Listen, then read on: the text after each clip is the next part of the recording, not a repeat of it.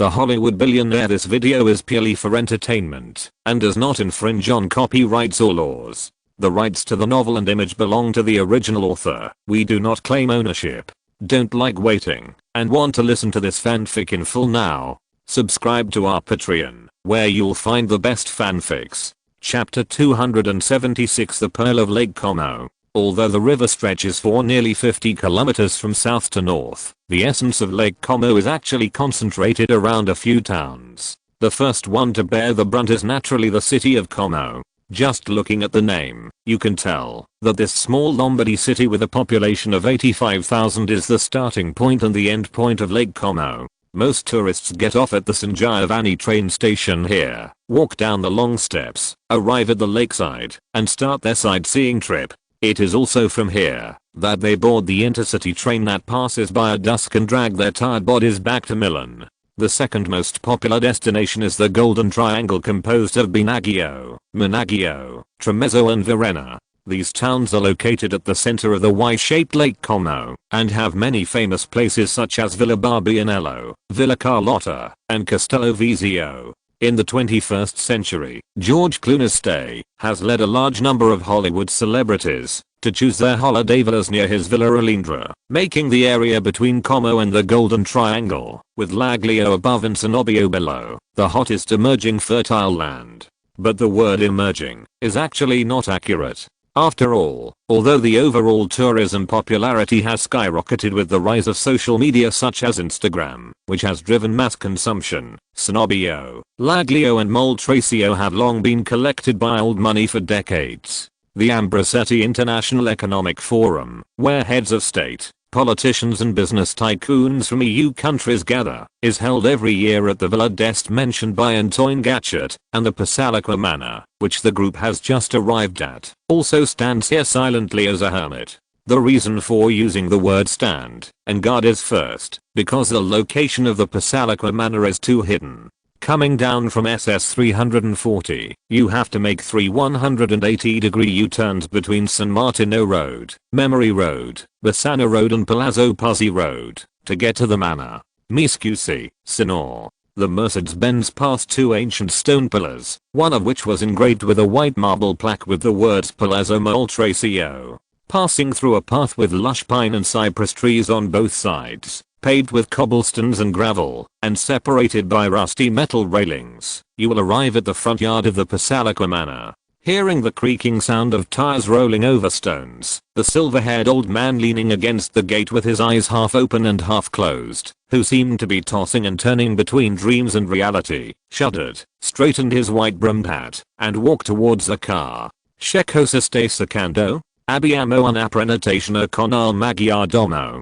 Antoine Gatchet rolled down all the windows, stuck his head out, and responded in fluent Italian. "Il maggiordomo." The old man muttered vaguely, "Come si chiama? Colombani." Antoine's expression froze, and his voice became a little lower. "Ah, sir, una prenotazione per le 15." The old man turned his head to look at the wrinkled white paper pasted on the stone wall on the left side of the gate, and then pushed the iron gate open with the speed of a sloth, waved to the driver, and signaled the group to continue driving in. "Wow." Antoine lowered his head to adjust the corner of his clothes, shook his head, and sighed with obvious sarcasm. "What's wrong?" Harney didn't understand. "Our security guard is very unprofessional and disrespectful, that's all I can say." Antoine licked his lower lip, "And he is as old as everything we see." "I see." Harney nodded slightly, looking at the things Antoine Gatchet said. A grey-white archway with a strong Mediterranean style, a low stone house that was once a stable for post horses and other horses to rest, now converted into a guardhouse, and a campanile, or church bell tower, that is significantly taller than the surrounding buildings. This is the most prominent feature of the Italian-style manor. There is no need for a special list to introduce the architecture and history of this manor. Harney can see that Passalacqua is definitely not a product of the past 300 years. Why is he so sure? Just look at the smoke stains and mildew spots on the arches and towers that have become so black that they are almost covered by the original color. The two stone pillars that we just passed are also covered with moss over the years. If I'm not mistaken, the owner of Passalacqua hasn't been here for a long time. I heard that they haven't been here for 16 years. Antoine nodded in response. In the past 10 years, they have been renting out single rooms to accommodate tourists. Would tourists be willing to stay in a place like this? Han Yi was amazed. The car drove hard on the gravel road of the manor. The vegetation on the right side of the lake was indeed lush, but there was no sign of pruning at all. The two imitation Chinese-style greenstone lions lying at the door seemed to have become wilted. The fountain in front of the main building had not been operating normally for a long time, and the remaining pool water in it had turned into a pool of black mud. In general, Pasalakwa was completely different from the luxurious manor he imagined. Han Yi could hardly imagine that anyone would be willing to pay $8,000 a night to live in such a haunted house that was almost dead. Of course not, that's why the owner wants to sell it, and it's also our biggest bargaining advantage. But why should we buy a manor that has fallen into such a state of decay? Because from Lugano to Como, no investor will sell their luxury hotel assets in this market situation. They are more valuable than gold. For general hotels, the annual cash return rate is around 6-12%, while in some popular areas of Lake Como, this figure can reach 25%. Wouldn't it be possible to pay back the investment in 4 or 5 years? Han Yi was quite surprised. With low risk, quick return on investment, and steadily rising expected returns, what's left to us is naturally a historical site like Pasalakwa that can't even be considered a proper hotel. Antoine Gatchet pushed open the car door and made a gesture of invitation to Han Yi. However, historical sites are not without benefits. They have a profound foundation and a loud brand. As long as they meet a sponsor who is willing to spend money, they can naturally become another golden signboard of Lake Como. Let's go meet the housekeeper here first, Mr. Han. I read the 2001 assessment report of Pasalakwa. The outdoor area is neglected, but the indoor area is still in good condition. Can the 2001 report be used now? Han Yi muttered to himself as he followed Antoine to the main entrance of the Pasalakwa Manor. The exterior wall of the main building looks as bright and clean as new, and it presents a slightly fluorescent cream yellow color under the sunlight. But the shape of the building itself is nothing to be praised. It is just a dull and monotonous rectangular block. The 3-story building has evenly spaced windows, and it feels like the designer copied and pasted it directly in 2 minutes. In addition to the rather imposing gate, the second floor terrace that shields the gate from wind and rain, and the middle-aged butler standing at the gate with his hands folded in front of him, welcoming Han Yi and his party. The reason why it is obvious that he is a butler is that he is neatly dressed in a uniform that is obviously too tight, so that even the dark red tie pressed against the beige suit vest is arched a little. Mr. Colombani. Antoine Gatchet walked towards the butler, stretched out his hand at the same time, and smiled at the same time. Good afternoon, Mr. Gatchet. After shaking hands vigorously, Colombani bowed slightly to Han Yi, who was diagonally behind Antoine. Good afternoon, Mr. Han. I've heard a lot about you. My name is Matcha Colombani, the master of Pasalakwa Manor. On behalf of the Love family and all the employees of the manor, I sincerely and warmly welcome you. Good afternoon, Mr. Colombani. Han Yi's pupils shrank slightly. If he heard correctly, this typical Italian man with thick eyebrows, brown eyes, and cheeks so thin that they were sunken into 2 grooves spoke fluent American English without any accent. You speak English very well. My name sounds very Italian, but I actually grew up in the South Bronx. Matcha smiled modestly, without any American extroversion at all. Matcha, that's Matthew in English. If you call me Matthew Colombani, you might not be so surprised. I see. Han Yi opened his mouth and smiled back at Matcha. My thinking is rigid. You are too modest, Mr. Han. Matcha turned sideways and showed a servant holding a tray behind him. What kind of drink can we use to entertain you? Mr. Gatchet said that you have a special liking for ice cola with lemon. I'll take that. Throwing a thankful look at Antoine, Han Yi took a glass with embossed patterns on the surface from the tray handed to him and took a sip. It's delicious. Thank you. Glad to serve you. After serving the espresso and ice water that had been prepared long ago to Antoine Gatchet and Fimo Delvesi respectively, Matcha stretched his arms into the house. Gentlemen, please follow me. Mr. Han, if it's inconvenient for you, you can give me the cup. I have to say, Matcha.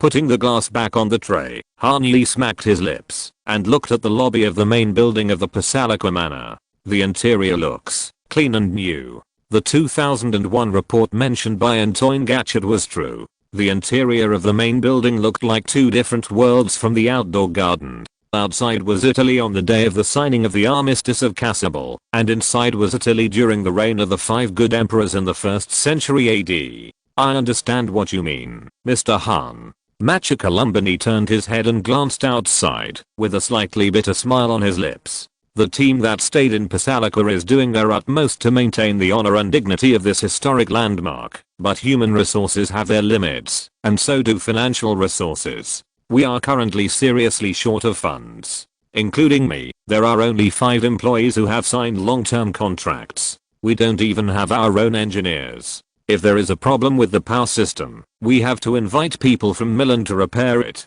What if a guest checks in and encounters an emergency? It happened only once a few months ago. Matcha sighed. A family booked 2 rooms, and within 3 hours of checking in, the man's razor short-circuited the wires of the entire estate. We had to arrange for them to live in Villa d'Est. They never came back until they left Lake Como. That was terrible. The entire staff was frustrated, and we had to close for 2 weeks for repairs.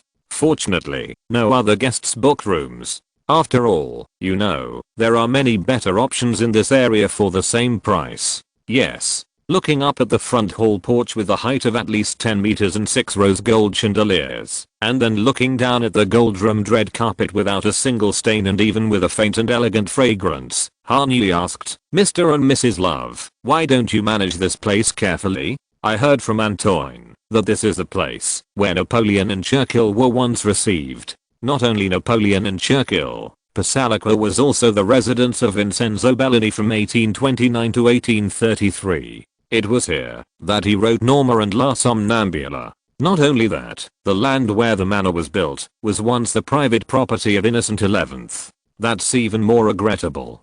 Hanyi shook his head. It should have been a pearl on the shores of Lake Como. It used to be, Mr. Han. Matcha lowered his eyes. It used to be. Mr. Columbani, Antoine Gatchet joined the conversation at the right time. We are all very interested in hearing your story about the history of Passalaqua. It is also a rare enjoyment to listen to interesting stories while touring the manor. Of course, Mr. Gatchet. Matcha pulled his tie down and smiled. Please follow me to the living area on the left wing of the 1st floor. We will start with the most frequently used area.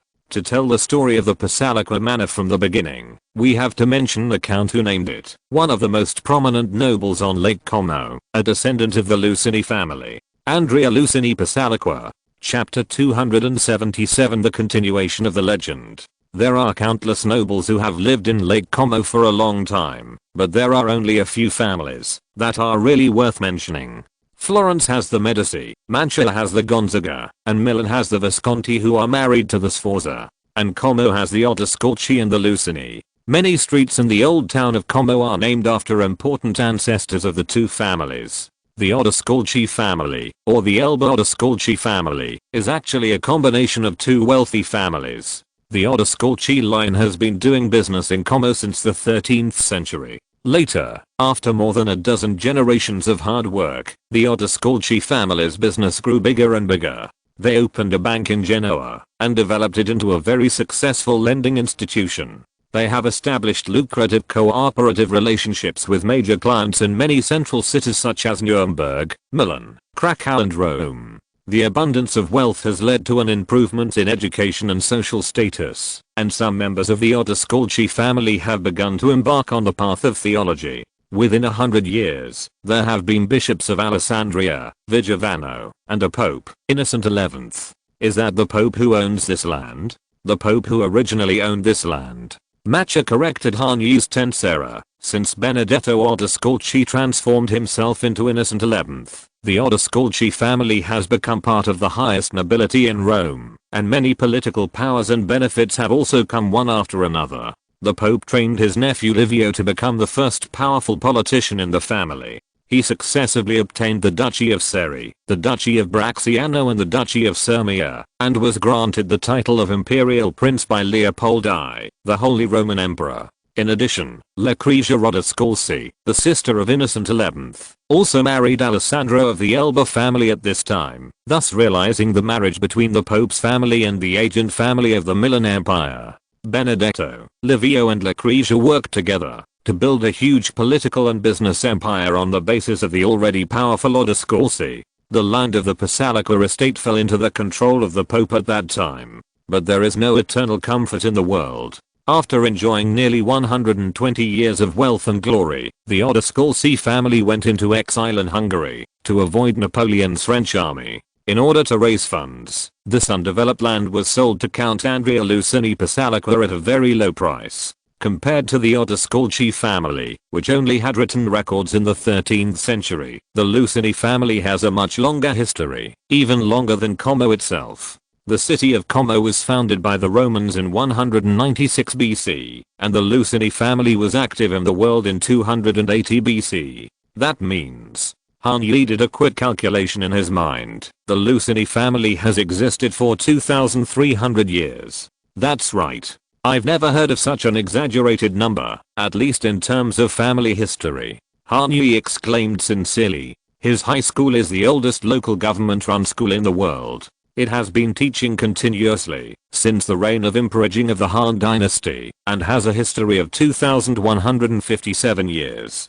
But even with such a rare length, it is still a full 150 years less than the Lucini family. How prominent a family must be to be remembered in history books for 2,300 years. The first generation founder of the Licinius family was Gaius Fabricius Licinus. He was born into a civilian family called the Fabricia family. This family has always lived in Eretrium near Lazio, and they have called it their hometown since at least the time of Cicero. The Fabricia family has never produced a powerful heavyweight, and Gaius is the first. In fact, he is also the first Fabricia to leave Eretrium and work hard in Rome. The Roman Republic at that time was extremely prosperous, but also extremely xenophobic. They successfully conquered other ethnic groups on the Apennine Peninsula and regarded them as inferior ethnic groups. The nobles and citizens of Rome, regardless of their status, were very hostile to these foreigners entering Rome. Therefore, it is a remarkable thing that Gaius was able to achieve a series of brilliant achievements while working under such very unfavorable conditions.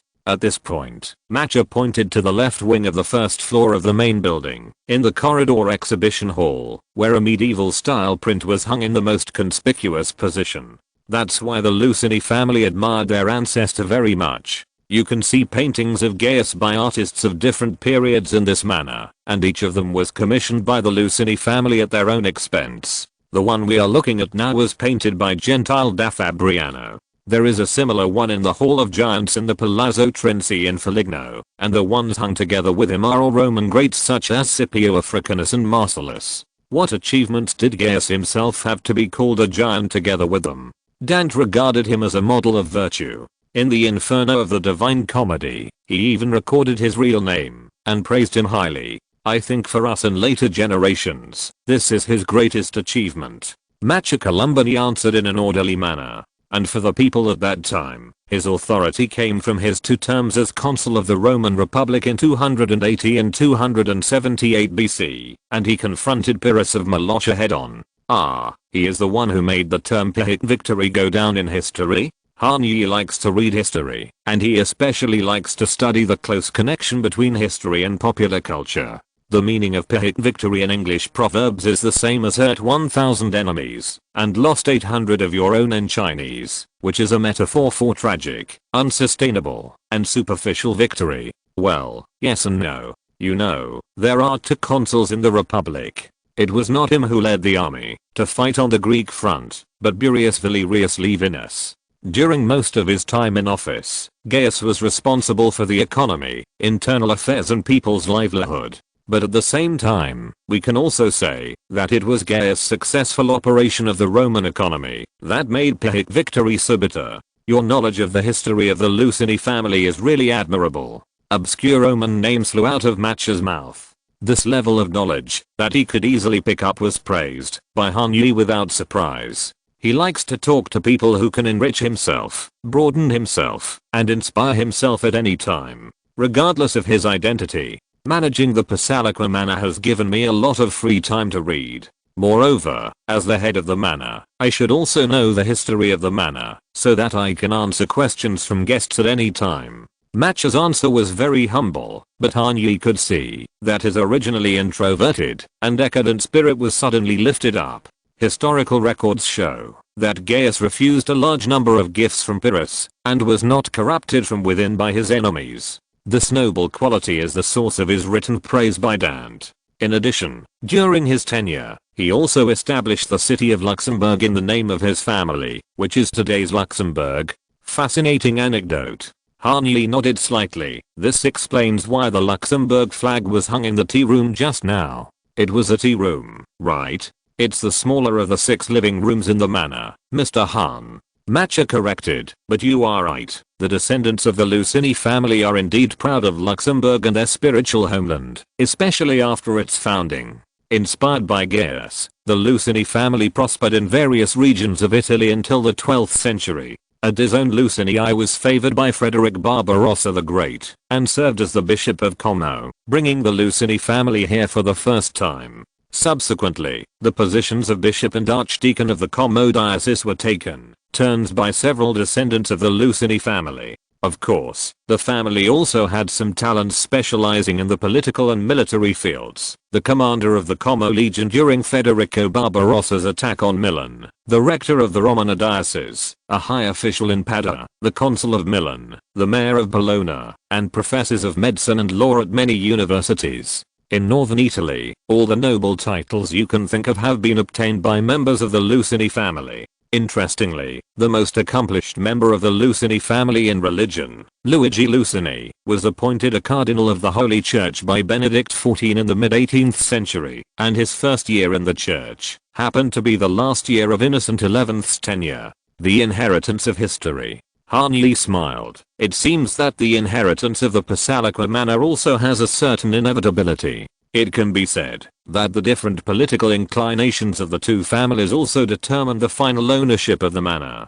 The Odescalchi family is close to the Holy Roman Empire, while the Lucini family has a good relationship with Napoleon. Because the Lucini family has always been fanatically committed to unifying Italy and opposing the interference of the Austrian Empire, they have common interests with Napoleon, and this interest soon turned into a friendship that lasted for generations. Andrea is a good friend of Napoleon I, and his descendant Francesco is an even closer friend of Napoleon III.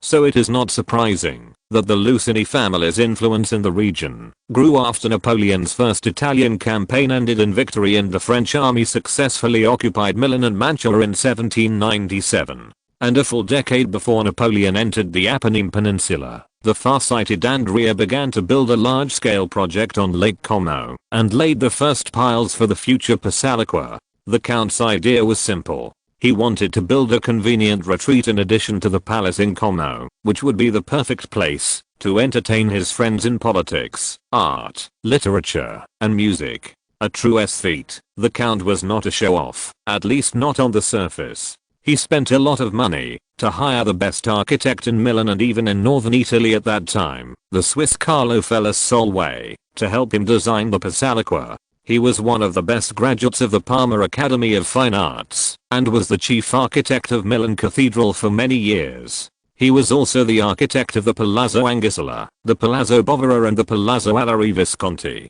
In the Lake Como area, Solvay also left many outstanding works, such as Villa Salazar and Villa Scacchi Community. Look, this is Villa Scacchi Community. Matcha Columbani took out the pictures saved in the album on his mobile phone and showed them to Han Yi. Wow. The magnificent scale of the building, the simple geometric structure, the Greek, Doric and Roman details, and the preference for milky white exterior walls. In general, a counterattack against the complicated Rococo style, a simple and quaint style, made Han Yi's eyes light up.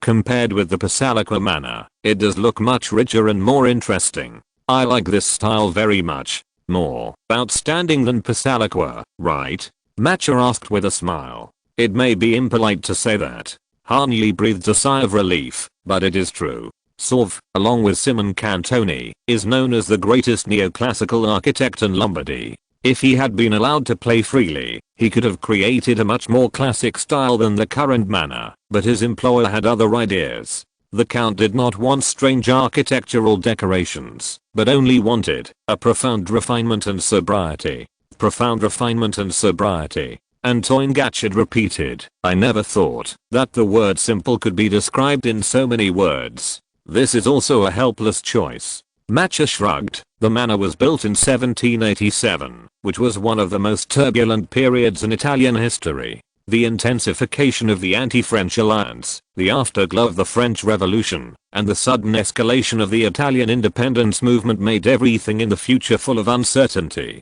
The Count and his Lucini family were the behind-the-scenes supporters of the Italian resistance movement. What he and his business partners wanted to discuss in this manner must never flow into the ears of the Holy Roman Empire, Prussia, Britain, and especially the Sardinians.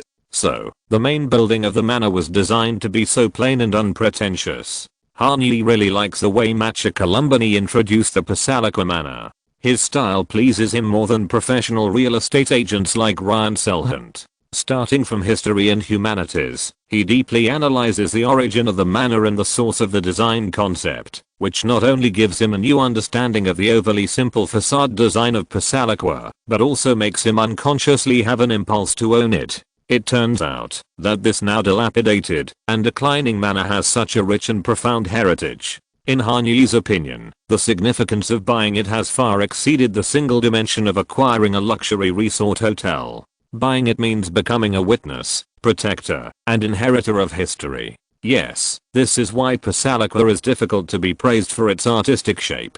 But the interior is completely different from the outside. Harney looked around. There are antiques and famous paintings everywhere.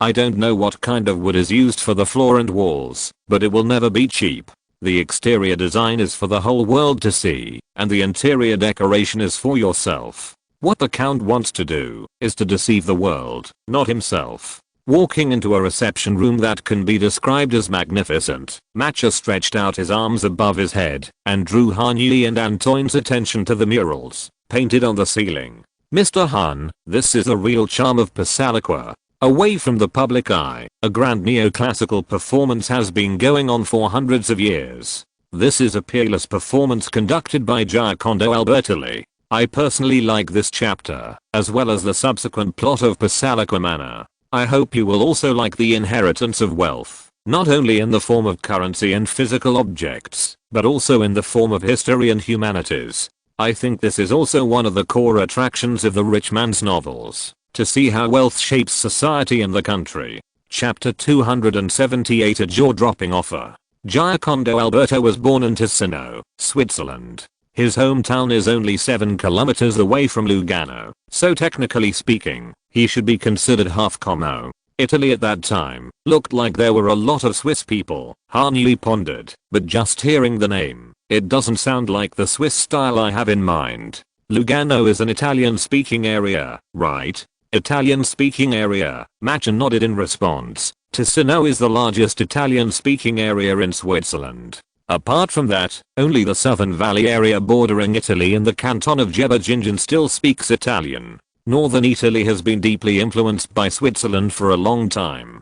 To be more precise, families in northern Italy with a little more financial resources at the time had a tendency to move to Switzerland for risk aversion. Antoine Gatchard, who has lived in Switzerland for many years, is quite familiar with this history. Risk aversion? Italy in the late 18th century was a powder keg whose fuse was about to burn out. Although most areas were still ruled by the conservative Habsburg family or the Pope, the reform power of the Enlightenment was becoming increasingly powerful. Matcha peeled off the historical fog that shrouded Harney, a stranger, word by word in a way of peeling off the silk. Grand Duke Leopold II of Tuscany abolished the death penalty in the Principality as early as the early 19th century and reduced the censorship of publications. That was the early 19th century, when Thomas Jefferson brought a bag of coarse rice back to the United States from northern Italy for a search, and was worried that he would be caught and sentenced to hanging. As the saying goes, grain is the oldest drug. Everyone craves it, and everyone who has taken it has died. Harney joked humorously. At the dawn of modern society, there are indeed many strange rules that contemporary people cannot understand. This is magical Italy. Although I was not born here, it is indeed one of my favorite places in the world. Antoine Gatchet laughed heartily. On the one hand, there are backward countries like the Papal States that are out of touch with the times and have no effective road system. Many areas around Rome are swamps and are periodically plagued by malaria. The Lazio people cannot survive unless they immigrate to the capital. But on the other hand, you can see Antonio Genovese from Naples, a giant of thought who has profoundly influenced southern Italian society to this day. Of course, there are also Alessandro Volta and Luigi Galvani, who made breakthrough progress in electricity and promoted the rapid advancement of science. Between the two, which one can truly represent Italy? Each can, and neither can. Mr. Gatchet gave a very good example. Alessandro Volta is the epitome of the chaotic political situation north of Rome at the time. Macha Columbani took over the conversation. Coincidentally, Volta was born and died in Como. When he was born, Como belonged to the Duchy of Milan, which was the royal land of the Habsburg dynasty. When he died, Como became the Kingdom of Lombardy Venetian under the new Austrian Empire. For decades, Napoleon came and went, and northern Italy has been in turmoil. After the French and Austrians fought, it was the turn of the Italians to fight the Austrians. For politicians and military strategists, northern Italy is the best stage for them to display their talents. It is also a paradise for exiles recognized by the whole of Europe.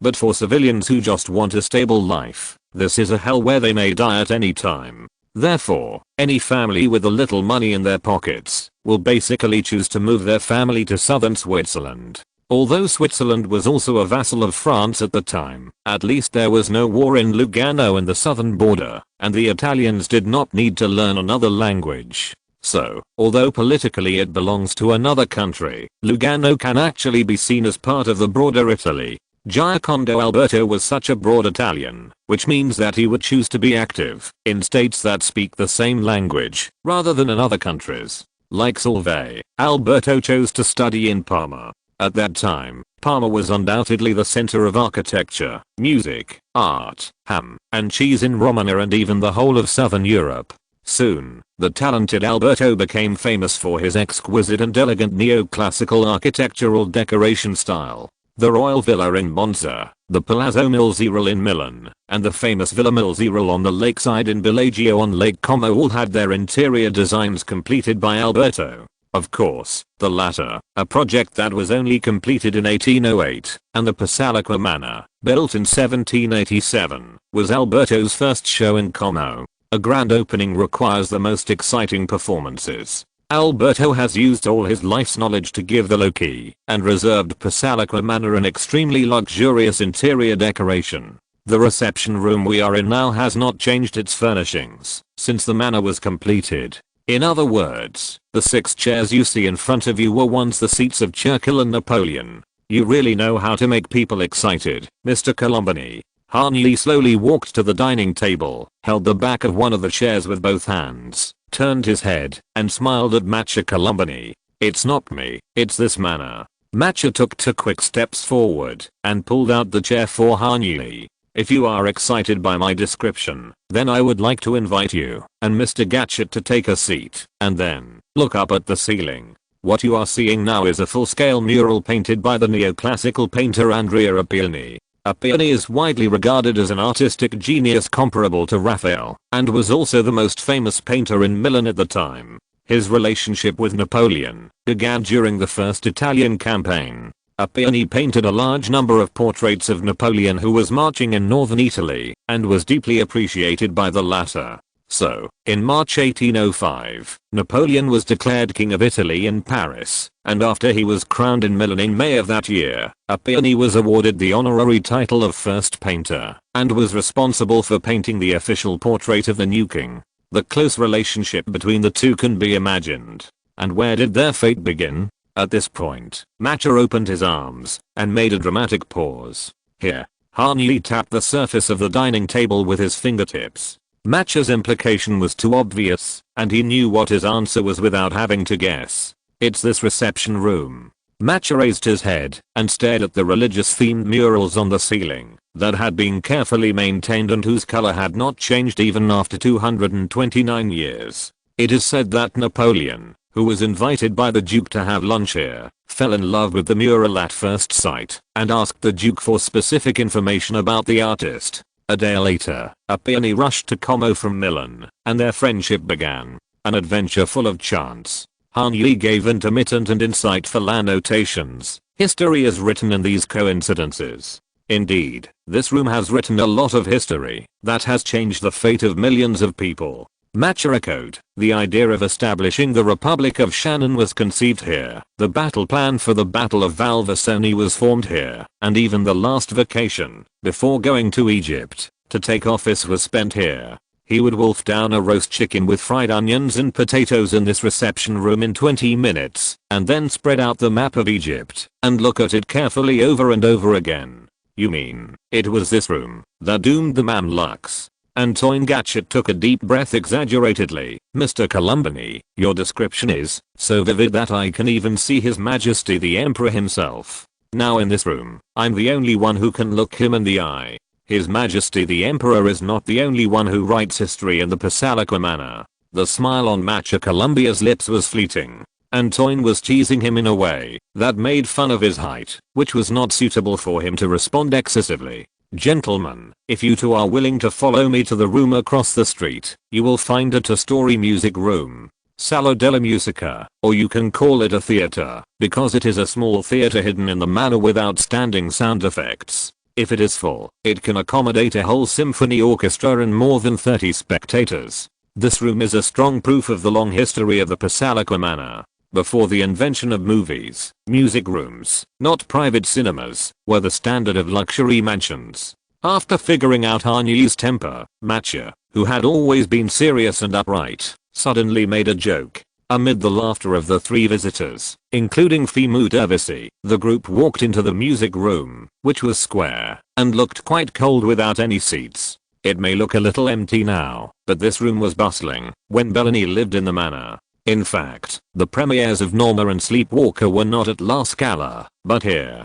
During the preparation stage, the actors living in Milan were chartered to carriages and rushed to Lake Como to stay for half a month. While they were rehearsing, Bellany would modify the singing based on the rehearsal results. Napoleon used the reception room, and Bellany used the music room. Han Yi murmured, "What about Churchill? Which room did he like best?" Churchill was 71 years old when he came here. It was September 1945, the first general election in Britain after the war. According to him, it was the longest week of his life. Longer than the week of D-Day? Han Yi asked with interest. That's what he said himself.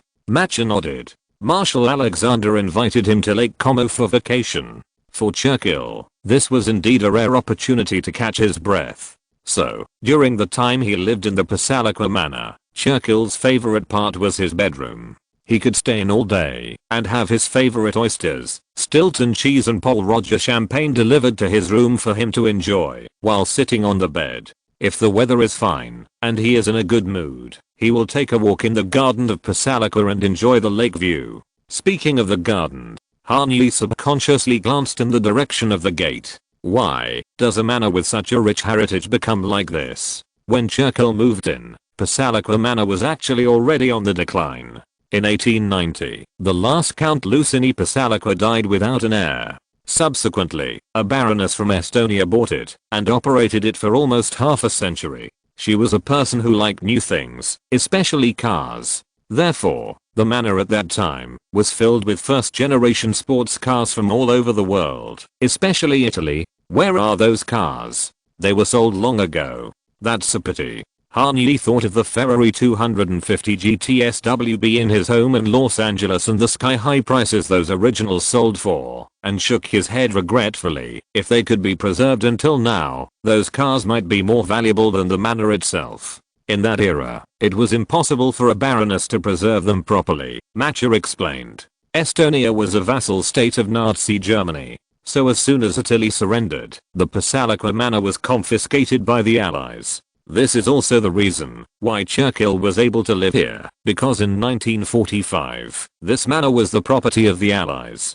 After the situation stabilized, the manor was auctioned to a reclusive Hungarian anthropologist. Hungary? What's wrong with Hungary? Matcha was a little confused. Nothing. Please continue, Mr. Colombani. This anthropologist, who was low-key by nature, and stated in his will after his death that no one was allowed to reveal his real information, had little interest in maintaining the estate. As a result, the garden, which had been neglected in the past half-century, became even more messy. In the early 1970s, after his death, the Hungarian Heritage Committee resold the estate at a low price to Thomas Love and his wife Judy Love, who are the current owners of Pasaliqua. They are a nationally renowned gas station tycoon with more than 600 gas stations in 42 states. Taking advantage of the oil crisis, Thomas Love equipped his gas stations with a variety of affiliated stores and made a fortune, with his assets soaring to more than 10 figures. At the beginning, the Love family invested a lot of money and effort in the maintenance and reconstruction of the Pasaliqua estate. The couple loved Lake Como very much and hoped to move here to live long-term after retirement. They did the same in the 2000s, starting in 2008 and living there until 2011. But that year, Mr. Love was diagnosed with a serious chronic disease. I can only tell you this. For treatment, they had to move back to the United States. As the disease recurred, Pasaliqua Manor was no longer their first choice for living, and maintenance work came to a standstill. At first, they wanted to rent out suites to maintain the basic operation of the manor, but they found that a lakeside mansion of this size could not survive independently on the occasional interest of a few wealthy people every year. So, starting in 2014, the Love family publicly listed Pasaliqua for sale on the market, leaving me to take care of it until today. Then, Hanyi licked his lips and asked the most important question. Mr. and Mrs. Love, what is the expected psychological price? After so many years of listing, there is actually no psychological price. They just want to convert this asset into euros and pass it on to the next generation in the form of a trust fund. Standing in the center of the Bel-Air music room, every word of Matcha Colombani can cause an echo like an opera house. So the Pasaliqua estate was built in 1787 and was originally listed for 100 million euros starting in June 2016. We will accept offers of 20 million euros and above. Chapter 279 Unknown Adventure. The asking price is 100 million euros. We'll sell it now, as long as someone is willing to pay 20 million euros. Even if you add the 9% asset transfer tax, it's only 21.8 million euros. Another Mercedes-Benz S-Class sedan was once again driving on the highway from the airport to the city. Hanyi bit his nails lightly, frowned, and looked at the email forwarded by Antoine Gachet on his mobile phone. Antoine. I'm here, Mr. Han. Let's check the specific parameters of the Pasaliqua estate. No problem. Area? 4.63 acres. Converted into square meters? 18,736.95 square meters. Building area? 4,365 square meters. Antoine Gachet flipped through the asset appraisal report submitted to him by Matcha Colombani. This was an appraisal commissioned by the Love family to an agency in Milan 2 years ago. Of them, 873 square meters are completely unusable and need to be repaired. Oh my god.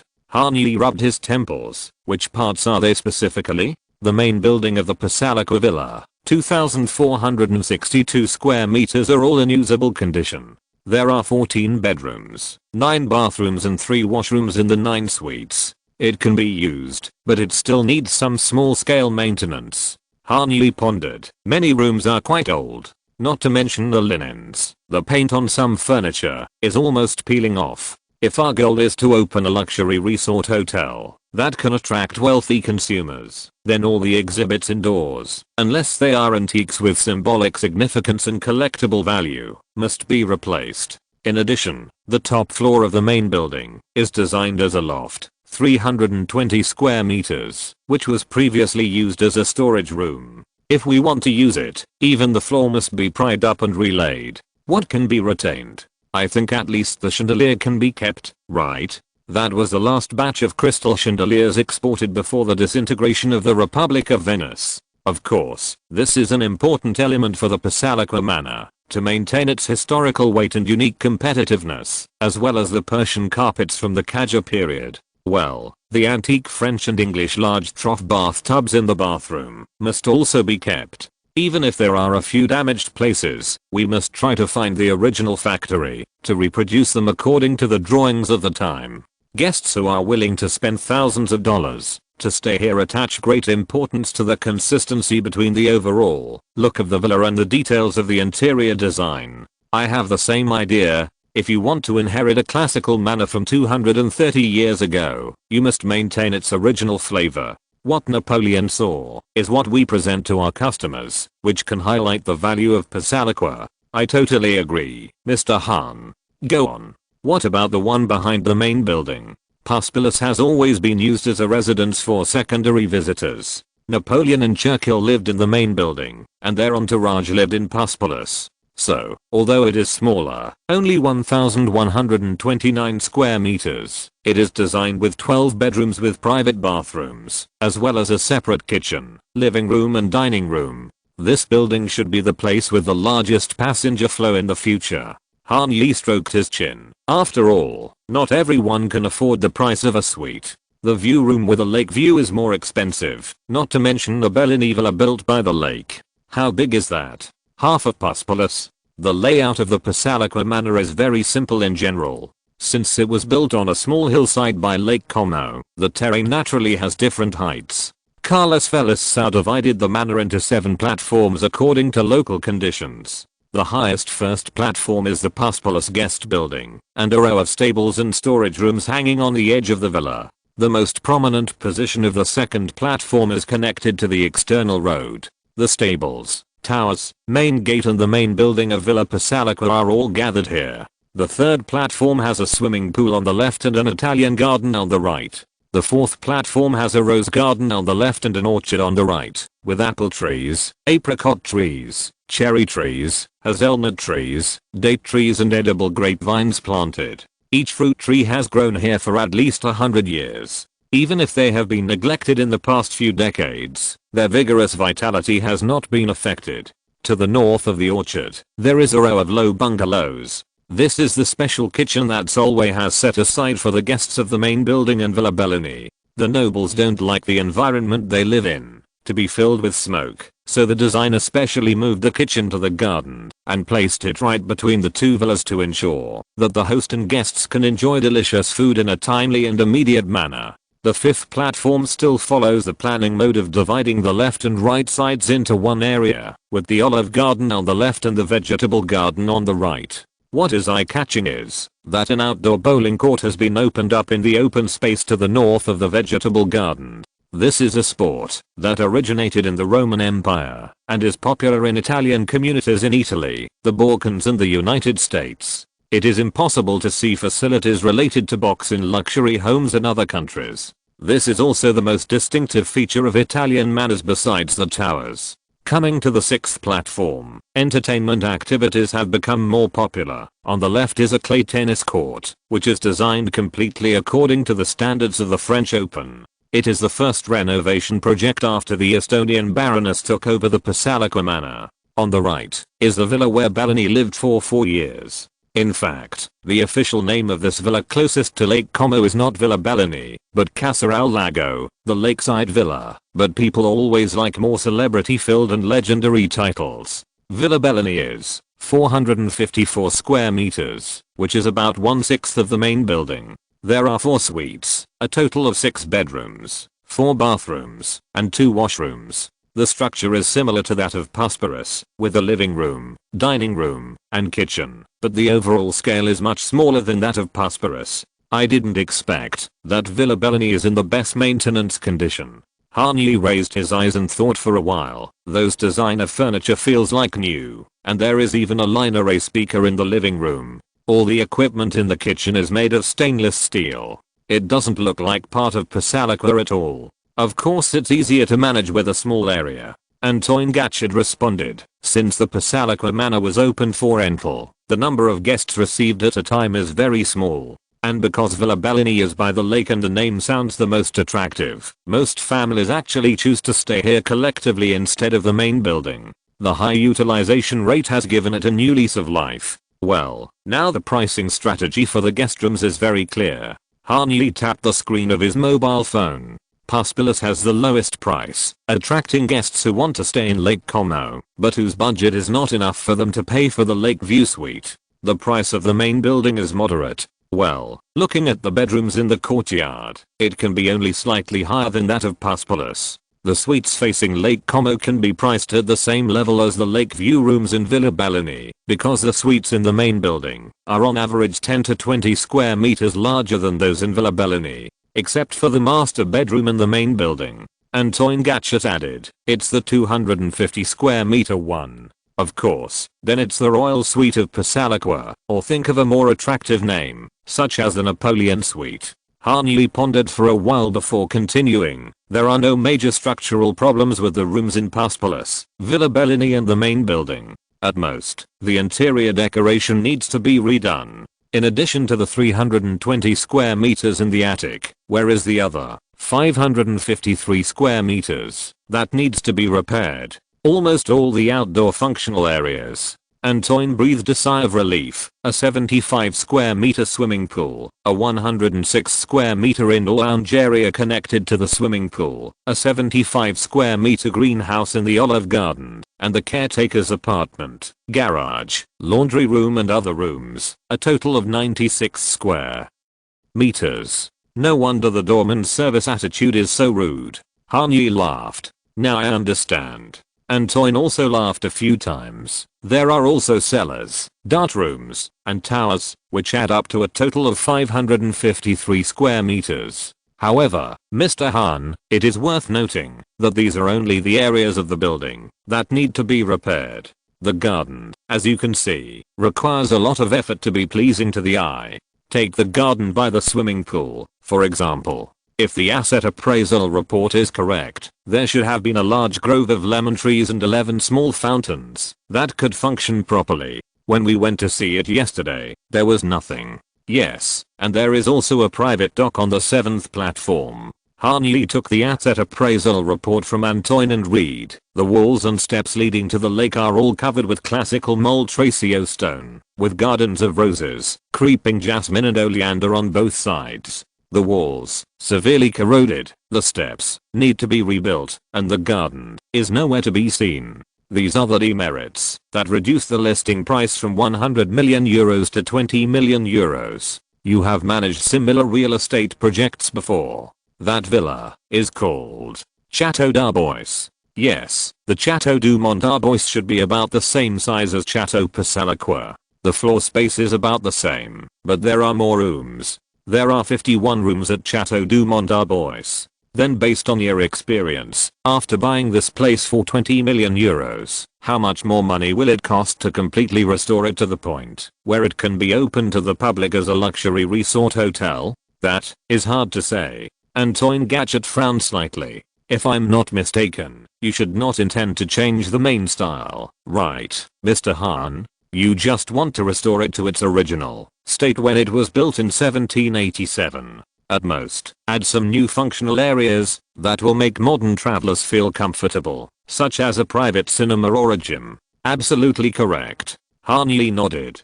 People who come to Lake Como for vacation must come with the mentality of experiencing the authentic Italian style. Otherwise there would have been Ritz-Carlton and Four Seasons hotels everywhere. Since these world-renowned brands can't squeeze in, it can only mean one thing, that in Lake Como, only retro, independent, and Italian-style hotels are profitable. Okay, since no major changes are needed, we can use the average price of vintage seaside villas of this quality along the shores of Lake Como as a reference.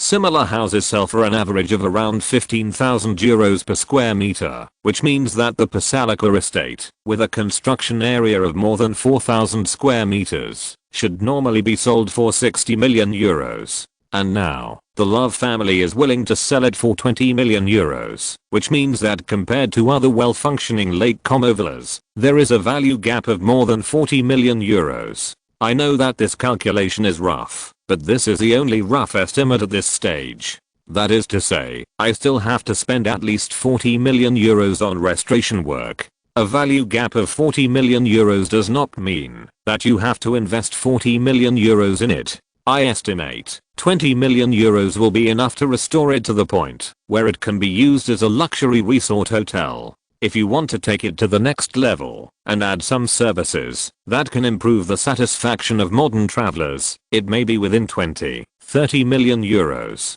30 million euros for restoration costs. Han Yi silently calculated the gains and losses of this transaction in his mind. In fact, he hoped that the Pasalakwa manor would be in perfect condition rather than the semi-deserted scene he saw now. If it is properly maintained and can arouse Han Yi's desire to consume, then Han Yi is willing to pay 200 million euros, not to mention 100 million euros. After all, as long as the positive emotional feedback is strong enough, you can earn as much as you spend, so the more the better. But the current situation is a bit embarrassing. According to the current maintenance of Pasalakwa, if he spends 100 million euros, Han Yi will only feel that he has been cheated. Not to mention the positive emotional feedback, it is estimated that the memorandum will deduct tens of millions from his cash account at that time. The reserve price of 20 million euros does sound very cost effective. After all, no matter what, the Pasalakwa manor covers an area of nearly 5 acres, and it is worth buying just this land.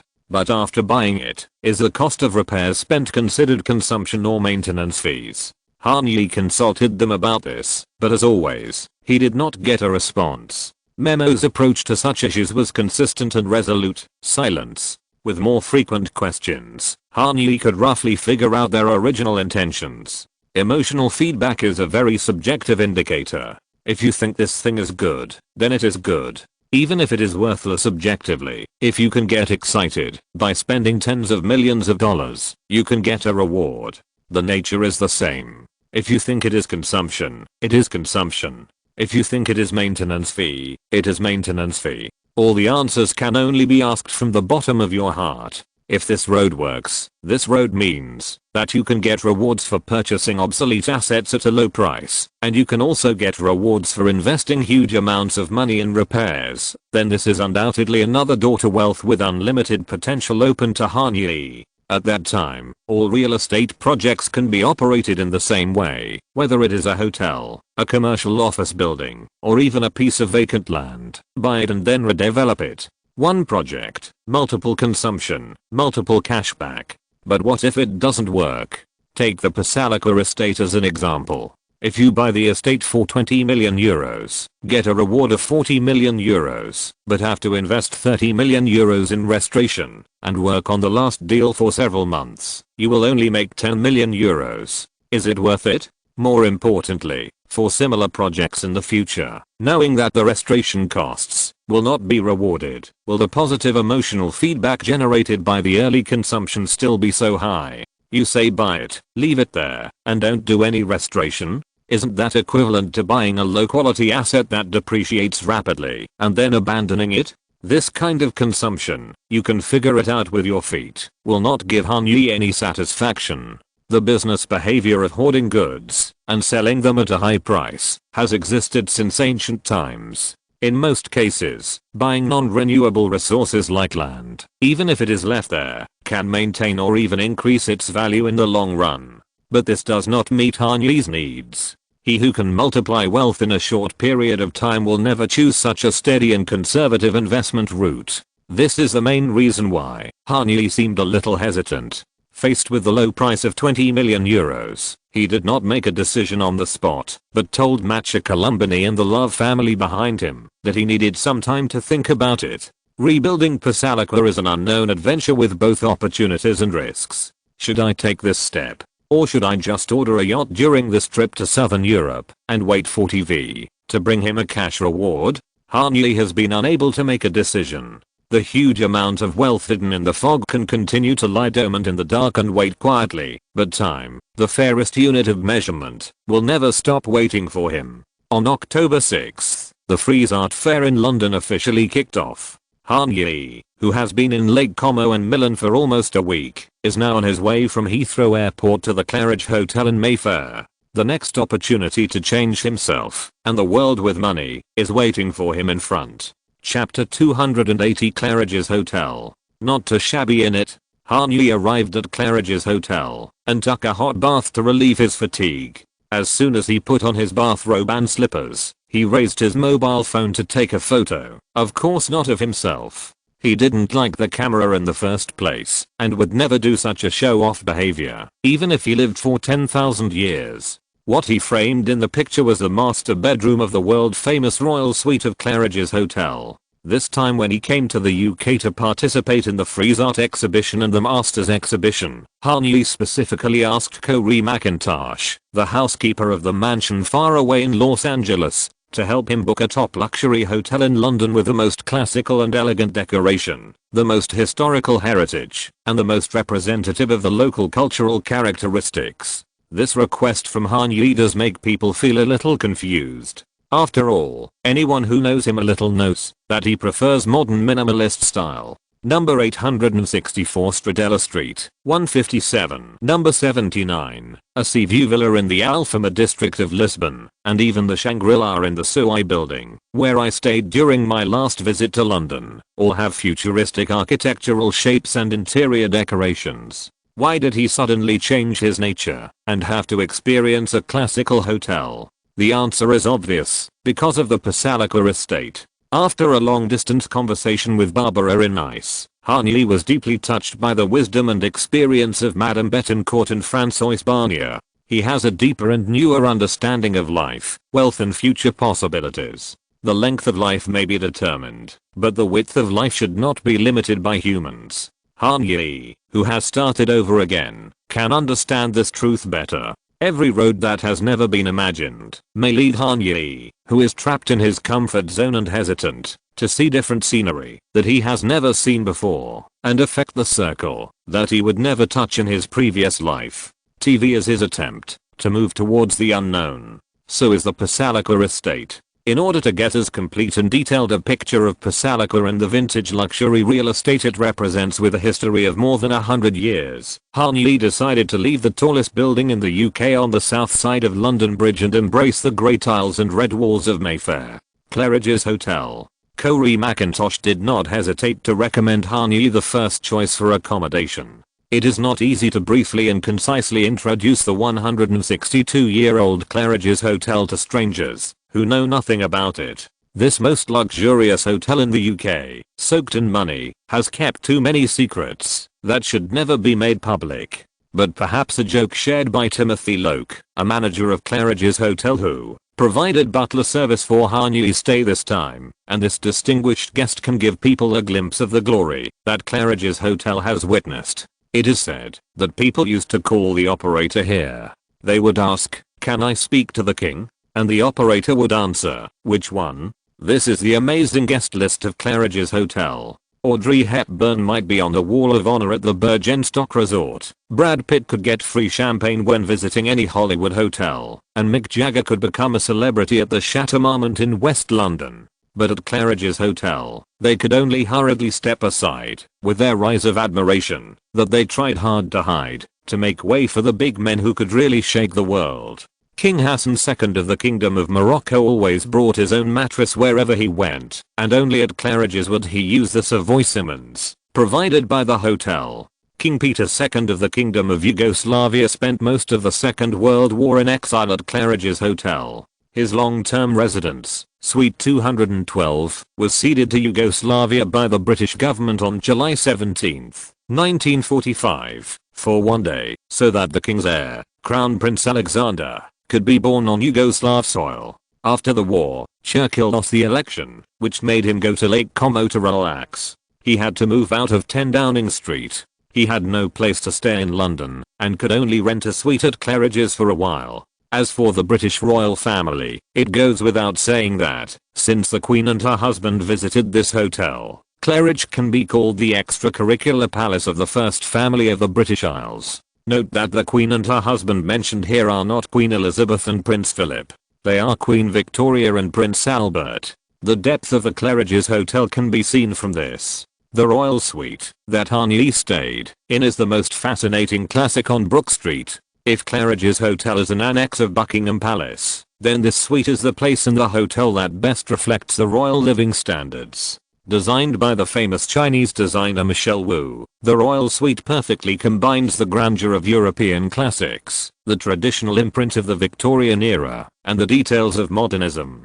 The monochrome stone floor contains a complex and surprising pattern of leaves and flowers, paying homage to one of the greatest homes of the 17th century, Wentworth Wood House in Rotherham, South Yorkshire, and also echoes the Art Deco style of the welcoming lobby of Claridge's Hotel. The artisans of de Gournay, a world-renowned hand-painted wallpaper brand, painted the carefully designed restaurant walls with the national flowers of the United Kingdom, rose, thistle, clover and daffodil. The hand embroidery on the sliding doors of the dressing room is made using the craftsmanship of Queen Victoria's coronation dress. There is no doubt that the presentation of wallpaper and embroidery is the Chinese style that fascinated European aristocrats in the 19th century. The long mahogany table in the restaurant, which can seat 8 diners at the same time, is a carefully restored Victorian antique, and the chairs are made of Buckingham blue silk with gold thread and piping, handmade by Gainsborough, one of the only remaining classical textile factories in the UK, used by the royal family.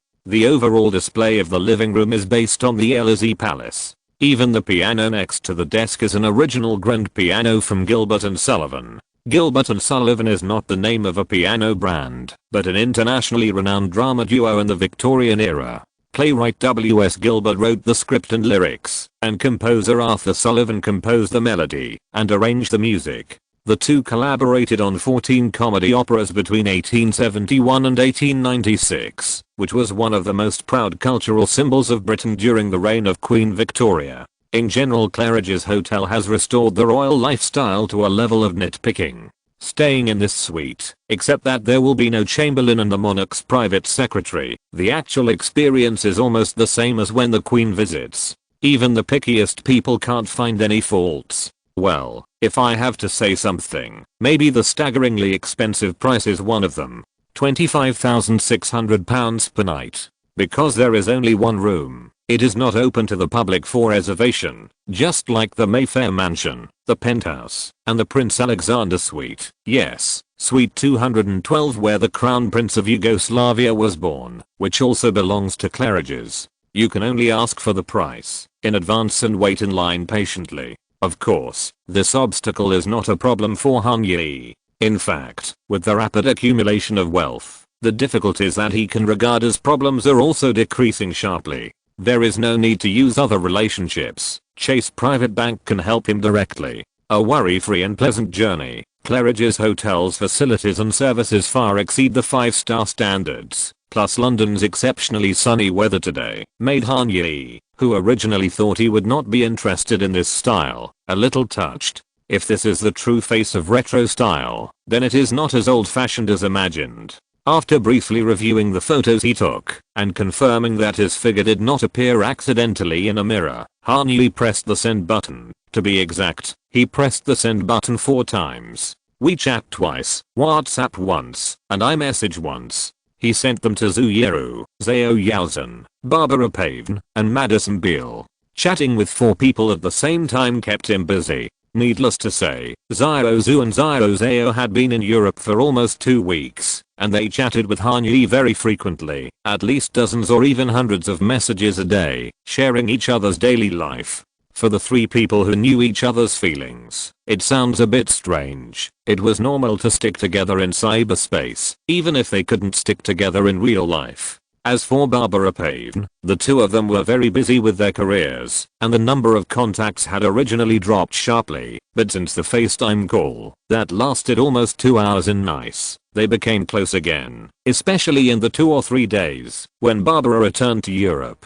Just 4 minutes ago, Barbara sent Han Yi a photo of her in the hotel room. It was not a selfie, nor that kind of selfie, but the scenery outside the window of the Verona Palace View Hotel where she stayed. In the narrow streets full of Italian style, the Lion Gate, which stood here during the Roman Republic, was surrounded by tourists in the center of the picture. On October 7th, Barbara Pavin will be invited to attend the 2016 Intimissimi on Ice performance held at the Verona Arena with her fellow supermodels John Smalls, Irina Shayk and Angela Lubick, where Andrea Bocelli will be the guest performer.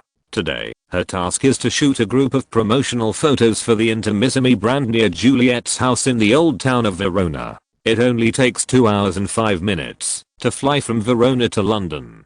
but the two of them tacitly did not mention whether they would find an opportunity to meet, but just kept exchanging photos and videos to appreciate the different worldviews in their eyes. We are all adults, and some melodies should not be renewed after a pause. As for Madison Beer, Han Yi did not take the initiative to provoke her, but he could not stand the Long Island girl's constant pressure. Madison is just like that. She always shows extraordinary enthusiasm to the people she likes. Whether it's her mother, father, or best friend, she will choose her favorite person every once in a while, and then indulge in them 24 hours a day. I find that I have a tendency, similar to obsessive compulsive disorder. At the early morning cocktail party after the VMA Awards ceremony, Madison herself admitted this. When I'm with my favorite person, I will become like I need to spend every day and every second with you, as if I'm only fascinated by you, in the least creepy way possible. Like, if you are my favorite person, good luck to you. Unfortunately, since May this year, Madison Beer's favorite person is Han Yi. Whether it will change in the future is still unknown, but at least there is no end in sight. Therefore, it is natural that Madison Beer became the first person to reply to Han Yi's message. It was not written. It was a straightforward FaceTime video chat request. Not to shabby in, oh what the screens connected, and Madison, who had been half closing her eyes lazily, suddenly opened her eyes wide. She subconsciously lowered her phone and covered the lens with her hand. She looked around and made sure that no one else noticed her before moving closer to the camera. We jumped directly to that step, right? No foreplay I guess. Han Yi looked down at his bathrobe and was choked for a moment. He couldn't refute it because he chose this look himself. I didn't expect you to FaceTime in public. I didn't expect you to be naked at 3 in the afternoon. Madison covered her mouth and laughed. An afternoon bubble bath is good for both the body and the soul. Han Yi looked quite serious. You should learn this little trick to make life simpler and more enjoyable. You can learn it, but where is the time to do it? Look. Madison switched to the rear camera to show Han Yi the environment she was in. A shabby warehouse that looked abandoned for a long time, with several deliberately old shopping carts piled up in the corner. In the center of the venue, a dozen staff members were placing power sockets, LED lighting fixtures, lighting boards and microphones in an orderly manner. Several monitors were placed near the main entrance. A beautiful woman with a brown ponytail and Sennheiser monitoring headphones around her neck was whispering something to her assistant. Han Yi recognized her and the tall, thin blonde man with his hands behind his back, who looked like he was about to fall asleep at any moment. The woman's name was Hannah Luxtavis, a well-known MV director in the music industry. She had shot works for Nicki Minaj, Lil Wayne, Jessie J, Ariana Grande, Demi Lovato, David Guetta, and even Snoop Dogg. She was a long-term partner of Interscope and the executive director of this new collaborative single with Madison Beer. As for the man standing in the back, his real name is Colson Baker, and his stage name, according to Eminem, is Machine Gun Kelly, which means name yourself after a damn gun, and have a man bun. On October 6th, Han Yi arrived in London to attend the Frizz art exhibition. Madison Beer, who has been very busy since Cold Water topped the charts, is still working non-stop. At this moment, Madison is shooting her second video work after signing with Han Music. The MV for Bad Things.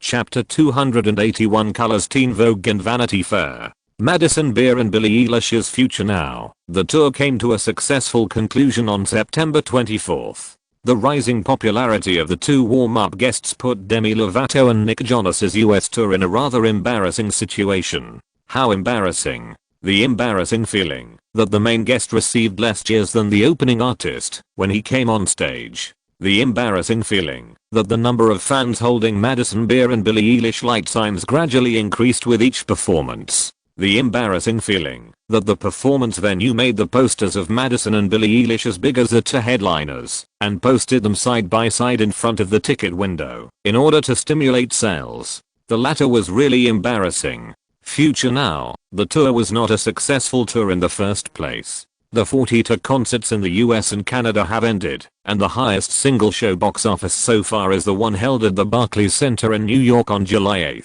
2016.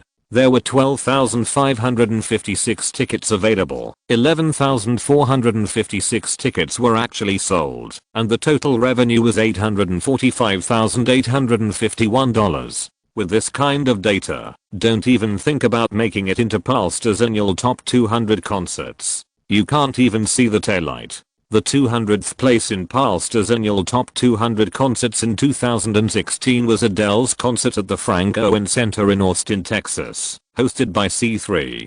All 12,711 tickets were sold out, and the single-day box office was $1,544,312. It was twice as high as Future Now, the tour. Even if you don't look at the individual shows and look at the overall performance, the performance of the tour is not much better. As 2016 is coming to an end, Future Now, the tour is currently ranked 69th on Palster's North American Top 200 tours. The average ticket price is $57.79. The average audience per show is 7,002. The average box office per show is $404,651, and a total of 301,090 tickets were sold. Gross revenue, $17.4 million. This is the annual tour sponsored by Honda Civic. You know, the One Direction tour sponsored by Honda last year had a total of 54 shows throughout the year, with an average ticket price of $88.91, an average audience of 43,785 people per show, an average box office of $3,892,782 per show, a total of 2,364,390 tickets sold, and a gross revenue of $210.2 million, ranking second on the annual list, second only to Taylor Swift's $250.4 million. One is in heaven, the other is in hell.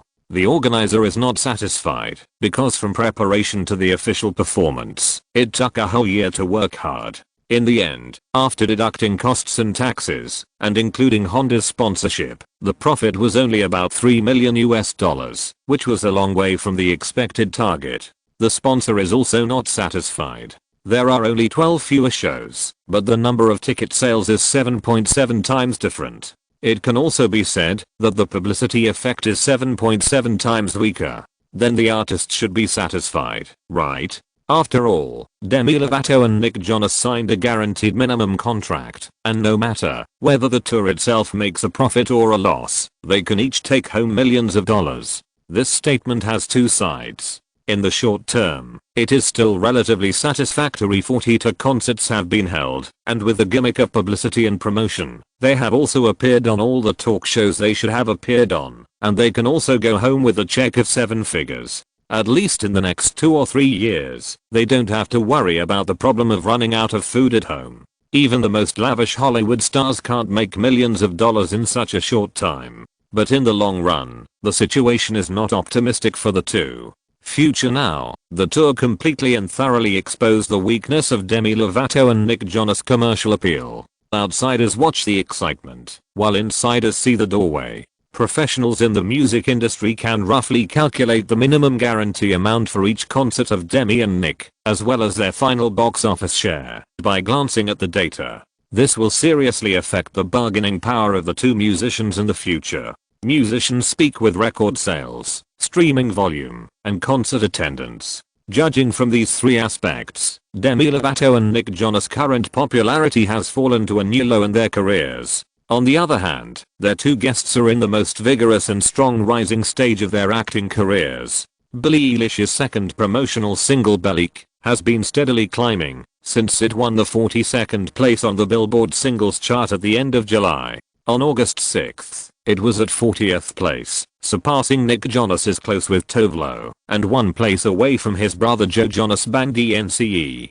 On August 13th, when Close dropped to 45th place, Bel-Air was still strong, moving up 2 places with Cake by the Ocean to 38th place. On August 20th, Cake by the Ocean retreated to number 41, while Bel-Air actually rushed to number 35, just above Lucas Graham's 7 Years, which is rapidly losing popularity.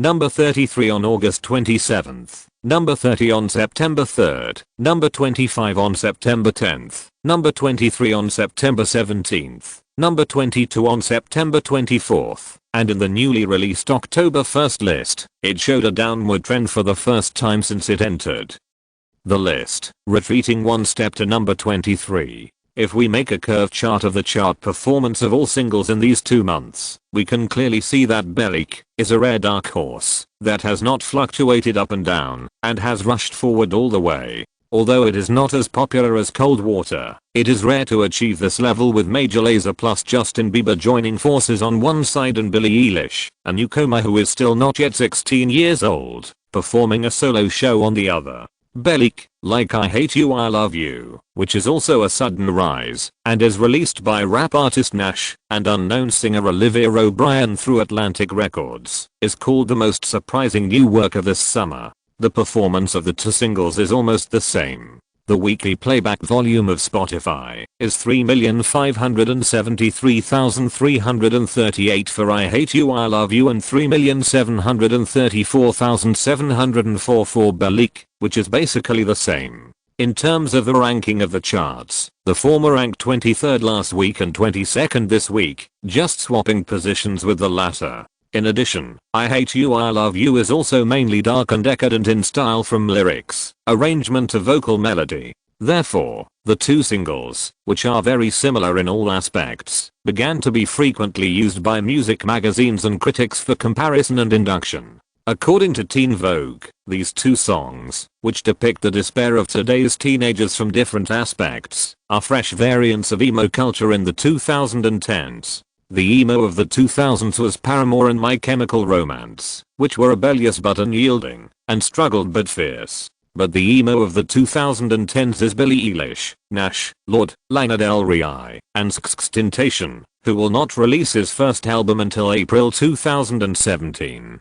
The emo of the 2010s is lying down after recognizing the reality. Self-destruction after the social class gap in Europe and the United States is so huge that it cannot be crossed, and rapid sinking after the drug abuse cannot be suppressed. Kanye is very clear that Billie Eilish's success is closely related to her and her brother's musical talent, creative talent and pop sense, but the most crucial factor is the surging tide of the times. She is a lucky person who happened to be chosen by the times, and her music style can just represent the next generation born with her. This is also the reason why Kanye did not deliberately follow the historical trajectory and release songs according to the original route of Ocean Eyes, 6 Feet Under, Bel-Air, allowing her to gradually enter the public eye in February next year. The Bell of Dawn has already sounded, and whether she debuted in 2016 or 2017 and became famous at the age of 14 or 15 will not have much impact on Bel-Air. If Ocean Eyes allowed music fans to hear Billie Eilish's voice for the first time, then Bel-Air was the first time the world saw her true background. Yellow, black, and red. Depressed black, crazy yellow, with a little blood sacrifice red. Just like the MV of this song shot in the wilderness of the suburbs of Los Angeles. A petite and tender silver-haired girl in bright yellow drags a toy-like red car with several bulging black plastic bags piled on it. Like a green Franklin, or like formalin wrapped in body parts. She stares at the camera with her pale eyes and sings expressionlessly, "Where is my sanity? Maybe in the stinking ditch, where I abandoned my lover's body." How can children who grew up under the nourishment of The Walking Dead, Shameless and Breaking Bad resist this twisted dark beauty? Therefore, only 3 months after its release, the total number of streaming plays of Bel-Air exceeded 44.96 million times. In addition to the 5,160 digital singles sold, the converted sales of Bel-Air totaled 304,893 copies, which can bring $143,870.32 in revenue to Han Music. Although it is still a little short of the 500,000 sales standard for RIAA certified gold singles, it is undoubtedly only a matter of time before this number is broken. This will be Billie Eilish's first gold record. With the second single, she has achieved such an achievement. Before the first step was released, she has paid back almost half of the advance payment. You can imagine how happy and proud she is. Although she still lives in Highland Park, Her favorite entertainment during this period of time, when she has free time, is to let her brother Phineas drive the Hellcat and take her to the West Park shopping center in Century City for shopping. It doesn't matter what her brother wants to do next, as long as he can take her there, even though she doesn't have a driver's license yet. Anyway, Billy will stay there for a whole day. If McGrady is in Los Angeles, she will make an appointment with McGrady, wear sunglasses and walk in the Nordstrom department store, enjoying the sidelong glances of the store clerks, the whispers of the customers, and the attention of the fans who occasionally come up to ask for photos. If McGrady wasn't around, she would buy a cup of vegan froyo by herself, eat and stroll leisurely, and slowly walk to the Xinhu building across the street. Billie Eilish, who appeared in room 1001, always received a warm welcome from the employees of Han Music. "Hey, Billie, congratulations, your ranking has risen again. Billie, I just watched the documentary that Apple Music made for you last night. You looked so cute when you were a child. No, it seems that you are still a child now. When will your tour start? Remember to save 2 tickets for me." Billie especially likes this feeling of being pampered by everyone. They have been working hard day and night for her career, and they care for her with professionalism and enthusiasm. If she had a choice, Billie would like to go to and from get off work with them every day. The vitality of room 1001 is the energy she dreams of. But unfortunately, in the past 1 or 2 months, Billie has rarely had the opportunity to visit the office of Han Music. Her schedule has been filled with various notices. There are very few performances, because after joint research by Zhao Yaozhen, Karen Guo and Celine Joshua, Billie Eilish's behind-the-scenes team unanimously agreed that she is not suitable for continued exposure through live performances. Future Now, the tour gave Billie an opportunity to get familiar with the stage. The 15-minute performance time and the content of 3 songs are just the limit of the girl's current song reserves. Yes, unlike Madison Beer, who has been under Scooter Braun for 2 or 3 years, Billie Eilish is a real newcomer. Before signing with Han Music, she had not released a single. So far, including the unofficial 6 Feet Under, there are only 3 songs to sing. The other songs in the first step are still in the demo stage and cannot be shown for the time being. In other words, Billie can't create a music festival set that lasts at least half an hour, let alone a live house tour, without 7 or 8 songs and more than an hour of performance content. Who would buy a ticket to see you? Therefore, Han Live directly scheduled the first round of Billie Eilish's live house tour in April 2017. The EP is expected to be released in March. It is most appropriate to set off on the tour after leaving a month of media promotion time. As for whether to partner with other artists under Han Music, to do a joint tour like Demi Lovato and Nick Jonas, all parties are still arguing. Manager Zao of Renew Management hopes that Billie can be tied together with Khalid, who will also release his first album in March next year, to achieve the effect of 1+1, 2, but Celine of Han Live is obviously more willing to let the 2 separate and tour in different regions according to the popularity statistics of streaming platforms, to help Han's live performance company win more box office. But these are plans that need to be implemented after the new year. Now, Billie's work focus is to use the first Ocean Eyes and the better performing Belly as a fulcrum to continuously arouse people's curiosity and expectations, and lay the groundwork for the next new music. Therefore, from August to September, Billie Eilish was constantly moving between various media outlets, from small online media outlets like UMusic NZ and P3's Their Ages Radio, which only had tens of thousands of fans, to top YouTube channels like Colors, which have clear themes and over 1 million followers, to Teen Vogue and Vanity Fair, 2 first-tier magazines with huge influence both online and in the real world. Billie Eilish began to frequently appear on people's screens of different sizes. Among them, the most worthy of celebration and pride for the Han Music publicity team is undoubtedly the favor of the latter 3. Chapter 282, Miracle of Publicity. Colors is a YouTube channel that has been officially operating since February 19, 2016. It claims to be a music platform with unique aesthetics that showcases outstanding talents from all over the world. In actual operation, the content of Colors is actually very simple. That is, to let musicians stand in front of walls of different colors to perform their works, so that music, rather than other interfering element, can be the focus of the spotlight in the simplest, clearest and most undisturbed way. But simplicity does not mean simplicity. Every performance video produced by Colors has clear picture quality and brisk editing rhythm. It will match the most suitable color for each artist participating in the recording, and use the most original and impactful visual to increase the emotional transmission of the song itself.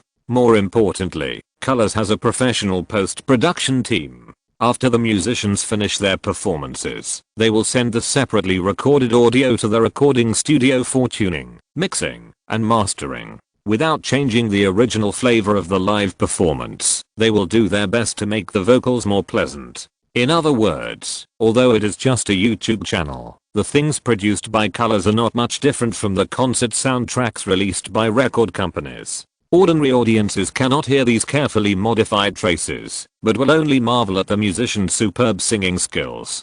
In addition, Colors is ingenious in selecting artists. They will not invite those already famous stars with live performance videos flying all over the sky, but only extend olive branches to newcomers, who have just debuted, and lack stage materials. In this way, the surprise experienced by the audience of accidentally discovering treasures will be magnified several times, and because they cannot find too many other videos of these artists, they can only click on Colors' channel repeatedly, to watch the same performance. Just like they repeatedly watched Susan Boyle's song I Dreamed a Dream on Britain's Got Talent. With so many ingenuity and design interlocking, it is no wonder that Colors has attracted more than 1 million people's attention in less than a year since its launch. So far, Colors has launched 28 videos, and the playback volume of most works is between tens of thousands and hundreds of thousands. But under the recommendation of algorithms, there are also some lucky ones who suddenly become popular. Kelvin Colt's video of singing Huxley has received 1.43 million views. Kid Soul's Playing Games has been played 2.04 million times. The electronic music duo Hon's 2 performances on the channel, Someone That Loves You, has been viewed 1.8 million times, and Warm on a Cold Night has received an astonishing 6.86 million views. It was also from this video that the overall playback volume of Colors tripled or quadrupled, and the number of followers rose rapidly. With the traffic on the channel, Colors has also cautiously taken a step towards the mainstream circle. In addition to independent artists, they began to send invitations to the 3 major music groups and major music labels, hoping that these companies can send their supernovas who need exposure to join forces with Colors, which is on the fast track of development. Han Music, which has always been keen on new promotion channels, was the first record company to respond, and the first artist sent by Victoria White Mason was Billie Eilish.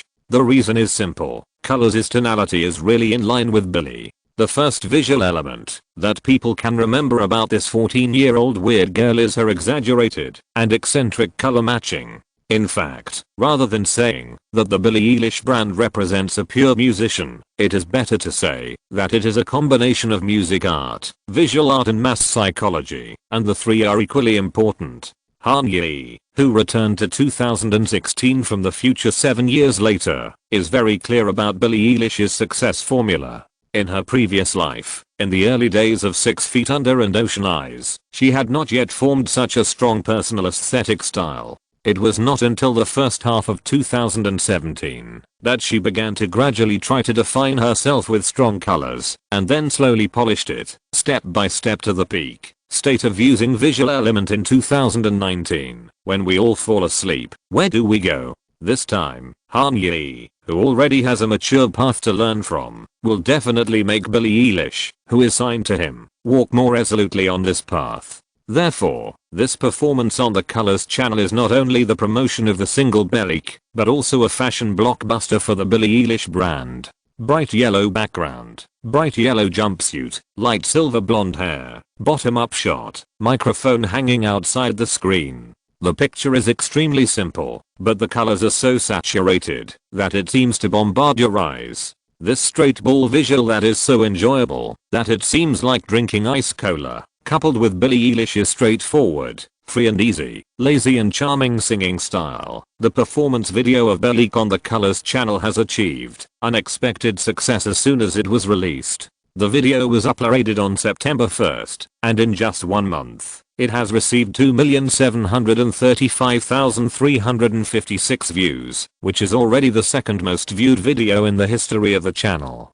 You know, the original MV of Bel-Air has only been played 3,553,149 times so far. Judging from the data alone, the effect of Colors' performance this time is equivalent to Bel-Air releasing a pure enjoyment version of the MV. A pure enjoyment version of the MV that is no less popular than the original. At GAGASLAYONCE, her voice is too pure, we don't deserve it. At RYNA7476, her voice is exactly the same as the original. I was shocked to the point of shaking. At PACODELREY, her aesthetics are so pleasing. Looking through the comments, I can't find a single negative review. A rebellious girl, a unique music style, a unique and advanced aesthetic, all the qualities praised by alternative pop fans, Billie Eilish has. In this way, it would be strange if this video didn't go viral. The huge success of Bel-Air on the Colors channel made both parties overjoyed. Han Music and the channel operator Carlos Studios quickly finalized the guests who would come to the channel. And Mary, with her alarm, Khalid, with his location, and Madison Beer, with her I Miss You. When the song is released, when will she come to Colors to record the video? In addition, the door of Colors will always be open to Billie Eilish. She can come to record an episode at any time, and with any single, as long as she is willing. In fact, Hani has already selected the single for Billie to perform next time she is a guest at Colors. The song that has accumulated 180 million views on this channel in the previous life. Of course, in addition to promoting the song itself, as an artist, Billie Eilish also needs to use the media to describe and portray some characters. Her personality, hobbies, troubles, and sorrows all need to be selectively shown to the public with the help of the Han Music marketing team. Only in this way can the music fans who appreciate her music be truly turned into fans who are willing to pay for concert tickets and artist peripherals. Teen Vogue's announcement plays this role. On September 6th, the interview with Billie Eilish was first released by Teen Vogue on its official YouTube channel and simultaneously forwarded through social media platforms such as Twitter, Facebook and Instagram. It is called an interview, but it is not the kind of interview where you sit down and answer questions honestly. Teen Vogue's audience is 70% female, and 66% of them belong to the category of Gen Z and millennials. These young people are tired of the hypocrisy of traditional talk show interviews. They believe that the best way to understand a person is not to ask him/her questions, but to see what he/she likes. From the books, movies, and music he/she likes, you can piece together a person's personality and image. And it is likely to be accurate and true. This video recorded by Billie in Teen Vogue's office at 6300 Wilshire Boulevard is similar. Billie Eilish creates the soundtrack for her life. The text is vague, but the specific content is actually that Billie selected some of her favorite songs that had the greatest impact on her youth and career and shared them with the audience. This kind of playlist sharing video can quickly resonate with the audience who has the same musical aesthetics, and on this basis, stimulate their curiosity about Billie Eilish as a musician. The music she likes is similar to the music I like. Then I might also like the music she makes. This is the core promotion logic behind such videos. Drake's The Motto. I would say it's my favorite song in the world. It's just the #1 song I've ever heard in my life. Off to the Races by Lana Del Rey. I went to Costa Rica when I was 8 or 9 or 10 years old, or 11, I don't remember. I'll listen to this song from beginning to end on that trip. So every time I hear it, I feel like I'm back in Costa Rica. Garbage by Tyler the Creator. This song was one of the biggest inspirations for me when I wrote Bel-Air. This song is more visual and realistic than my other song, describing word for word the scene of him dragging the body to the basement for storage after killing someone. I'm a big fan of Tyler. He should be the artist who inspires me the most. With a light pink background wall and a simple black cardboard, Billie Eilish talked in front of the camera, sharing her 12 favorite singles. They are indeed her favorite music, but the reason why she chose these 12 songs is naturally for other reasons. Each song was selected as a marketing tool by Billie Eilish and the promotion team of Hun Music after a detailed discussion in the conference room before the show. For example, the first song, The Motto by Drake. Why did we choose Drake's song? Because Drake is the greatest common denominator of the current European and American music scene. Saying that you like Drake is like shouting God bless America when running for the US president. It is an inevitable process. The second song, Lana Del Rey, is not only a member of her family, but also can bring out Billie Eilish's childhood story, and is also close to her own music style. People who like Lana Del Rey are more likely to be fascinated by Billie Eilish. Garbage by Tyler the Creator. The theme of the song is highly similar to Bel-Air, which can help Billie Eilish attract a group of young hip hop fans. As crazy as it is by ZHU, Billie Eilish heard the song being played at the scene after a small performance, before she signed with Hun Music, and then saved it with Shazam. Through this song, Billie revealed her grassroots origins to the audience, hinting at the hardships and difficulties of her as an independent artist. Such an image can win the sympathy and love of the public. Promotion is no small matter. Every line presented in front of the camera, even the swear words, has a mature and professional team behind it, doing meticulous and detailed polishing in hours. This playlist, which combines independent pop, independent electronic and independent hip hop, was shared by Billie, who is generous and not afraid of the stage, through the official channel of Teen Vogue, and the response was quite good. In 1 month, it was played 811,841 times. It is not as popular as her singing videos, but it is normal. This kind of interesting content is originally an embellishment of the artist's image. It can be used to enrich the personality, but it still depends on the work in the end. Otherwise it will become like Madison Beer in the previous life. Most people mistakenly think that she is an Instagram celebrity who releases songs for traffic, rather than a professional musician with many streaming fans. Billie, Joe Eugene, and the team behind them understand the difference between entertainment and over-entertainment, exposure and overexposure. Therefore, in addition to Teen Vogue, Billie's promotional notices are still mainly in the form of traditional interviews.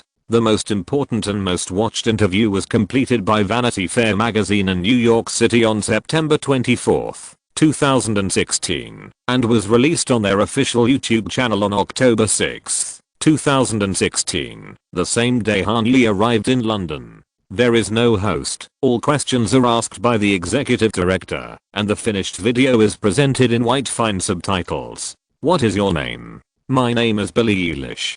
Today is September 24, 2016. How old are you?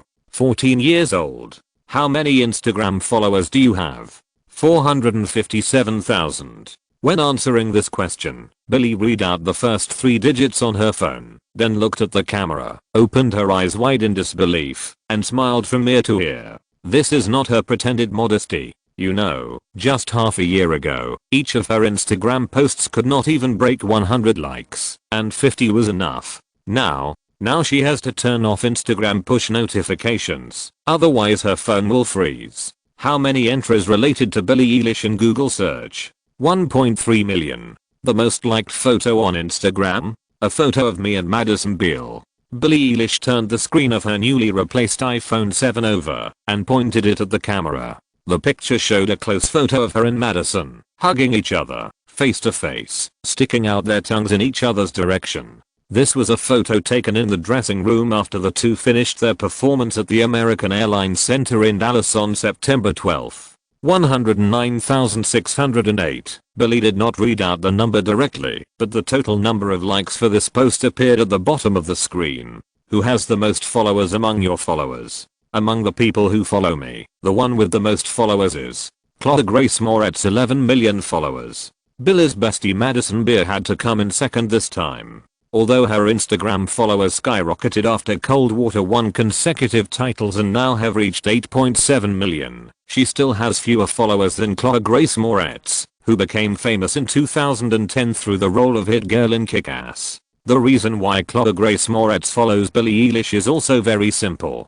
Hit girl likes the music of Lana Del Rey and Drake. At the VMA Awards ceremony a month ago, Clover chased after her to the 79th floor of 157 and met Billy there. The two people with similar personalities soon became close. Which celebrities' contact information do you have on your phone? I want to say McGrady. Well, forget it. McGrady has already mentioned that everyone should be given a chance. So, I would probably say Khaled. It's a bit strange to say this, because he is actually a good buddy of mine. How many people have you performed in front of at most?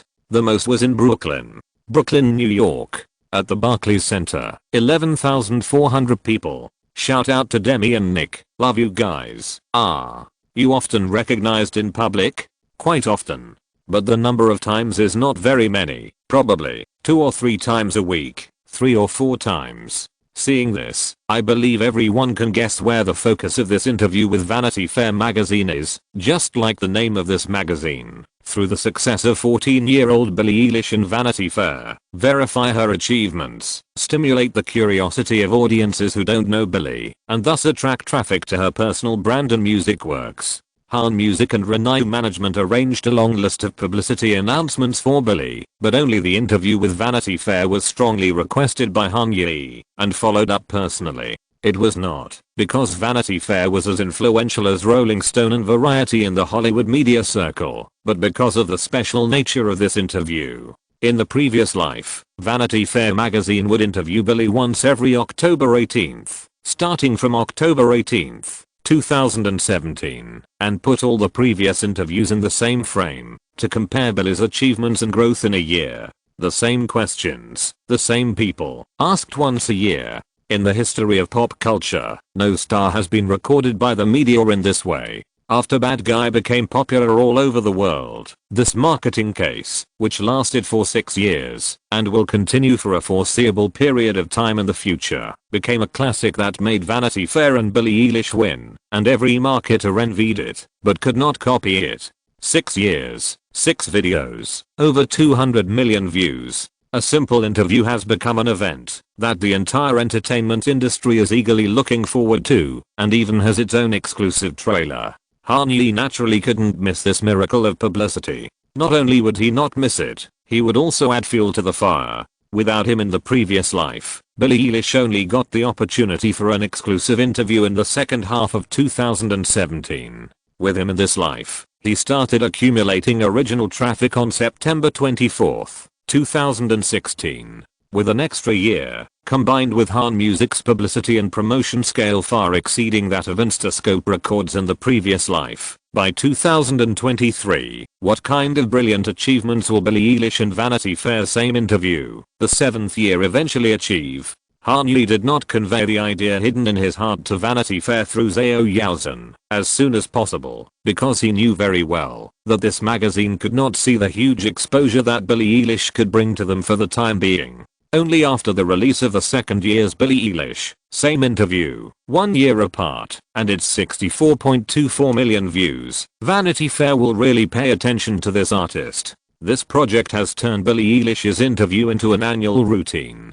Billie Eilish, her Vanity Fair interview, and other rising stars under Han Music are one of the main sources of Han Yi's sense of accomplishment and satisfaction, in addition to money and luxury items. As the only person in the world who can see the future, he makes the already dazzling timeline even more dazzling.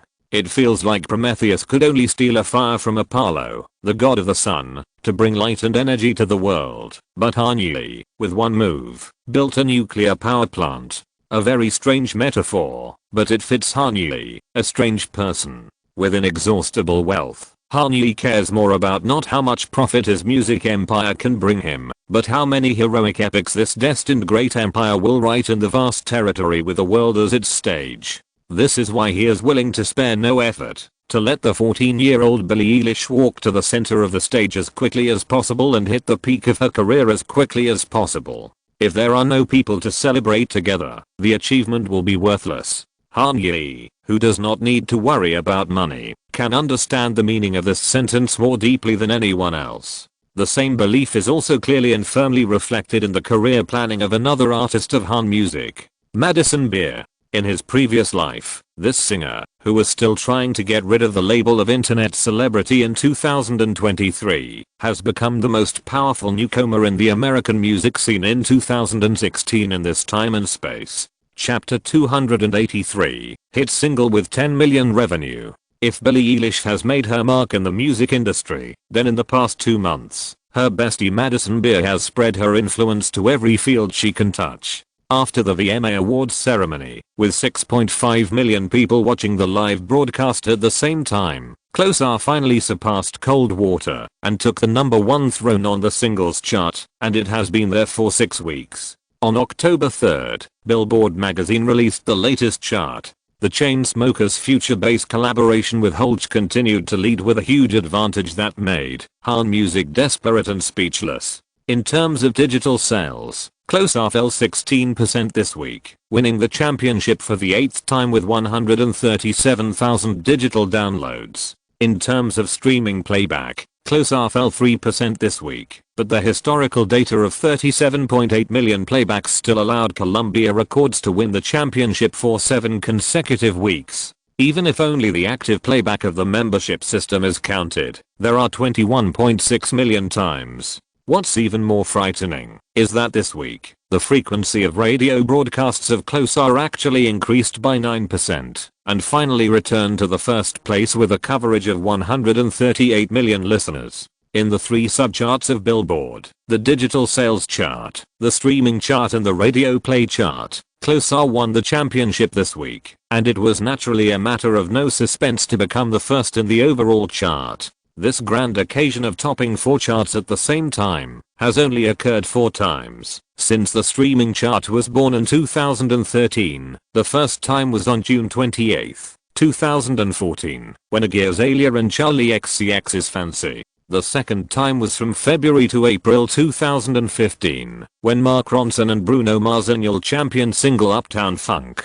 The third time was on November 28, 2015, when Adele's Hello. And the fourth time is Close R by the Chainsmokers and Halsey. At the same time, the Chainsmokers also broke a record. The group surpassed Macklemore and Ryan Lewis' Thrift Shop and LMFAO's Party Rock Anthem to become the duo with the most #1 singles in the past 12 years. The last group to win this honor was Outkast, which dominated the market with Hey Ya in 2003 to 2004. This kind of milestone work destined to go down in history is not an opponent that Han Yi can defeat with strong financial resources and song list promotion alone. Just like the audiences who were keen on slow love songs in the 1990s chose One Sweet Day and I Will Always Love You, and the fans who first tried pop dance music in the 2000s chose I Got a Feeling, the European and American music scene, which put electronic music on the altar in the 2010s, chose to crown this EDM wave that swept the world with Close R.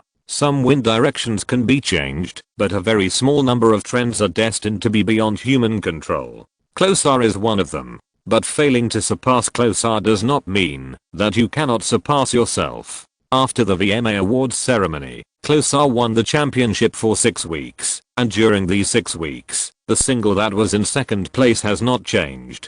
It was Cold Water. In the first week of Close R winning the championship, Cold Water had 82,000 digital sales, ranking second, 20.2 million streaming plays, ranking second. Radio coverage of 134 million people, ranking second. Close R has won the championship for the 6th consecutive week, and Cold Water has 85,000 digital sales, ranking second, 19.9 million streaming plays, ranking third. Radio coverage of 121 million people, ranking third.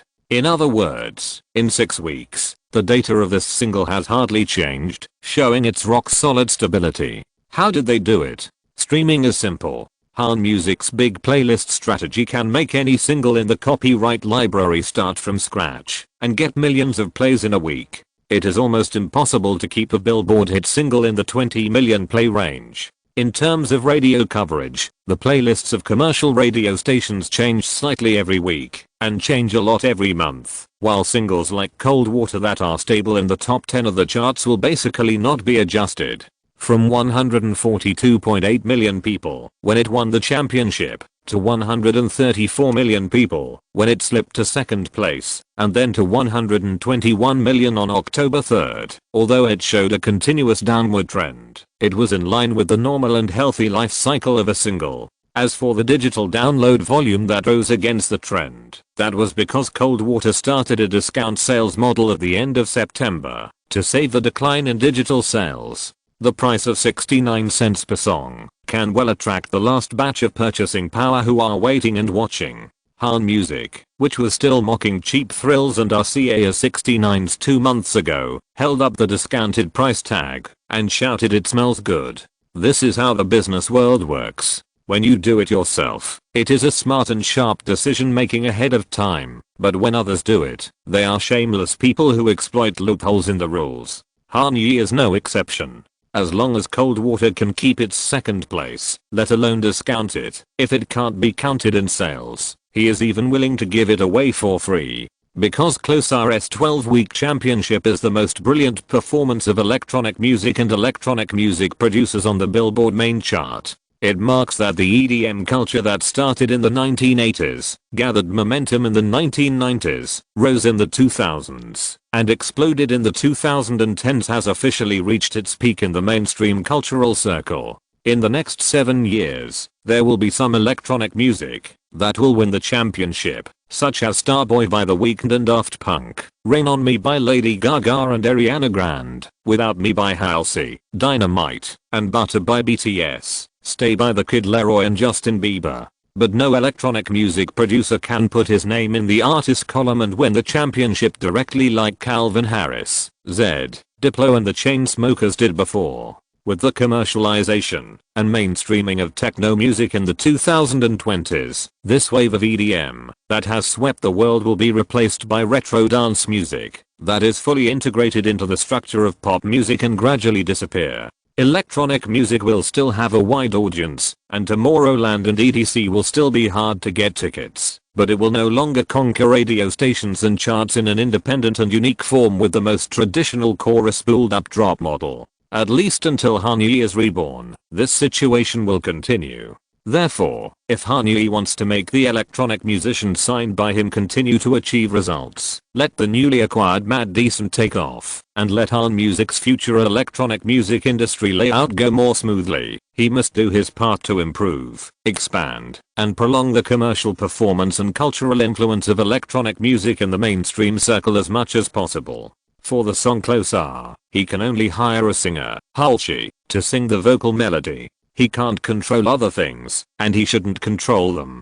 But for Cold Water, he owns the complete master copyright and music copyright. He is the direct beneficiary behind every penny that the record company and copyright distribution company can put in their pockets. Since the official release of a single at the end of July, the total weekly playback volume of Cold Water on global streaming platforms, including the United States, has never fallen below 30 million. As of October 6th, Han Music has recorded more than 428 million streaming data. This means that in these 2 months alone, Mad Decent, a subsidiary of Han Music, has earned at least $1.9263 million from this song. After deducting the artist's share, there is still nearly $1.5 million left in the account.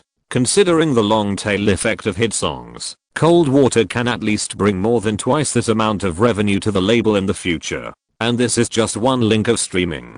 As the champion single gradually enters the public's field of vision and daily life, more and more film companies, advertisers, and even shopping malls and large chain restaurants will choose to add Cold Water to their playlists to attract customers. As a result, the revenue from synchronization authorization and public performance authorization will also rise to the 7-digit range. In other words, a song Cold Water can bring tens of millions of dollars in revenue to Mad Decent and its controlling Han Music. Considering the production cost of this single, these green US dollars are all net profits. At this point, even the most stupid, stubborn, and self-contained people have to admit that Han Yi's business behavior of spending $36 million to acquire Diplo and Kevin Kusatsu shares is a shrewd and far-sighted strategic investment. The actual royalties and licensing fees, plus the valuation of master and music copyrights in the capital market, are enough for Han Yi to make back his investment, even if he holds on to it until after 2020, when Wall Street starts to buy up music copyrights and the premium of hot singles reaches its highest point. Han Yi can not only make back his investment, but also make a fortune. For ordinary people who don't have a memo plugin, after completing this investment transfer, they can retire on the spot and enjoy the long and leisurely life of a winner for the rest of their lives.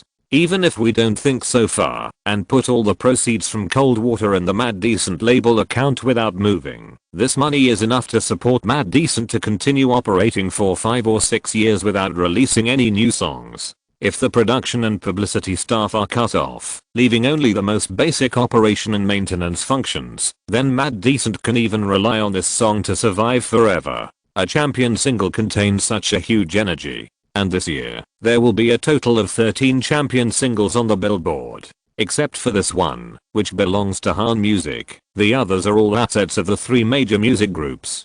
Going back 76 years, since the first Billboard chart was released on July 27, 1940, almost every champion single born in the American music industry lies in the copyright library of these 3 groups. Universal, Sony and Warner are unshackably powerful in this field, and it is conceivable how difficult it is for Han Yi to join them. There are thousands of champion singles in their copyright library, with an annual income of $10 billion US. Even with a reward mechanism of continuous cash back, how long will it take Han Yi to go from 0 to 1, and then to 1000 to catch up with the 3 major groups? In addition, don't forget that music, or the popular music products of the 21st century, is not only for pleasing the ears. With the presentation of visual content, music can also become entertainment content that brings visual enjoyment to people, like movies and TV series. And this kind of music visualization content can also bring considerable income to music groups today when various types of income from online media are gradually expanding and formalized. This is MV. Music videos have been one of the most popular categories of entertainment in modern society since the musical film The Jazz Singer in 1927. Ordinary people like to listen to love stories written with melodies, and they also like to watch moving scenes recorded by cameras, and they can't resist the audiovisual charm of combining the two. The music industry will naturally not give up this cash cow that Bollywood and Disney are watering and growing stronger. In 1974, Queen's shocking Bohemian Rhapsody MV was released. This complex rock music is widely regarded as the first global hit single, and the core of its marketing strategy is its accompanying music video. In 1981, MTV imitated the success of Queen, and began to replicate this business model in large quantities, bringing the concept of music videos into thousands of households, and becoming a propaganda tool that every record company has painstakingly studied. At that time, MV itself could not directly make money, and record companies only regarded it as a pure promotional tool. This phenomenon continued until the internet era, and until 2007, when YouTube was sued by Viacom. As we all know, the essence of YouTube is a video sharing platform. It does not produce any content itself. All videos are created and uploaded by users, and a large part of these videos use unauthorized commercial music, or cover videos of popular singles, or simply MP3 files pirated by users. So in 2007, Viacom filed a $1 billion lawsuit against Google and YouTube, accusing the website of blatant copyright infringement by allowing users to upload and view copyrighted materials owned by Viacom. Viacom complained that the YouTube platform has more than 150,000 unauthorized Viacom program clips, including complete episodes of many popular TV shows, and the total number of views of these videos reached 1.5 billion times in 2007. The rest of the lengthy court battles and legislative confrontations will not be repeated, and we will jump directly to the results. The media giants failed to defeat the armor of the it upstarts, but instead helped the latter put on a stronger shield.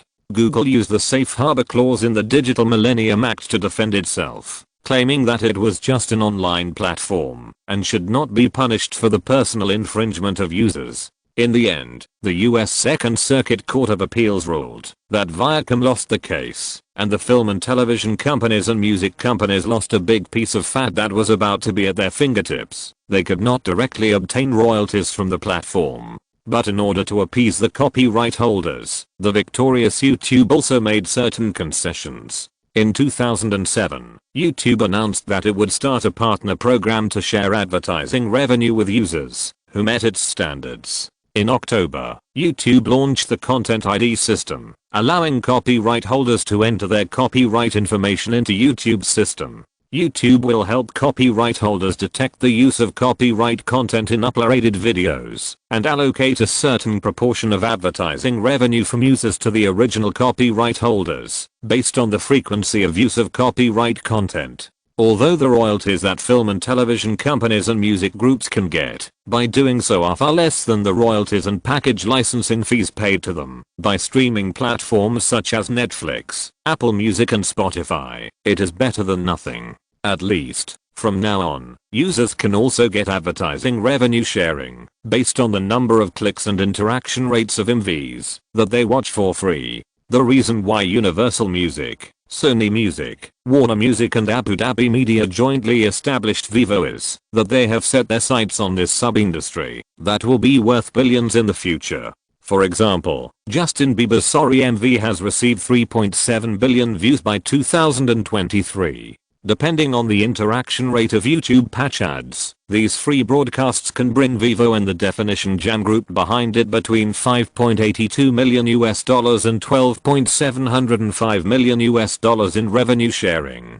Calculated based on the median interaction rate, it is about $6,539,428 and 72 cents. If it is put on the streaming platform, 3.7 billion views can bring at least $20 to $30 million in revenue to the copyright holder, which is more than 3 times the share of YouTube advertising. For Viacom and media giants, the regret of missing out on billions of dollars is imaginable. But for the 3 major music groups, this profit-sharing model is not unacceptable. After all, the royalties they can get from online music radio stations such as Pandora are actually less, and MVs have never made money in history. Now that they can become a source of income, it is already a blessing. Therefore, the tolerance of music copyright holders to music videos is obviously higher than that of video copyright holders, and well-made MVs have gradually become a growth point for record companies and musicians. The newly born Han Music will naturally not miss this deep well that is full of flaws, but enough to drink water.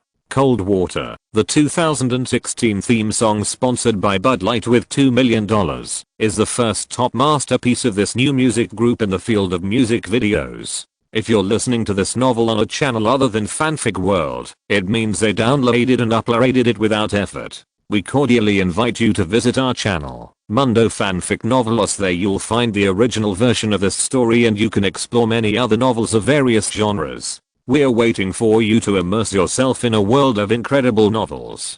Chapter 284 Top Production. MV, like a weekend backyard barbecue, is up to you. If there is no special anniversary, just a family dinner, go to Target and buy some frozen sausage, boxed pork ribs and pre-made coleslaw, spread barbecue sauce, grill it for about 20 minutes, and you can eat it. If you invite a few friends over, you need to show them the hospitality and strength of the host, so you have to replace the shopping bags of Target with Trader Joe's, and the variety of food should be more diverse. Replace the frozen sausage with organic Italian sweet sausage, replace the boxed pork ribs with freshly cut ribs, and arrange things like cheese garlic bread, hand-pulled pork and mini burgers, to win a happy dinner. Think bigger. If it is your turn to host a live viewing party for the Super Bowl or Grammys this year, you must come up with a more spectacular scene than the Thanksgiving turkey feast. Not only does the whole family have to come together, but also consider whether to hire a catering team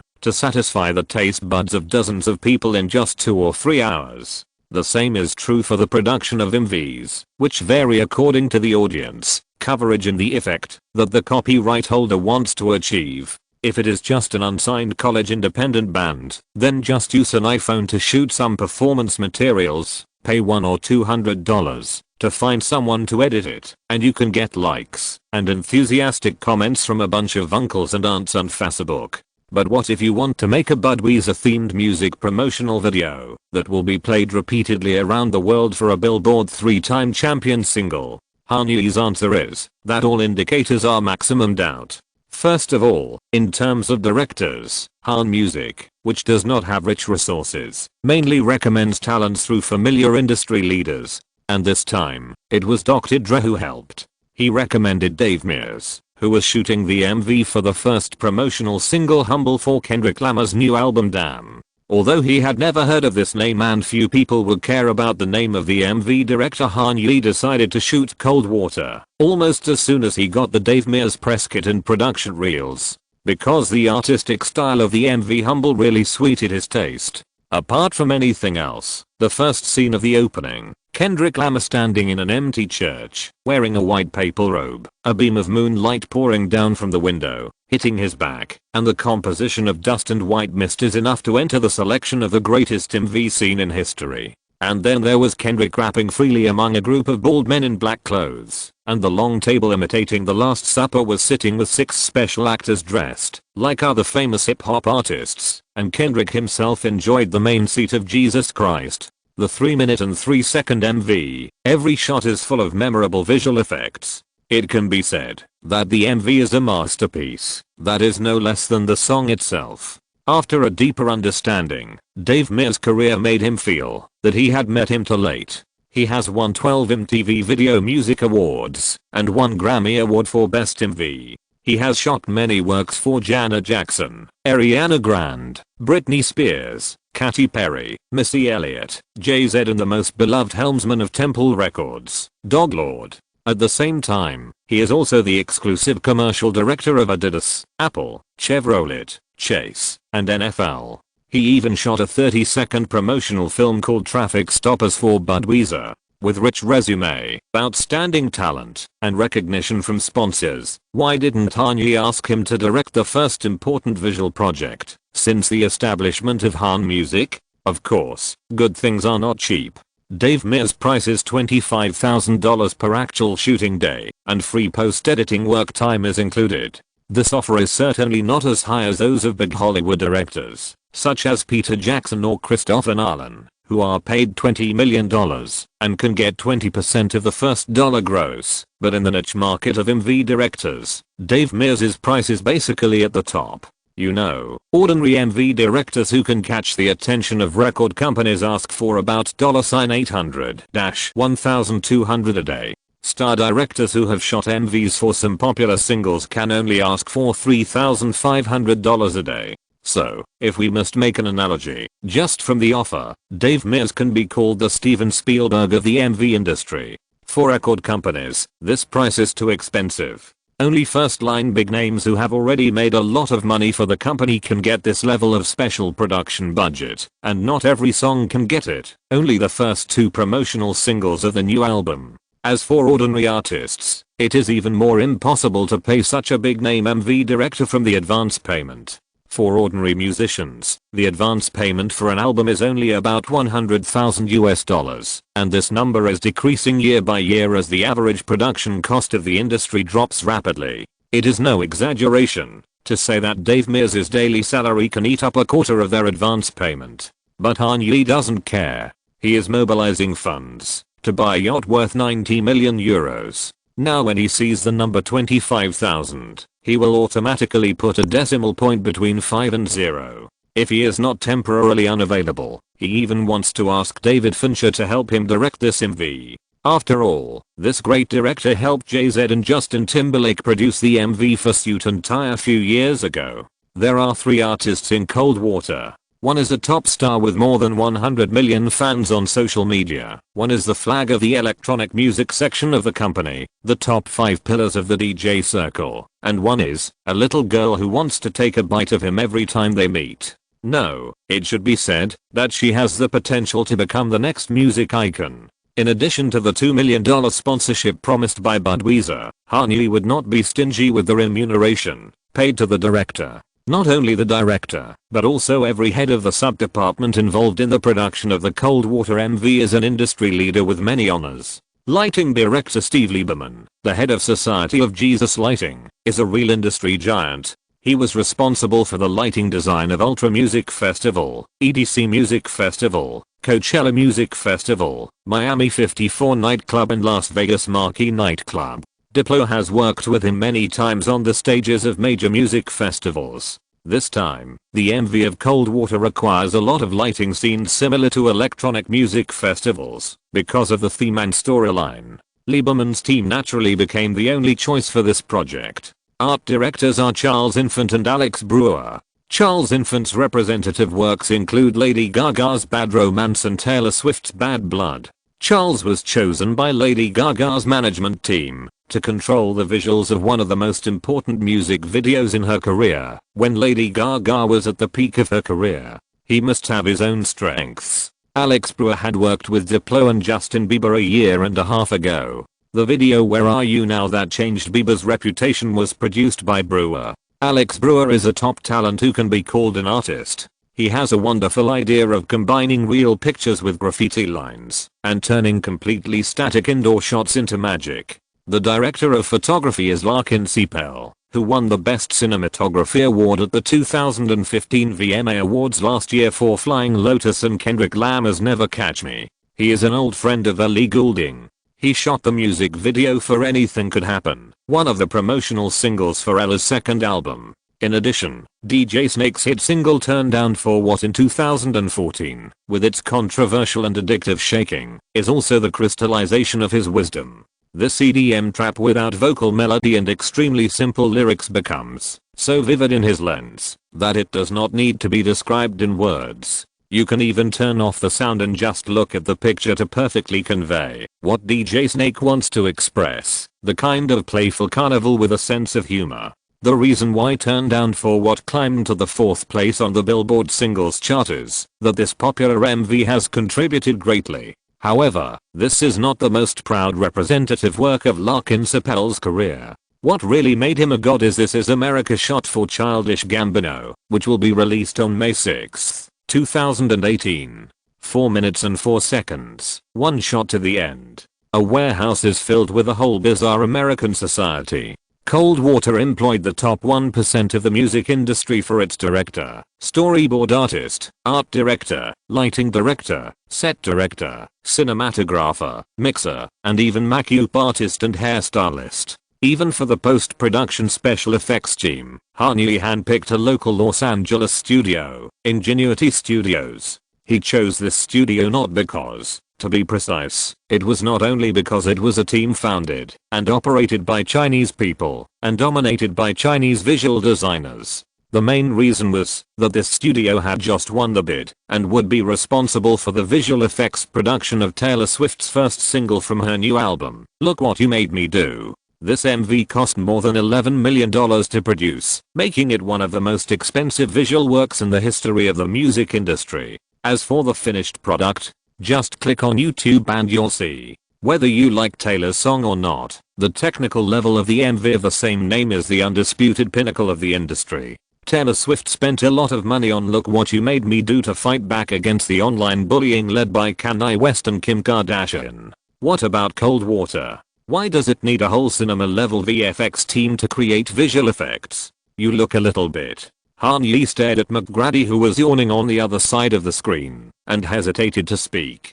Look, what's wrong? Hearing Hanyi's words, McGrady stretched her fingertips to her face nervously, but stopped suddenly when she was about to touch her skin. Is it because the foundation was not applied evenly? Or is there something wrong with the glitter color? I just felt that something was wrong. No, I just felt that you didn't seem to be in good spirits. Hanyi shook his head. Didn't you get enough rest last night? You know where I went yesterday. McGrady pouted and glared at him coquettishly. Where did you go yesterday?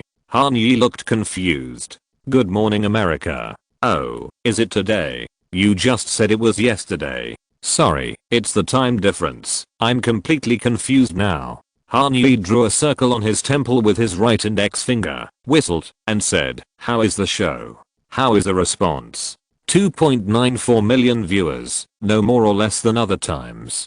Madison looked up and thought for a while, but I met Sarah Jessica Parker, and she said that her favorite song to listen to while driving recently is Cold Water. That's great. Not bad. Madison giggled. I followed her on Instagram and took a photo with her and sent it to my mom, who was so happy. Is Trussie a loyal fan of Sex and the City? It can be said to be her spiritual food for survival. What about the performances? How are the performances? Some guests go on Good Morning America to promote new dramas, new plays, and new movies, and there are only indoor interview sessions, while music guests sometimes set up a temporary stage outside ABC's iconic Times Square studio to perform the new music they brought to the show. I got up at 4 in the morning to prepare, but my throat didn't wake up with me. I hummed in the room for a long time, and my vocal cords were still very tense. I didn't dare to drink too much warm water, because drinking too much would make my throat more uncomfortable. What's the matter? Why do you have this expression? Madison frowned slightly in the middle of her speech, stopped her narration, and looked at Hanyi, whose dimples were faintly visible on the other side of the screen. Nothing. You continue. Hanyi wiped his cheeks hard, suppressed his smile, and responded. In front of Hanyi, Maddie always had this kind of nagging little chatterbox image. In addition, she originally spoke fast, and in order to protect her throat, she usually spoke in a very soft voice, and would never use her real voice if she could use bubble sounds. Therefore, every time Maddie talked to him, he couldn't help but think of the image of a little duck in his mind. Today, perhaps because of the long-term back and forth travel, Maddie's bubble sounds were particularly obvious. It was comparable to those Riz Masters he saw on TikTok in his previous life. Both the domestic version and the overseas version. What? Hanyi pretended to be calm, which made Madison, who was extremely curious, scratch her head. Tell me now. If you don't, you will eat me alive. If you don't tell me, I will eat you alive. Madison was anxious and anxious. If Hanyi was in front of her, the Long Island girl would have strangled him by now. You know how strong my thirst for knowledge is. If you don't tell me, I will think about it all day. The MV will not be shot well. Well, how should I put it? Hanyi pinched his Adam's apple. Your voice is too fried today. I want to order a box of salad sauce to dip it in. The English word for bubbling sound is vocal fry, which literally means to take the sound away and fry it, describing the granularity of this way of speaking. Oh god, shut up. Hearing the answer revealed by Hanyi, Madison's face instantly burned hot. She didn't need to look at the screen with her eyes dodging, and she knew that her skin color in the picture must be so red that even foundation couldn't cover it. I'm not learning. Those girls. In the United States, from Valley Girls to the Kardashians, young women have long been mocked for the way they speak. Whether it's pitching declarative sentences as questions, using slang like bitchin' and riddick, or constantly using like as a conversation filler, the communication habits associated with young women, especially young white women, are often seen as a sign of immaturity or stupidity. And the bubble sound is the latest trend in the unique language culture of American women. British linguist Dr. Crystal cited the term vocal fry in his paper as early as 1964. In the UK, frequent use of the bubble sound is usually by men. This is a way for them to show their superior social status, because this pronunciation method is lazy, loose and dragging, as if only people with money and free time would speak like this. In the United States, the situation is exactly the opposite. It has become popular among women. Well, sorry, my throat just doesn't feel good today. I've been too tired lately, so I need to give it a rest. Why do you have to apologize? I think it's cute. Hanyi gently comforted the obviously embarrassed Maddie. He knew very well that she didn't want to be regarded as one of those exaggerated girls who were ridiculed and criticized by society. Moreover, the closer Maddie got to her, the easier it was to find that she actually had a bit of a people-pleasing personality. Hanyi didn't know why a girl with such outstanding appearance would be so cautious in interacting with others and would change her attitude at any time because of other people's objections, but he could probably guess some clues. She debuted at the age of 13 and was surrounded by adults who wanted to control her, or Beverly upper class who didn't treat her as one of their own. While she stubbornly resisted, these experiences would definitely leave some scars on her character. This is what Hanyi wants to change. A superstar who aspires to shine all over the world cannot be defeated by this kind of insecurity and inferiority complex that follows her everywhere. Cute. Madison narrowed her eyes. I said, you must like Hailey's type. What? Hanyi laughed dumbly. The little girl was really jealous. Hailey Baldwin chatted with him at a party, and Madison had been complaining about it for more than a month. These gorgeous things sound cute, and girls are supposed to be cute. Do you know? From a linguistic point of view, women are more sensitive to social interactions, so they are more likely to use subtle voice cues. Then what am I implying when I speak like this? Madison squeezed her voice and tried to imitate Donald Duck. You know the general perception of human beings. If women do things like speak loudly or yell, they will immediately be interpreted as insecure, emotional, or stupid. So, I think that girls' behavior of speaking in low voices to resist the shackles imposed on them. Our society is too demanding on women. Using uptalk to show friendliness and enthusiasm will be called exaggerated and fake. Lowering the voice and using vocal fry to show maturity will be said to be pretentious. Even if the word like is used too much, some people will say it destroys the beauty of language. But in fact, young women are the incubators of the entire cultural language trend. Slang popular among women will usually become popular in all circles after a period of time. That's right, even my grandmother is on uptalk now. Madison chuckled. So, you can talk however you like, and you don't have to apologize for it. I just laughed, because I thought you were cute, like a little duck. I didn't mean anything else. Oh, I'm cute. Madison held her chin with one hand and blinked. As bright as a blooming flower. Do you like it? I mean. Hanyi cleared his throat and forced the topic back on track. You should always be proud of your identity, character, and behavior.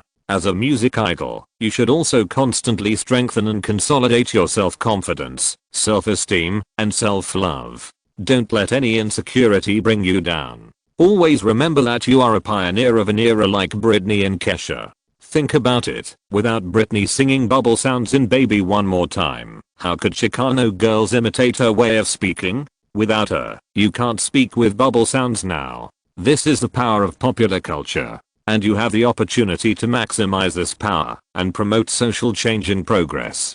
Don't forget this. I know, smooth talker. Although she said this, the ripples in Madda's eyes would not lie. This may be the main reason why she was attracted to Hanyi and became more and more fascinated. Not only will he carefully burst the small bubbles of insecurity in her heart one by one, he will also heat her cold spring to boiling point in the most serious, academic, but also equal way. Machine Gun Kelly, who will be acting with her today, is the kind of man that Madison Beale avoids in real life. Maybe some people think that this type of drug addict who walks on the edge of life and death is cool, but that person is definitely not Madison. Maddie likes people like Hanyi, who is gentle and clean. Most of the time, he is strong and tough, but you can always see some cute moments like a puppy. No, I can't think about it anymore. That MV, have you seen it? Madison moved the phone away from her eyes, took a long breath to the side, and calmed down.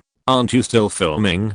Hanyi was puzzled. How can I watch it if it hasn't been finished yet? I'm not talking about bad things, but cold water. Oh, Hanyi paused. I've seen the sample. So you don't know if you haven't watched the finished film on YouTube yet. They sent the final version to my email. Hanyi answered the question irrelevantly. Wow, sir, I didn't expect that. Madison shook her head. You're not it. The 14.8 millionth viewer, you paid for this MV yourself. It's already been viewed 14.8 million times. Hanyi was surprised. Just 1 week. It was uploaded on September 30th, exactly 1 week. Madison said unhappily, you're in Europe, not in a cave. How come you don't care about anything? I've been busy lately. Hanyi laughed dryly. The team structures of Han Music, Han Distribution, Han Live and Renew Management are all very solid. Each department is led by capable people from the 3 major groups. In addition to the weekly regular meetings, they have already become regular music business groups and do not need Hanyi to do micromanagement at all. If you have money, you will have fewer worries. In other words, the worries of having money are basically focused on how to spend money. This is particularly evident in Hanyi. This week, he focused on consumption and tried his best to enhance his positive feedback, so his attention to other things naturally weakened. Moreover, Hanyi has complicated feelings towards the MV of Cold Water, because, in the last life, this hit single that unfortunately stopped at the second place did not have a MV, only a dance version video with several dancers. In other words, the MV of Cold Water, or even Cold Water itself, is the biggest storm that Hanyi, the butterfly, has set off since he traveled back to 2016. Will it be a perfect storm? This is a puzzle that Hanyi is looking forward to, but he dare not reveal it. So, it is better to say that he dare not watch it, rather than not having time to watch it. What are you busy with? Madison's voice was muffled. After knowing that Hanyi had not watched the MV of Cold Water, she was not particularly happy in her heart. Although the girl understood that Hanyi was unlikely to target her, but she certainly didn't care that much. It was so mad. Let me think about it. Investigating the shipbuilding industry in Monaco and the hotel industry in Italy. Hanyi answered seriously. In theory, he did not lie. So what industry are you investigating in the UK? Madison curled her lips, obviously unconvinced. Fish and chips industry? About the same. Something similar to fish and chips. Something with a long history. Hanyi nodded seriously. Something with a long history? Well, I can't explain it to you now. Hanyi thought for a while and replied. But in a while, when I return to Los Angeles, you should be able to see it when you come to Stradella Road. Chapter 285 Sotheby's and Christie's. Who are you FaceTime talking to just now? I called several times, but couldn't get through. Walking at the intersection of New Bond Street and Brook Street in Mayfair, Hanyi's phone rang again. This time, the one who sent the video chat request was Barbara Payton.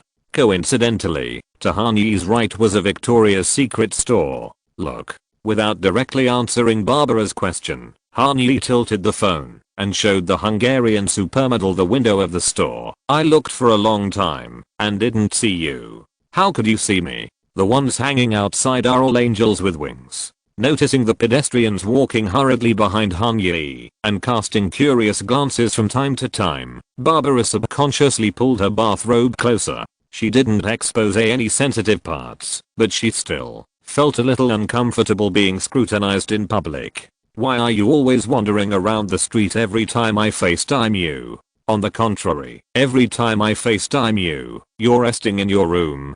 Hanyi rolled his eyelids and teased. This gives me a deeper understanding of your work intensity. The photography team's flight is delayed. What can I do? Barbara was not annoyed. After all, she and Hanyi's daily routine was to sabotage each other. Don't change the subject. Who did you FaceTime just now? Let me gossip. The third one. The third one. Oh. Barbara was stunned for a moment, but soon recalled the secret code that only they knew. Still refusing to tell me your real name? Unless you step over my dead body.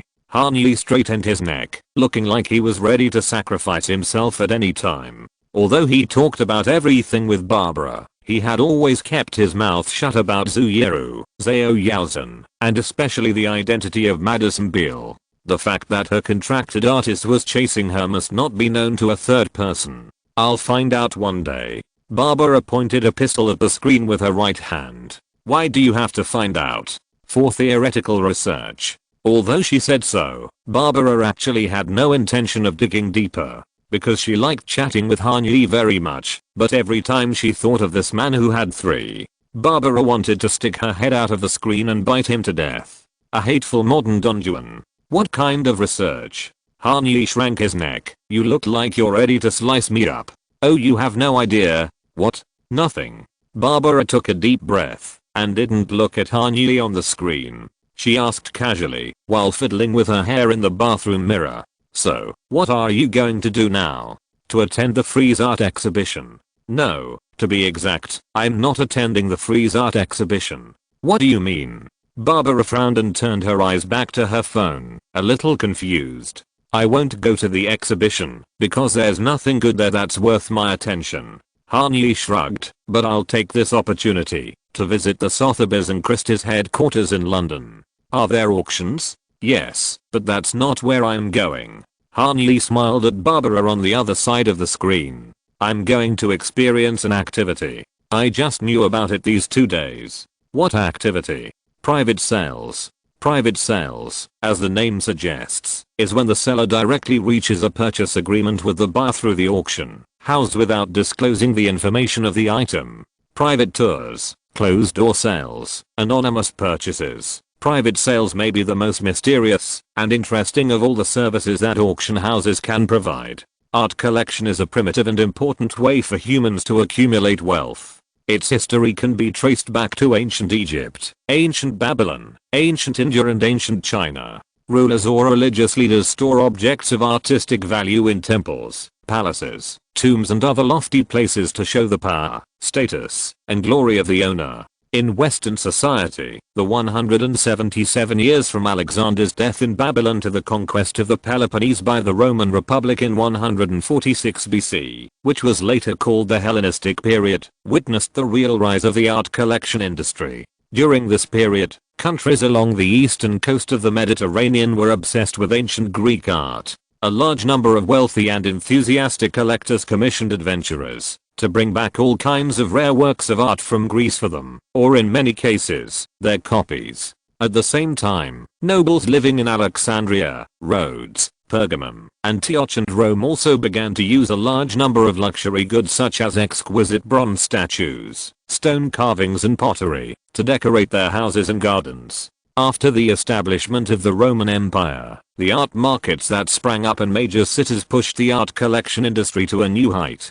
The whole nation was enthusiastic, discussed and collected by the whole nation. This phenomenon was particularly evident during the reigns of Augustus and Hadrian. After the dethronement of Romulus Augustus, the last emperor of the Roman Empire, in 476 AD, art collection fell into a silence of 800 years with the advent of the Middle Ages. It was not until Dante, Petrarch and Giotto appeared, and the Renaissance began, that the collecting industry became active again. During this period, modern museums appeared in northern Italy, art collection became theoretical and systematic, and the commissioning of works of art or the purchase of large collections of antiques began to be directly related to the aesthetic taste, knowledge and social status of the person who did it. The Medici family in Florence, the Gonzaga family in Mantua, the Montefeltris family in Urbino, the Este family in Ferrara, and of course the Lucini family in Como became the wealthy collectors that the world talked about.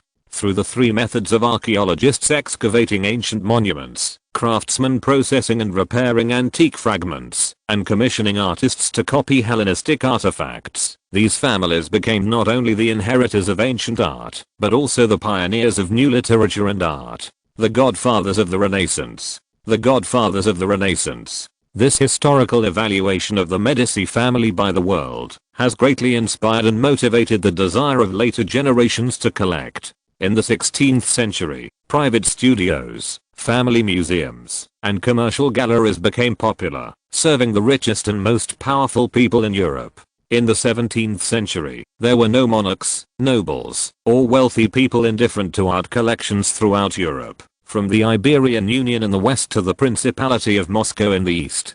Jean-Baptiste Colbert, the finance minister of Louis XIV, Richelieu and Mazarin, the most famous cardinals and black chancellors of France, Archduke Leopold William of Austria, Philip III and Philip IV of Spain, George Villiers, the first Duke of Buckingham, Thomas Howard, the 14th Earl of Arundel, King Charles I of England, and Queen Christina of Sweden. These great politicians spent huge sums of money on art sponsorship and collections, not only to show their wealth and power in the world, but also to let future generations remember their reputations forever through these heirlooms that will not fade. When a high-end consumption behavior becomes so popular, it is bound to trigger a trickle-down effect. A trickle-down effect that has nothing to do with money. First, the king and the nobles were enthusiastic, then the bankers and merchants followed suit, and then the newly rich who wanted to join the upper class followed suit. By the 18th century, there were too many people who wanted to buy art to allow sellers to serve one-on-one.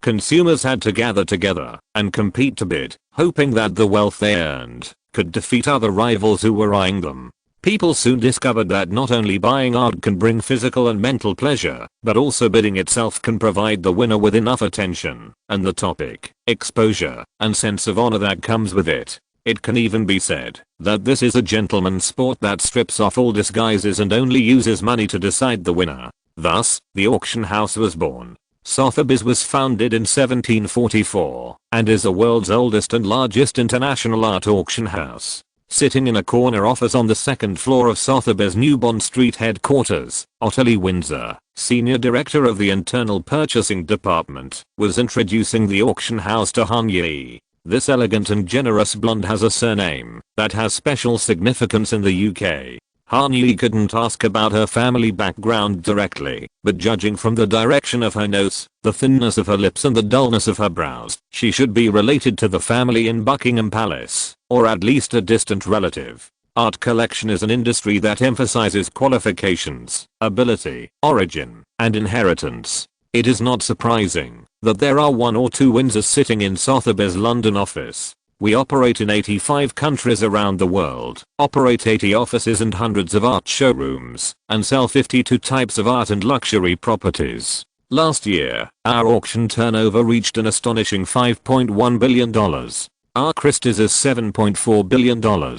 About 3 hours later, at Christie's London headquarters at 8 King Street next to St. James Square, Joshua Glazer calmly responded to Ottilie Windsor. The professor of art history at New York University is one of several private sales directors in Christie's internal purchase department.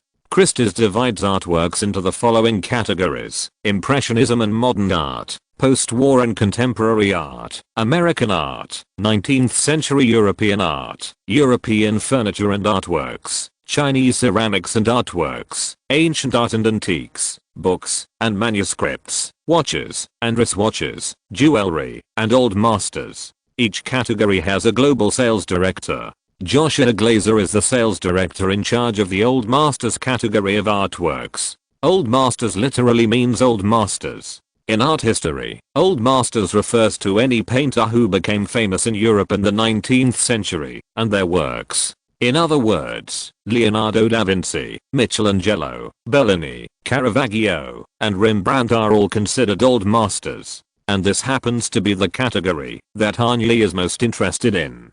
Yes, Sotheby's was founded in 1744, Christie's in 1766. They appeared 22 years earlier than us. But in the timescale of 200 to 300 years, how much impact can a difference of only 20 years have? There was no electricity in 1744, and there was no electricity in 1766. There was no Wi-Fi in 1744, and there was no Wi-Fi in 1766. That's a comparison made by no one ever. Han Yi was amused by Joshua Glazer's exaggerated comparison. Like Ottilie Windsor of Sotheby's, Han Yi also had a rough guess about the identity of this American auction house executive who was based in New York and came to London on business during the Frieze Art Fair. Windsor and Glazer, in the private world of art collection, they are all familiar faces. Yes, no one would make such a comparison. I personally respect Mr. Samuel Baker, but his past of selling the books that Napoleon brought to St. Helena to curious British aristocrats cannot help you choose the collection you want. And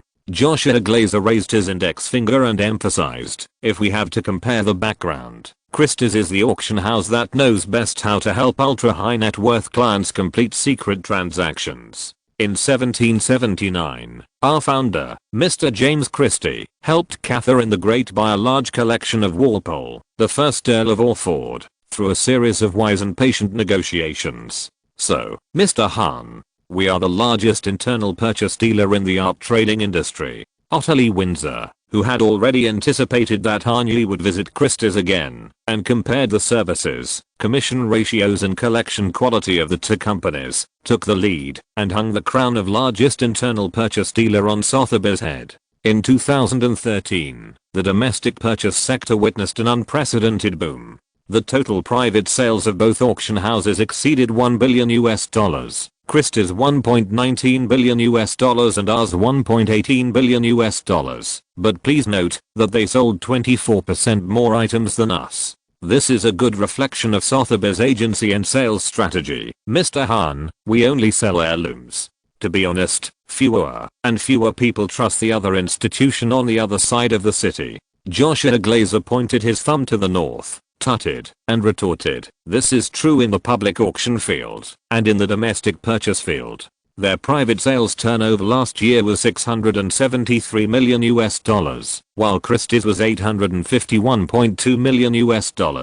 The market will have to speak for the quality and service. After visiting us, you can go to the Stafford Hotel and take a look at Christie's auction house. No problem. Ottilie Windsor's criticism was more subtle and obscure, but it may be difficult for you to see the works you want to buy in person, because I don't know if their showroom is finished. Christie's showroom is not finished yet? Han Yi was slightly stunned. Yes, their private gallery in Mayfair was closed before. I wonder if the one on King Street is open now. Ottilie Windsor took a sip of water leisurely. Oh, yes, I remember. The previous gallery was called Haunch of Venison, just 2 streets away from our Sotheby's S2 gallery. You live in Claridge's Hotel, right? The original site is on the left side of the street where you live. You can take a detour when you go back tonight. There should be some sundries that have not been moved away in time. That's a complete lie, Mr. Han. Oh, my god, I didn't expect Ottilie to be so desperate. Joshua Glazer sneered and shook his head helplessly. After the lease of the Mayfair store expired, we opened a larger and newer showroom on King Street. In addition, we have a showroom in South Kensington, and we held a public auction of 19th century European paintings on the 8th of last month. I see, so it's fake news. Fake news.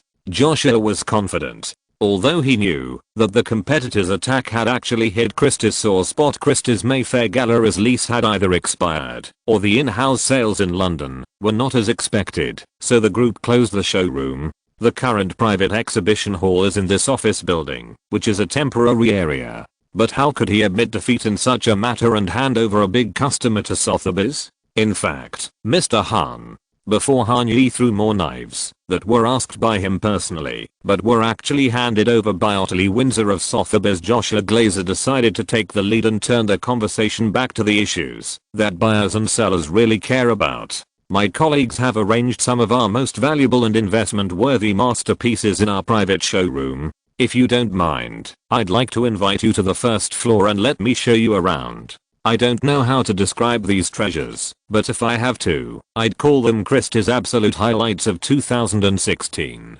Absolute Highlights. Sounds interesting. Believe me, Mr. Han, they are more interesting and more shocking in reality than what I describe, 1,000 times, 10,000 times. Joshua Glazer came very close to Han Yi and Antoine Gatchett, who had stood up with him and stopped at a distance that was almost shoulder to shoulder with each other. Christie's old master sales director raised his palm flat and placed it between him and Han Yi. The distance between the two was just enough to accommodate this flat big hand. I wonder if you have ever stood so close before and seen the original Rembrandt with your own eyes. Chapter 286. The leader of the Golden Age. Wow, Rembrandt. On the other side of the phone screen, Zhuyiru's almond-shaped eyes were about to overflow with envy. Zhuyiru, a quiet bookworm, doesn't have many other hobbies. According to Han Yi's observation, she can basically be summarized as 3 things to watch: reading books, watching dramas, and visiting exhibitions. First, books. Zhuyiru reads a lot of books. History, humanities, social sciences, psychology. As long as the topic is interesting, she will even finish books that explore why people fall in love and why they sleep. She also reads novels, and her favorite is Antoine de Saint-Exupéry's The Little Prince, especially the love metaphor between the little prince and the conceited and willful Rose in the story. Second, dramas. Zhuyiru watches dramas, both ancient and modern, Chinese and foreign.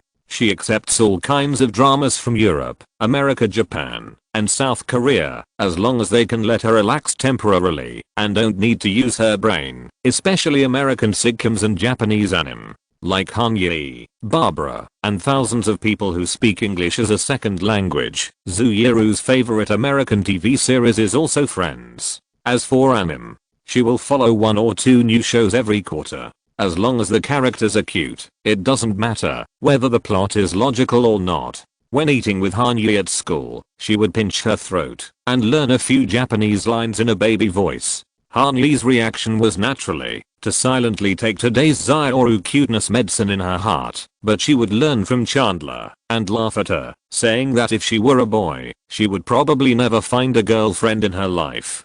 People like you like people, how can I not find one? In response, Zioru usually buries her head and fills her mouth with food, then mumbles this sentence indistinctly. I don't know if she is scolding Hanyi or herself. The third look, exhibition. This is one of the few outdoor sports that Zioru is passionate about, and it is also the top priority of her travel plans every time. When she lived in Taipei, Zioru loved to spend her weekends in museums and art galleries. She would be the first to go to any new exhibition.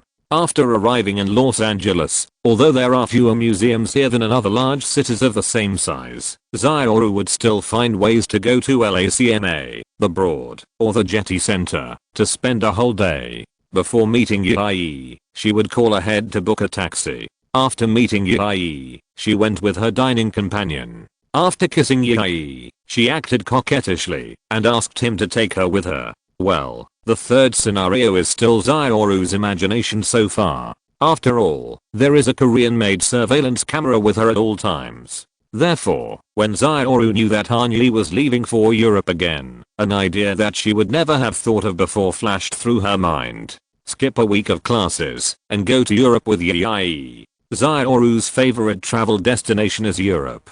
The Louvre, the Orangerie, the Rijksmuseum, the Uffizi. Every time she visits Europe, Zioru will stay in each famous museum until closing time, and then she will leave reluctantly. If she could hold Ye's hand, wander in the Red Room together, whisper in each other's ears, confess her love to each other, and appreciate masterpieces handed down from generation to generation such as Portrait of Madame Regamier or Mademoiselle Revere. There is nothing more romantic in the world. But unfortunately, after thinking it over, Zioru, who has never missed a class in her life and is rarely late, finally chose to stay on the campus of USC and attend classes seriously in a depressed mood. Study hard and graduate soon. By then, the sky is high and the birds fly, and you can go wherever you want with him. Bear it a little longer, bear it a little longer. But Hanyi's schedule made her, who was curled up in the apartment doing reading, really a little bit unbearable. I want to cry. Monaco is okay. This pocket-sized principality doesn't have any particularly noteworthy cultural landscapes. Nice. I don't want to go there that much, but I do want to experience the legendary museum hotel in Negresco. Como is quite attractive. It is Zioru's favorite lake scenery on the Swiss-Italian border, and there are also dozens of kilometers of historical landmarks to visit. London is even more so. The museums here are enough for her to visit for a whole month. More importantly, the places Hanyi visited this time and the treasures she saw were all experiences she could not get, even if she visited alone 10,000 times. In the private showroom at Christie's global headquarters, you can watch Rembrandt up close. With just a stretch of your hand, you can travel through time and space and touch the handwriting of the leading figure in Dutch Golden Age painting. Other girls like brand name handbags, handmade shoes and haute couture dresses. Zioru likes them too, but this liking is just a woman's innate favor and admiration for beautiful things. After all, she can have whatever she wants, and she has long been accustomed to Dyer, Prada and Loro Piana filling the walls and cabinets. These things, no matter how many times more, can't really stir up waves in her heart. Besides, how many clothes can be more luxurious than the Chanel haute couture that Yi gave her? How many pieces of jewelry can be more dazzling than the Harry Winston gift given to her by Aunt Ling? Zioru will not feel sorry for herself because of the breakdown of her parents' relationship. She is smart and rational, and she knows how lucky she is. Before coming to the United States, she had her mother's protection, and after coming to the United States, she had Yi's care. The two of them satisfied Zioru's fantasy of a better life. It is true that there are many obstacles in front of her, but Zioru, who has a stubborn spirit, is sure that she can break through all obstacles. With a clear goal, and no other desires, in this case, there are only a few things that can make Zioru excited. Art treasures that transcend time and class, and belong to the common cultural memory and spiritual wealth of all mankind are included in this list. Zioru is almost fanatically obsessed with these masterpieces. Every color they paint on the canvas is a silent history of vicissitudes of life. A kind of inheritance that begins with life and is higher than life. Which Rembrandt painting is it? Not one. Han Yi shook his head. Two. Yes, portrait of Martin Sulman and portrait of Opkin Gobbi. I'm not familiar with these two paintings, but I seem to have heard of these two names somewhere. Where is it? Xiaoru frowned slightly and thought hard. If I remember correctly, it should be. I saw it in the news. Yes. Xiaoru was refreshed and turned his eyes from the phone to the laptop beside him, typing quickly. I'll look for it. No need to look. I'll read it to you. Han Yi smiled and stopped the other party's search. The two outstanding portraits jointly acquired by the Louvre and the Rijksmuseum have become the most expensive ancient master paintings in history. Hey, wait a minute. Xiaoru was a little surprised. They have been sold? Yes. Earlier this year, the Louvre and the Rijksmuseum in Amsterdam jointly acquired these two works. In the private exhibition room of Christie's in London, Han Yi also raised the same question as Xiaoru. Joshua Glazer answered this question calmly. These two portraits were created in 1634. At that time, Rembrandt was only 28 years old, and it was still 8 years before he painted the Night Watch. However, he left Leiden 3 years ago and came to Amsterdam to work hard. He had already made a name for himself in the capital. He took in several students and assistants, received many expensive custom orders, and thus lived a cultured gentleman's life. It was at this time that Martin Sulman and his wife Opkin Gobbi found Rembrandt. Sulman came from a wealthy Calvinist family. Starting in 1628, he lived in Leiden for 5 years, and it was there that he met Rembrandt. As for Gobbi, she was the last child of an old and respected family in Amsterdam. Their union brought prestige to Sulman and a generous dowry of up to 35,000 Dutch guilders. To celebrate their first wedding anniversary, Sulman and Gobbi commissioned Rembrandt to create two portraits for them. As I said, around the time these two works were completed, Rembrandt was one of the most fashionable, avant-garde and popular portrait painters in Amsterdam. In the 17th century, the Dutch Republic was in a period of prosperity in trade, industry, science, and art. During the golden age of great prosperity, the rapidly rising new generation of wealthy people became Rembrandt's most important art patrons and the source of his wealth. Rembrandt painted countless portraits in his lifetime, and there are nearly 100 self-portraits that have been handed down to this day. But these two portraits in 1634 are the most special exceptions in Rembrandt's artistic career.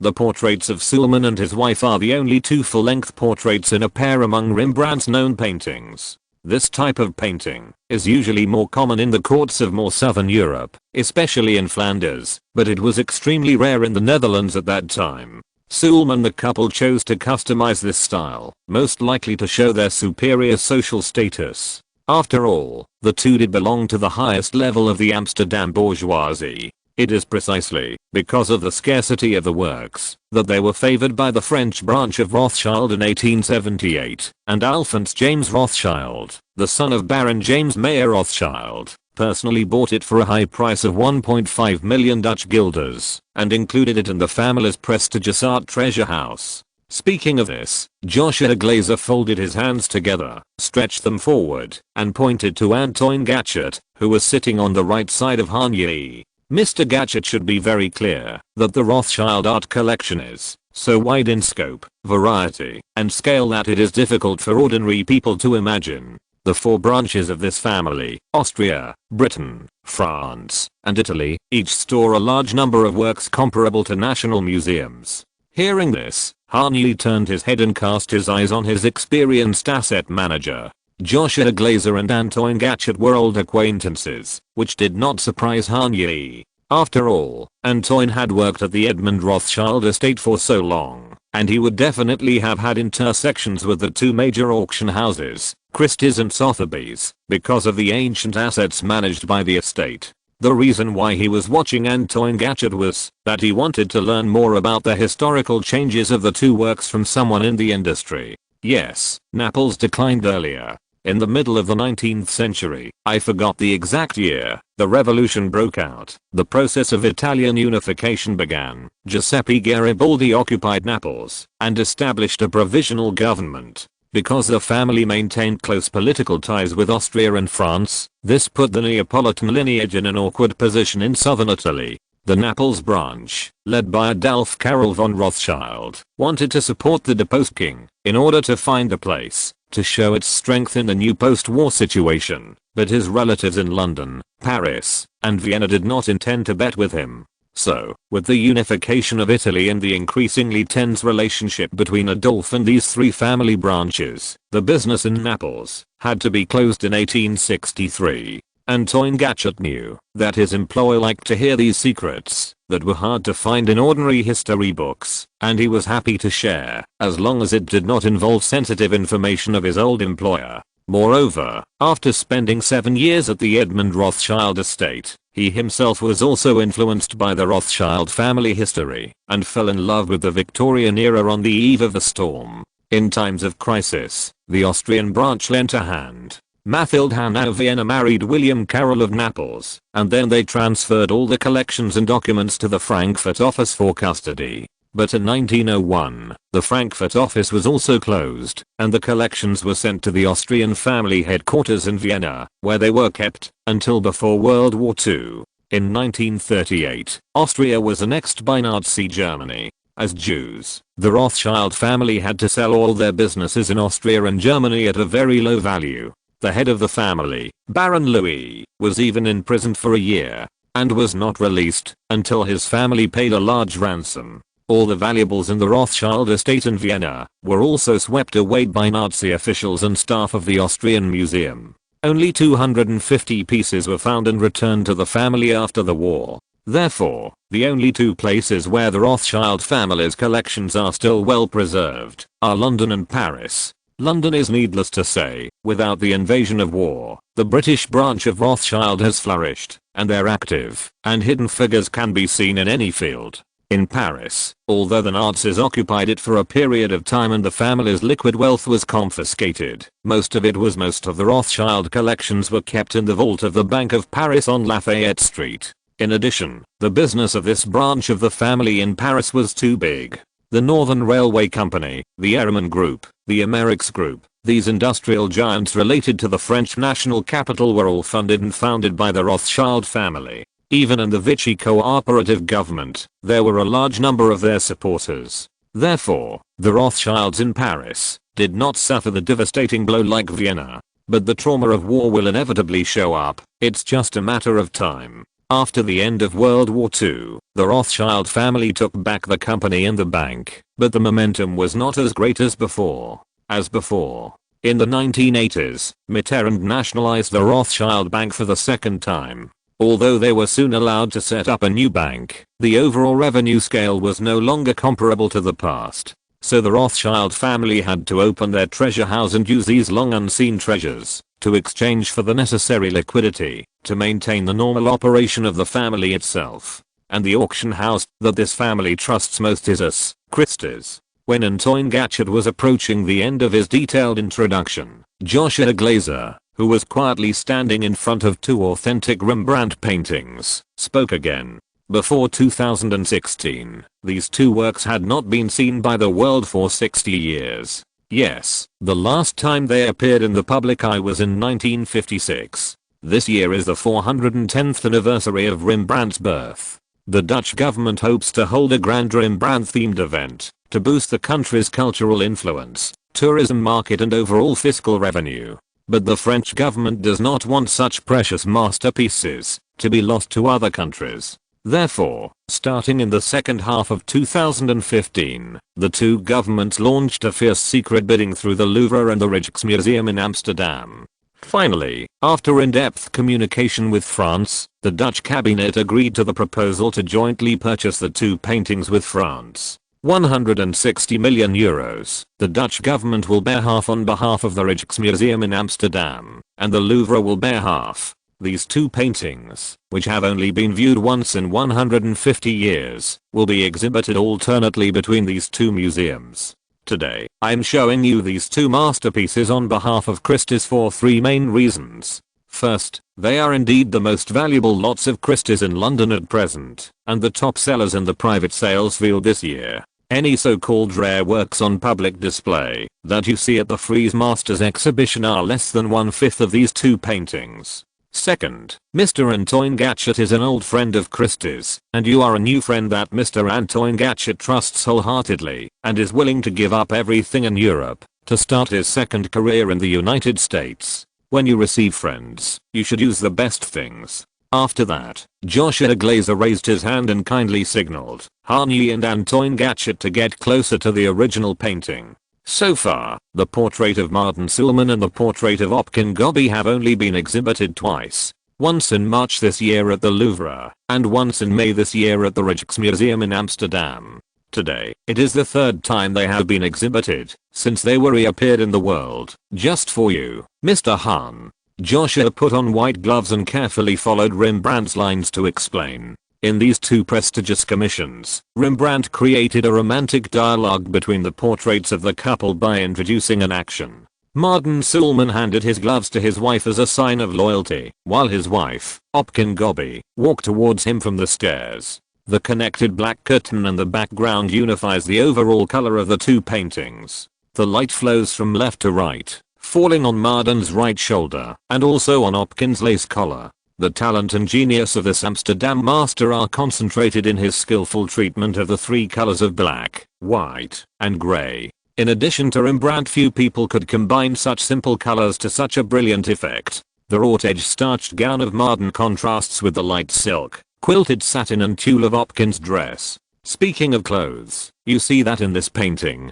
Mrs. Opkin's waist is obviously wider, indicating that she is pregnant with a new life. The delicate bows on the couple's belts are like a garland, uniting the couple. The pattern on the husband's breeches, the luxurious decoration on his shoes, and Opkin's black round fan all reflect Rembrandt's precise capture of details. The expressions of the two models are completely different. As a man, Martin is more calm and introverted, and there is no specific joy. Opkin is obviously more melancholy and elegant, which is in line with the different role positioning of couples in European society at that time. Color, light, character movements and postures. The amazing realism reflected in Rembrandt's paintings did not only appear after the Night Watch, or only in the last period of his life. 8 years before the Night Watch, the 28-year-old Rembrandt was able to burst out with such vigorous artistic brilliance, making these two portraits not only have infinite collection value, but also endless historical value. Just now when I was chatting with you in the corridor, I learned that your main career is music. If you want to use music to compare, Rembrandt is the Beatles, the Night Watch is Let It Be, Portrait of Martin Sulman and Portrait of Opkin Gobbi are I Want to Hold Your Hand. Not perfect, but forever young. Joshua Glazer took a deep breath in an exaggerated manner. Just by listening to his narrative style, it is not difficult to judge that he is a type of negotiator who is good at exaggeration and likes to use all kinds of big words to stun customers. Rembrandt's youth is an irreplaceable and unique collection for anyone who loves Dutch Golden Age paintings or even European paintings. I like Rembrandt very much. Oh, really? Joshua Glazer raised his eyebrows, with a hint of pretended surprise in his tone. He has a sharp eye for judging people. After only a few words in the pre-arranged telephone conference, he has a general grasp of Harney's preferences. He doesn't like the bizarre modern art, but likes realism that thoroughly studies the details. The technique of the painting itself is not important. What is important is the long history and humanistic feelings behind the work. That only means you are very lucky. After the two exhibitions, the two portraits will undergo a protective restoration process lasting 1 to 1.5 years, so they will be temporarily stored with us. The next time you want to see them in public, you have to wait until 2018. This is why Joshua Glazer went to great lengths to move Rembrandt's works out of the safe. It was also the main motivation for him to deliberately go around in circles and use Antoine Gatchet to connect Rembrandt, Rothschild and the great era they experienced. People like Harney are not art collectors, but history collectors. The stronger the pulse of the times he feels, the faster he makes decisions. Joshua Glazer is not worried at all whether Harney is a fraudster full of lies. The familiar and toying gadget is the first insurance. Han Yi's Gulfstream G650 parked at Heathrow Airport is the second insurance, and the intelligence collected by Christie's New York office is the third insurance. Unlike the yacht brokers in Monaco, it would only take a few minutes for Christie's to learn about a wealthy man's past spending records. Then I'm really lucky. Han Yi grinned, and then deliberately sighed. It's a pity that I can't take them home. I certainly can't compete with the French and Dutch governments. Joshua Glazer smiled knowingly after hearing the other party's response. He knew that this was Han Yi's implicit reminder to him that it was time to get to the point. It's not a pity at all, Mr. Han. If you ask me, you are likely to get two equally surprising things today. Oh, really? Yes, actually, this is the third reason why I want to show you these two portraits. We have a commissioned item that is not much different from them, and we are accepting private offers. Chapter 287, Flag Bearer. Why do you always leave a cliffhanger when you talk about things? Zhu Yiru glared at Han Yi on the screen and protested in a soft voice. Cliffhanger, literally translated as hanging on the edge of a cliff, and in literary works, it specifically refers to the narrative technique of depicting a gripping and suspenseful scene, but stopping abruptly at the key point, leaving people in suspense. It is often used in novels because it can stimulate readers to buy the next book in the series. It is also often used in TV series so that enough viewers can return for the new season to avoid being cancelled by the TV network. The mystery of Sherlock's life and death in the second season of Sherlock, who the gunman shot at the end of the first season of The West Wing, and even the end of the fourth season of Friends after Ross called out Rachel's name at his wedding with Emily, how the relationship between the three people would develop, are all cliffhangers that make the audience unable to stop and speculate and discuss for a whole summer. But this technique is quite interesting in novels and TV series, but it is a bit torturous when applied to real life. He has to breathe heavily before he finishes telling the whole story. Even if the person who does this is her favorite Yi, Zioru can't help but want to hit him. What's wrong with him for liking to see people go crazy? I'm sorry, I developed a bad habit when I was writing novels. Han Yi made mistakes quickly and apologized readily. Have you written novels? Zhu Yiru dragged out her voice, full of curiosity. Yes. What kind of novel? It's an autobiography, love, career, life, travel, all aspects. I write about everything, but I can't write anything well. And it can't be completely considered a novel. After all, the critics who have read it say it's a popular science book. I'm going to hit you. You're talking nonsense again. Zhu Yiru was still listening carefully at the beginning, but she started sighing before Han Yi got to the second half. Telling jokes without changing his expression and talking nonsense seriously are the two most similar characteristics between Han Yi and Chandler. Okay, stop joking. What did they show you after Rembrandt? Rembrandt. That's Rembrandt. Zioru realized that she was talking in Chinese, switched to English, and repeated the name, then tried to imitate Han Yi's accent, word by word. Rembrandt, right? I still like the translation of Rembrandt. Han Yi chuckled. It sounds like a painter of New Year pictures, very festive. I'm dead. It's still Rembrandt. Han Yi quickly used the answer to save the other party. The second group of works? Also Rembrandt? Yeah. The ones that haven't been sold? They haven't been sold, but Han Yi thought for a while and said slowly, the situation is a bit complicated. Why? Because there are many obstacles. Han Yi answered in detail. The first obstacle is, this painting can't be brought to France at all. The flag bearer. Han Yi looked at the high definition introduction picture on the LCD screen and muttered the introduction on the right side of the painting. I mentioned earlier that Rembrandt completed hundreds of self-portraits in his lifetime, and what you are seeing now may be the most valuable one of them. The standard bearer was painted in 1636, 2 years after the completion of the portrait of Martin Sulman and the portrait of Opkin Gobbi. In this painting, Rembrandt portrayed himself as a standard bearer. He is wearing the uniform of the standard bearer of the Dutch Republic Army during the 80 Years' War.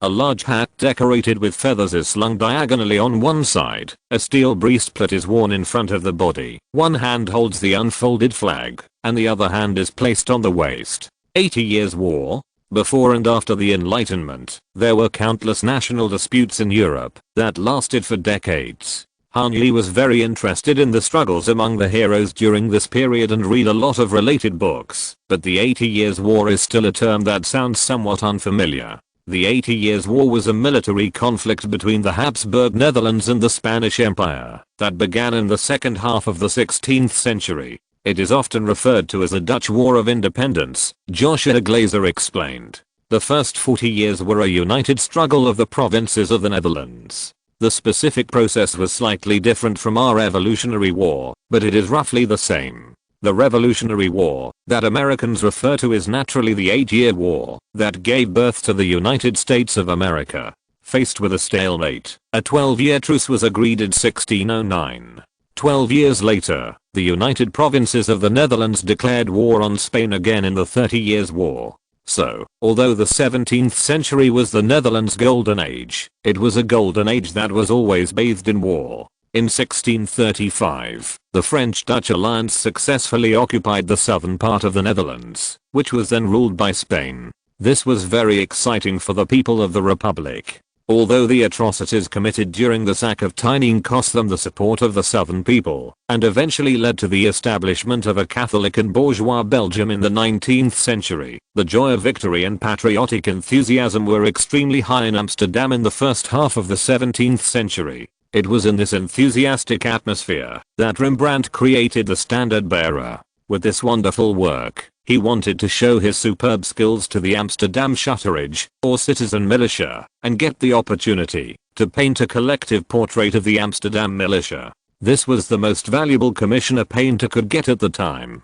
So, if there is no standard bearer, there will be no night watch. In the Dutch militia of the 17th century, the standard bearers always shouldered the most dangerous, but most glorious tasks on the battlefield. They wore shining costumes, waved flags, and led the troops forward. The standard bearers must maintain a high will, and let the soldiers unite closely around him. At the same time, they must show enough wisdom and courage to survive on the battlefield. After all, the first point of impact of the enemy's shells will always be him. In the painting, Rembrandt portrayed himself as a truly brave soldier. You see, his facial expression, unruly, but tough and brave, strongly proves that the vividness of Night Watch is not just a gift from chance, but a consistent continuation of his outstanding skills. This painting was first sold on September 2, 1771, for 61 florins. In the next 20 years, it changed hands 4 times, and was finally acquired by art dealer Pierre-Joseph Lafontaine for 30.95 francs.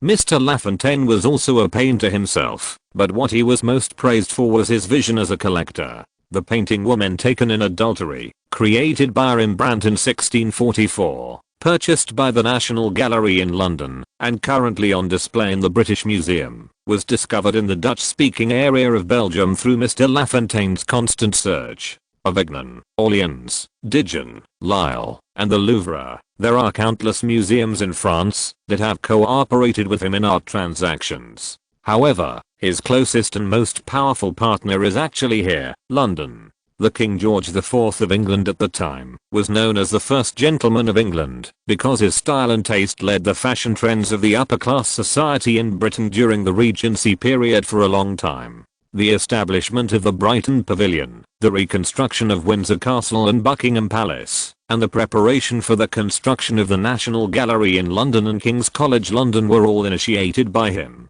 As a lover of art, he bought many works from Mr. Lafontaine in his life, and the Standard Bearer was one of them. Later, George IV used the Standard Bearer to exchange for several other paintings from Mr. Lafontaine. After being returned to its original owner, the Standard Bearer was properly kept in Lafontaine's London store until it was bought by Simon Horton Clark, the 9th Baron of the Clark family, who was ranked 7th richest man in England in the 1820s. After Sir Clark's death, his wife kept the work for 8 years. Finally, in 1840, it was purchased by Baron James de Rothschild and taken to Paris. Rothschild again Although I have read about the Rothschild family's enormous wealth in books a long time ago, and after hiring Antoine Gatchet as an asset manager, I have a deeper understanding of the power of this Jewish family in the business world from another dimension. But no matter how many written descriptions and anecdotes and scandals there are, they are not as shocking as the actual collection.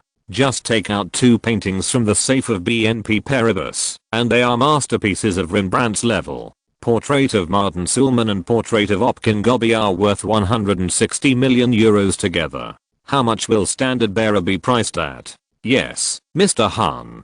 Christie's has a long-term and close cooperation with the Rothschild family. In the past 2 years, they have been more willing to realize their assets, and the list they gave us is also much richer than before.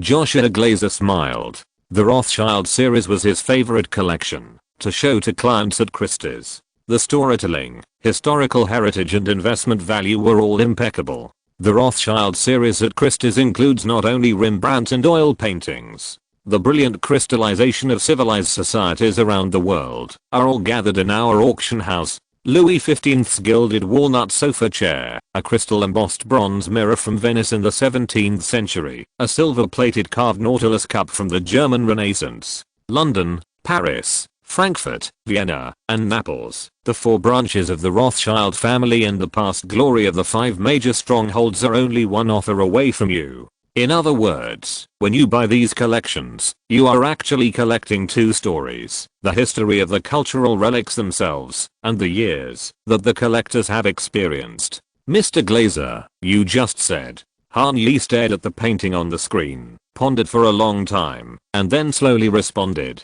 La Fontaine spent 30.95 francs when he bought this painting, right? Yes, that was the price in 1780. Joshua folded his hands in front of him. There was no difference in his tone, but the information in his words was conveyed very effectively. That year, the average hourly wage of French workers was 0.09 francs. What about the price in 2016? Han Yi stared at Joshua Glazer. How much has time and the Rothschild seal increased its value? This is the subtlety of private sales, Mr. Hahn. There is no starting price here, nor is there a minimum bid increase in each round. There is only you, and your recognition of this work. Joshua did not respond directly to Han Yi's question, but chose this ambiguous routine. The seller has a psychological price range, and you also have a psychological price range. What we need to do is to try to make the 2 overlap. So, where is the seller's psychological price range? It's a little high. Joshua raised his hands flat in front of him and grinned on one side of his mouth. A little high. Yes, it depends on what angle you consider this issue from. What angles are available for me to choose from? The artistic angle, the investment angle, and the pure monetary angle. From the artistic angle, what is the seller's asking price? Very fair, because there is only one Rembrandt in the world, and only one authentic Standard Bearer.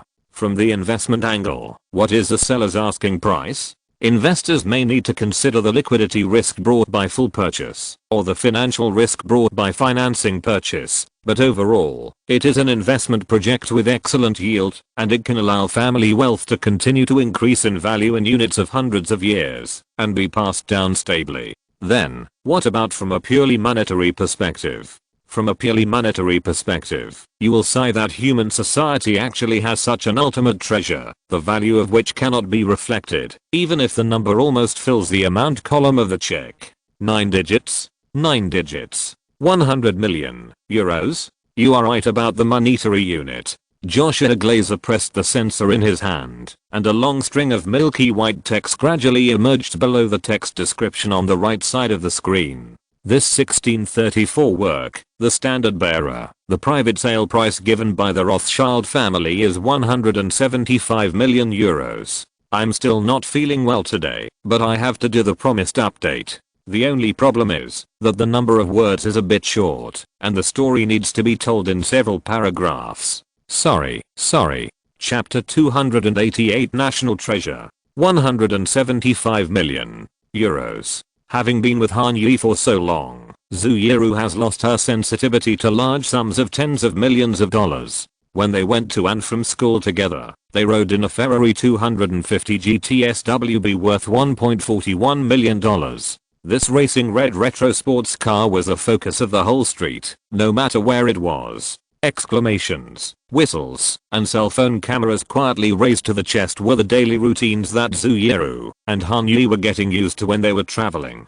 In the USC parking lot, even if the parking spaces were full during peak hours, the cars on the left and right would deliberately keep a distance from it for fear of scratching it. Occasionally, when passing by the row, Zioru could even see the rich kids of Sigma Chi or Phi Sigma Kappa fraternities jumping up from their patio chairs, rushing a few steps in the direction of the Ferrari, shouting and cheering. You can also see the Kappa Kappa Gamma and Delta Gamma girls competing for beauty at the gate of the sorority, taking off their sunglasses that they almost never leave their noses, circling their fingertips around their deliberately dyed blonde hair, whispering and reciting the license plate silently 2689 great. In addition to a few students who received half or full scholarships, a considerable number of students at USC come from wealthy families.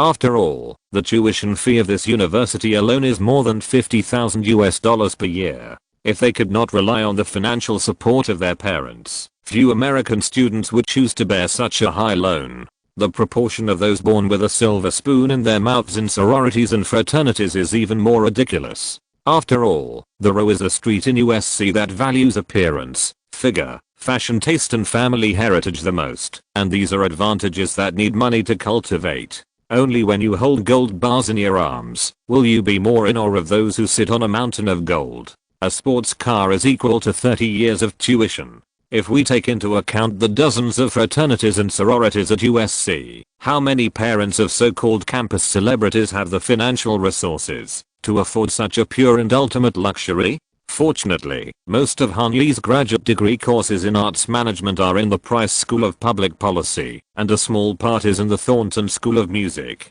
These two schools are not like an Edinburgh, where sorority members are everywhere. Otherwise, he would have to passively endure various unexpected encounters every day. Realizing this, Han-Yi began to intentionally change his means of transportation to and from USC to Bentley Bentayga, and the situation of attracting attention has improved. Although this luxury sub also costs nearly $200,000, you can still occasionally see the same model in school, and it is no longer a unique replica treasure. Of course, Zioru can not only feel the huge changes brought about by wealth at all times on campus, but also when she meets Han-Yi on weekends. This feeling is even more obvious. Every time when she was on her way from the Vmod to 864 Stradella Road, Zooyeru was tightly wrapped in a strong sense of unreality. She saw the scenery outside the window change from a white office building with Korean signs to a privacy wall of trees that blocked out the sun. She saw the black metal door slowly open, and the housekeeper Corey McIntosh and the private security guard Finn Dervish walk towards her quickly, and then she saw Han-Yi sitting in the salon area, concentrating on his mobile phone to handle official business, and turned around when he heard her footsteps and smiled gently at her. Is this the boy I like? This is his life. This will also be my life. It has been almost a year since Han-Yi first revealed his true situation at Sashi General. In this year, Zioru and Han-Yi have experienced a lot together and have also gained a lot. The Harry Winston high-end necklace that still lies quietly in the safe and never sees the light of day is the best proof of this wonderful time. But even so, she still asks herself the same question that cannot be effectively answered every day. She tried hard to adapt to a brand new life and a brand new situation. She had learned not to be moved by any amount, but there were always some surprises that would pop up from Han-Yi's side or even his own mouth, making her feel fresh, interesting, fascinated, small, powerless, and at a loss again. 2 months ago, she followed Han-Yi, who was invited, and Zhao Yaozhen to have dinner at 900 Errol Road, met Jennifer Aniston, Courtney Cox and Lisa Kudrow, and play billiards with Rachel, Monica and Phoebe. Why did Jennifer Aniston invite Han-Yi? Because Han-Yi is a major shareholder of Utah. The 22-year-old boy she likes is the major shareholder of the world's third largest performing arts agency. A month ago, she received a white envelope from Han-Yi when she was spying in the office. When she opened it, she found an invitation letter printed on coated paper. The Recording Academy cordially invites you to attend Sunday, February 12, 2017. 12:30 p.m. Grammy Red Carpet Premiere Microsoft Theater Louisiana Live 5 p.m. Grammy TV Live Awards Ceremony Staples Center, Louisiana Live 9 p.m. Grammy Official After Party Los Angeles Convention Center, West Hall, Black Tie Party, CBS Television Network, Eagle Rich Ventures, Invitation Letter to the Grammy Awards Ceremony, February next year. According to Yee, this is the first batch of invitation letters sent by the Recording Academy to major record companies. There is no name on the letter itself, but on the envelope, it is Grace HSU. Why did the Recording Academy invite Zhu Yiru? Because Han Yi founded Han Music, which has emerged this year. Xiaoru was unable to attend the VMA in New York last time due to her busy studies. This time it will be held in Los Angeles, and Han Yi will definitely not forget to ask for a seat for her. The boy who she wanted to put into the Pokeball and always be by her side is the behind-the-scenes promoter of the Billboard's 3 consecutive hit singles and an indispensable new figure in the annual music event. This is the second surprise that caught Zhu Yiru off guard in the past 3 months, but it is natural when she thinks about it carefully. And today's flag bearer worth 175 million euros is the third one. Rembrandt is great, yes. If Zhu Yiru were to rank the most outstanding painters in history, he would definitely be in the top 3. The greatest visual artist in the history of Dutch art. He is proficient in portraits, landscapes, genre paintings, allegorical paintings, historical scenes and religious scenes. His Night Watch is known as one of the 3 famous paintings in the world. In Zhu Yiru's heart, it is even more artistically valuable than Mona Lisa. Even so, the price tag of 175 million euros is really too high. Yee, wait a moment. Zhu Yiru put her phone aside, activated her laptop, opened Google, typed most expensive painting in history, and clicked search. Exchange, Willem D. Kooning, $300 million. Seller, David Geffen Foundation. Buyer, Kenneth C. Griffin. Private sale. The Card Players, Paul Kazan, $250 million. Seller, George Imbericus. Buyer Qatar. Private sale. When Will You Marry, Paul Gauguin, $210 million. Seller, Rudolf Stiehelin. Buyer Qatar. Private sale. Number 17, Jackson Pollock, $200 million. Seller, David Geffen Foundation. Buyer, Kenneth C. Griffin. Private sale. Water Snake 2nd, Gustav Klimt, $183.8 million. Seller, Yves Bouvier. Buyer, Dmitry Rybolovlev. Private sale. 175 million euros, which is about $190 million. That means, if you buy this painting, it will become the 5th most expensive painting in history. Han Yi helped Zhu Yiru finish her sentence. The 5th most expensive in history. Xiaoru took a deep breath. Yee, you.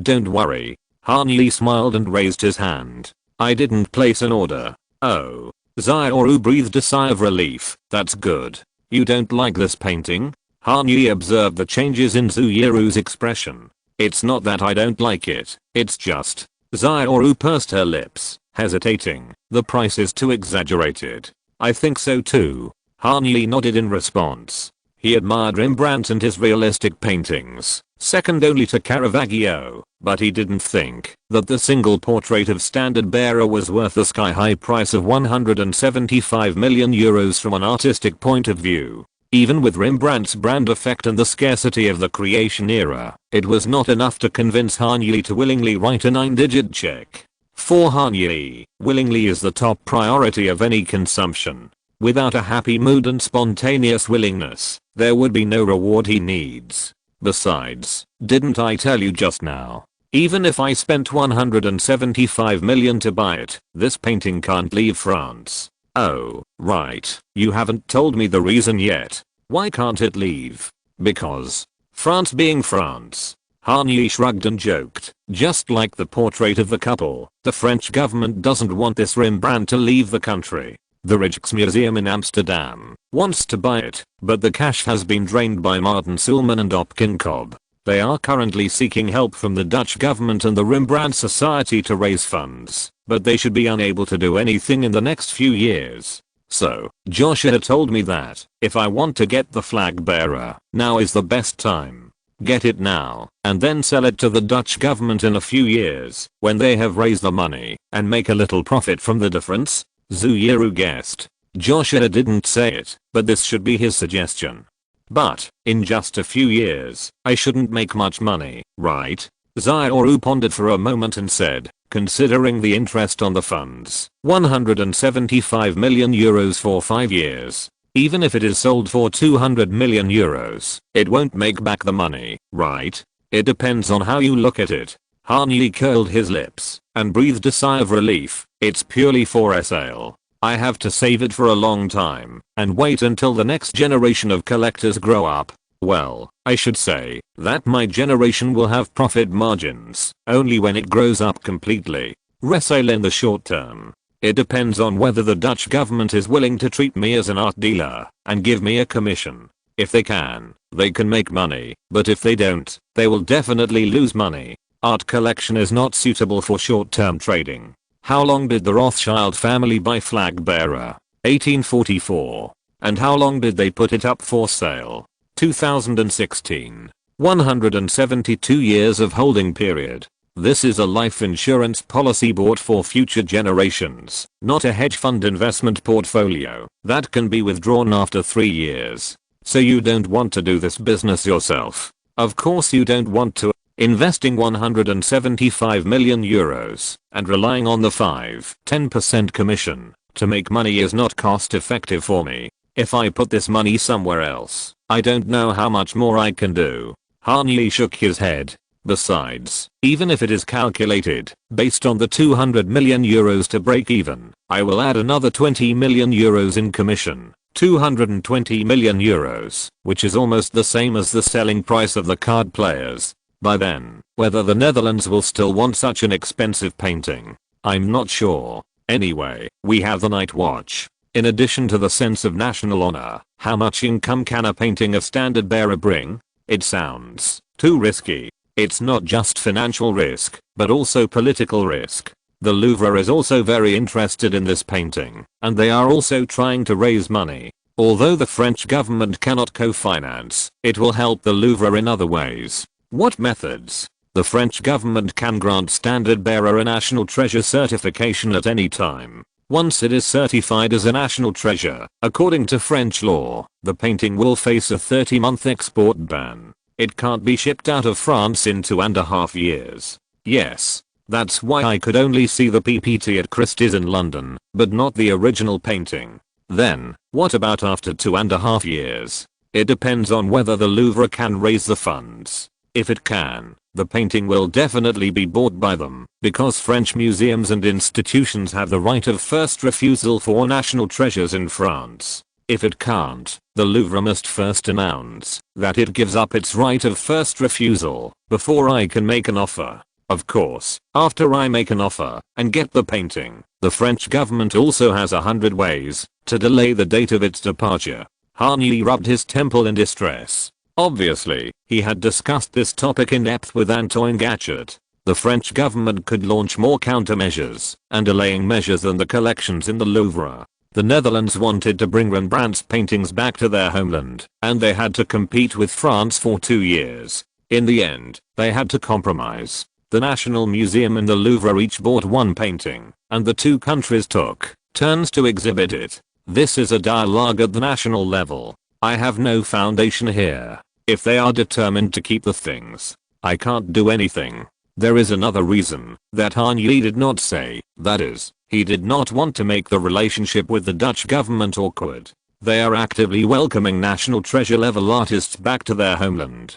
If you come out and buy the paintings, this kind of thing may cause waves in the mass media and gain unnecessary negative attention. More importantly, Hanyi, who hopes to deepen his roots in the field of electronic music, still has a lot of business he wants to expand in the Netherlands, which is known as the Kingdom of Electronic Music. Therefore, although the lowlands are small, Hanyi does not intend to anger the politicians and people here. At least for now. No wonder you gave up. Zuyuru understood. If you really want to buy it, you have to be prepared for a long-term battle. Buy an apartment in Paris, or enter safe to keep it. I've thought about it, but it's still not safe. What the French government wants is for the Standard Bearer to be exhibited in France and bring economic value to the country. Rothschild and others can't interfere, but once the work changes hands this time, they will see that the new buyer is me, and they will definitely try every means to get me to cooperate with a certain organization for an exhibition. That means they may force you to rent it to the Louvre. Very likely. Han Yi nodded and whispered something that made Zhu Yiru a little confused. Then it would become a forced compromise rather than a consumption from the heart. It's okay, Yi. Zioru never thought that she would say this one day. She wouldn't even dare to be so bold in her dreams, but the reality is that she did say it. It doesn't matter if I can't buy it this time. I can always meet a Rembrandt who is priced right and not restricted. Rembrandt, let's talk about it later. Han Yi drawled out his voice, smiled and winked at Zhu Yiru. Let's buy something else this time. Or, still bought it? Still bought it. Han Yi really enjoyed the feeling of leading Zhu Yiru's emotions up and down. He sounded like a devil, but he really didn't have any bad intentions. He just liked people to be immersed in the stories he told. To end the chapter, when it's time to end it is not a sorcery, but an art. After buying a painting, you don't need to worry about whether it can be shipped out of France or the UK, because it's in the United States. Chapter 289 Flower Girl Linda.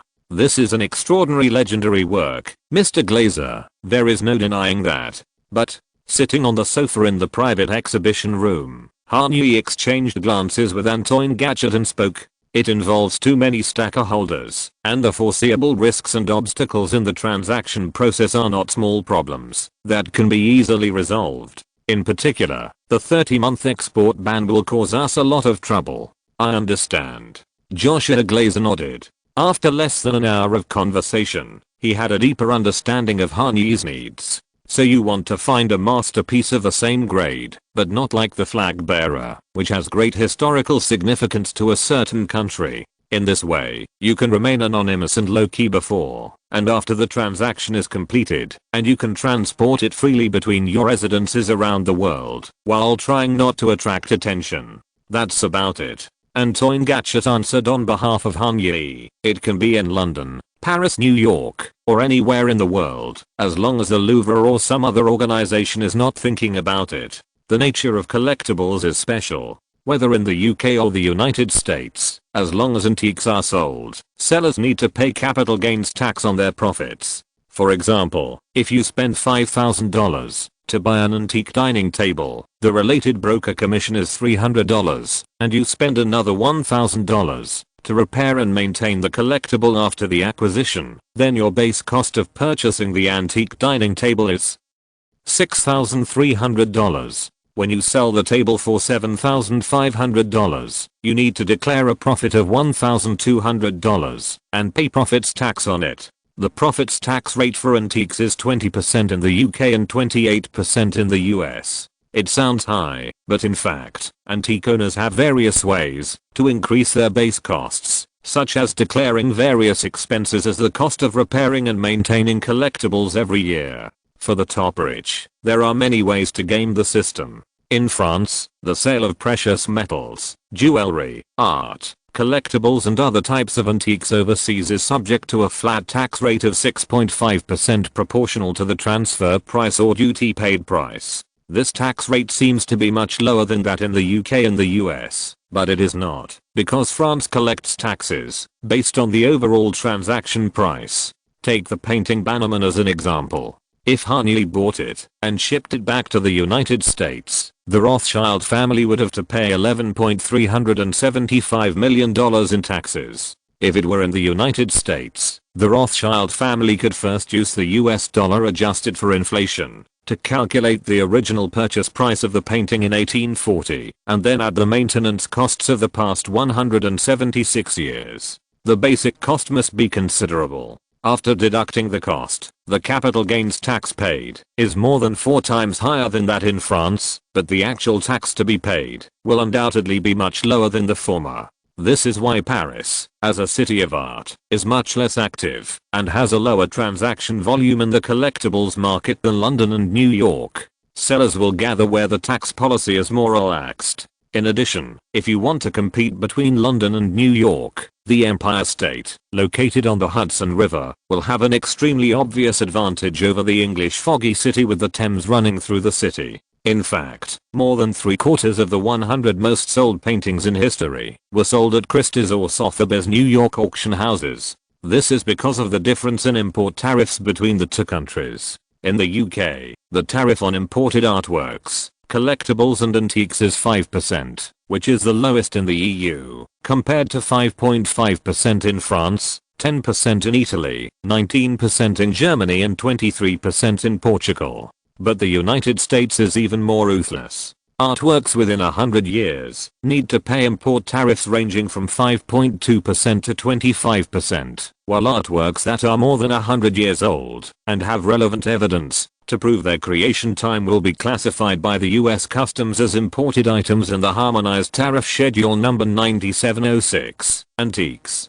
As long as it is an antique, it does not need to pay even a penny of tariff when entering the United States 100% tax-free, no exceptions. More importantly, the United States in 2016 was originally the country with the most billionaires. There are 540 top billionaires with a net worth of more than $1 billion, far ahead of the 251 in the second place. 1% of these 1% is the main growth point of the art market in recent years, especially in the private sales sector. So, after declining flag bearer, Harney was surprised to find that almost all other paintings of the same level that Joshua Glazer showed him on behalf of Christie's auction house were stored in the United States. For example, Little Girl Holding a Basket of Flowers, created in 1905, is a representative work of Picasso's Rose period, collected by David and Peggy Rockefeller, and sold by Christie's New York. Although he achieved some success in his early years, by 1905, Pablo Picasso was still a struggling artist, barely making ends meet in a dilapidated house at 13 Rue Lavignon in Montmartre.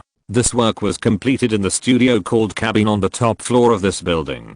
During this period, Picasso often watched the performances of the Medrano Circus near the foot of Montmartre. Inspired by the joy of clowns and acrobats, his artistic creation also transitioned from the bleak blue period to the more optimistic rose period. The subject of this painting is very clear, a young naked girl. She looks like a florist, but secretly she is also a child prostitute who welcomes and sends off at the Moulin Rouge. The pink ribbon on her long dark hair, the bright red flowers in the brown basket, the distorted silhouette against the blue background, and the troubled and painful expression in the soft light all form a sharp contrast. Many people believe that this painting is a juxtaposition between chastity and sexiness, innocence and corruption, and the traces left by the cruel reality on the innocent girl. One of the owners of this painting, the American poet Gertrude Stein, commented on it, "A solid thing, a charming thing, a lovely thing, a puzzling thing, a disturbing thing, a simple thing, a clear thing, a complex thing, an interesting thing."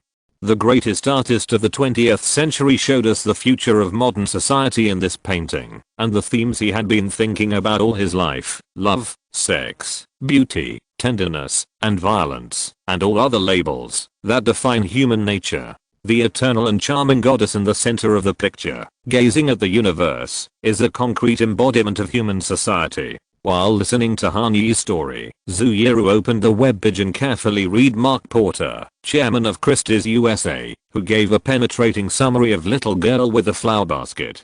At first glance, I didn't feel anything special. I just thought the soles of the feet were big. But after reading the analysis, I looked back. Zuyuru clicked on the large picture and looked at it carefully. It really feels charming and hurtful. Gertrude Stein has similar ideas to yours. Harney counted Zuyuru's slightly trembling eyelashes on the screen and said softly, "What ideas?" Zuyuru asked. "I think the little girl in the painting has big feet and strange body proportions." Harney replied, "When her brother Leo first bought this painting, Gertrude was actually very unhappy, thinking that her brother was always spending money indiscriminately. It took her several years to understand what Picasso wanted to express, and after understanding it, she could no longer live without it. Later, when she parted ways with Leo, she let her brother take Kazan away, but she insisted on keeping the Picasso." "I see." Zuiru nodded thoughtfully. It is indeed a very contagious painting. Especially contagious. Hanyi responded. So I would never consider buying it. You think it's too sad, don't you? Yes. Hanyi sighed. What it represents makes me very uncomfortable. The girl in the painting is not Picasso's artistic fantasy, but a real person who existed in the early 20th century. Her name is Linda. In 1905, Picasso was unknown and poor, living a bohemian life in Montmartre. Linda was one of his few affordable entertainment activities. The Third Republic was the golden age of brothels. Starting in 1870, the once shunned lowly activities became a part of social life. The state tax authorities could even extract 50% minus 60% of the profits from such transactions. I was just looking up information on this. Do you know, Zioru, that between 1871 and 1903, 155,000 women were officially registered as prostitutes, and another 725,000 women were punished for illegal prostitution. This number is too exaggerated. The most exaggerated thing is not the number of women working in this industry, but the unfair treatment they receive. In that era, prostitutes were second-class citizens in French society, at the mercy of corrupt police. The Paris police not only controlled the official brothels, but also dealt with street prostitutes at will. Girls who make a living on the streets not only have to pay tribute to the police on time, but also have to be on guard against the exploitation of gangs and the coveting of sexual perverts at any time. And Linda is the weakest of these prostitutes. She is too young to work in an official brothel and register legally. She may also be introverted and timid, and she doesn't know how to protect herself. If she stands on the street wearing revealing clothes, it is estimated that within a few nights, she will be eaten up by the police and gangs. So, she can only disguise herself as a flower girl, lingering near the Moulin Rouge, waiting for men with bad intentions to approach her. All they need to do is buy a few roses from Linda, and she will follow the men into the dark alleys, let them do whatever they want, and satisfy their false and dark desire for conquest. You have seen this painting. Linda in the painting is at most 14 or 15 years old. No matter what her reasons are for choosing this path, whether it is because her family is poor, her relatives are sick, and need to raise money, or she simply wants to fill her stomach. Whatever the reason, the tragic existence of Linda is the dirtiest dark side of human history. As a species, we cannot protect the weaker ones, but instead have to eat their flesh and blood. This is a sin in itself. When talking about this topic, Hanyi's tone was hoarse, and Zuiru's expression was also quite solemn. Yes, this is a sin. Perhaps we should thank Picasso for recording this sin in its original and unambiguous form, so that we can see it and criticize it. But, at this point, Hanyi paused for a long time, as if he was looking for the right less intense words. But, think about the background of the creation of this painting. What is its most real background? Where and under what circumstances did Picasso meet her, glimpse her body, and burst out with inspiration for painting? Another day was spent in a daze. The 24-year-old Picasso put his hands in his pockets, tightened his coat, and walked aimlessly among the bright neon lights of the red light district of Pigalle. He had no idea about the new work. The rent was due next week, and the damp Fernand Olivier was flirting with the skinny guy in the bakery downstairs again today. In a rage, Picasso locked his bohemian girlfriend in the apartment and left. I have to do something to get revenge on her, Picasso thought. Sir, do you want to buy flowers? A crisp, childish, almost inaudible child's voice attracted his attention. Picasso looked closely and saw a little girl in thin clothes, shivering in the cold wind with a basket of flowers. Revenge is here. This is the best revenge he can afford at the moment. How much are the flowers? He stopped and asked. 3 roses can make flowers bloom in that corner. The little girl pointed to the demalé next to the Moulin Rouge. 10 roses can let the flowers bloom in your apartment for a night.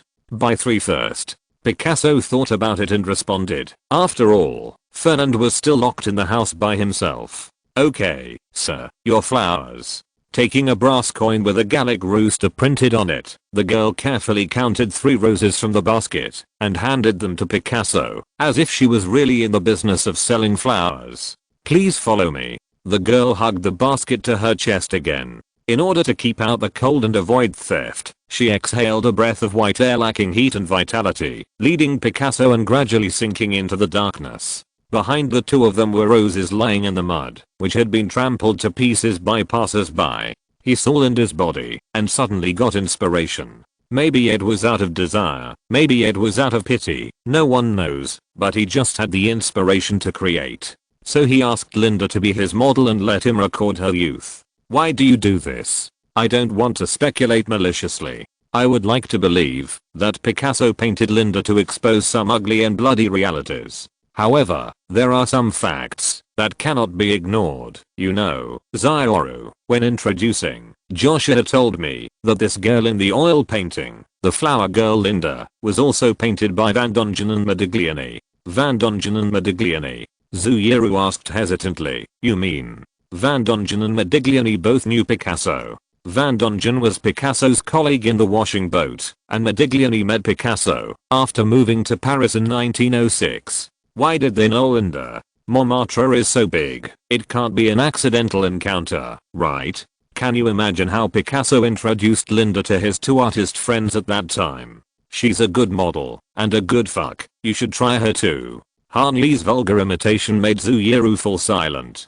She wanted to speak out to refute, but sadly realized that perhaps what Han Yi said was reality. When Joshua mentioned Van Dongen and Modigliani to me, my reaction was similar to yours, Zioru. I didn't know how to respond to him, and I didn't know with what kind of mood to appreciate this painting. Now when I see this painting, I will think of the big studio era in Hollywood, and think of Louis Mayer and Judy Garland. What's the difference between what Picasso and Linda did, and Louis and Judy? One painted little girl with a basket of flowers and the other made the Wizard of Oz. They are both treasures in their respective art fields, but the transaction between Picasso and Linda was more explicit and direct. I think that anyone who has a little understanding of the background of the creation should not want to spend $150 million to collect it. At least that's what I think. No, I'm not the only one who hates it. This painting has been hanging in David Rockefeller's office, with its back to the door and facing the desk, because Peggy Rockefeller didn't like this painting and didn't want to look at it at all.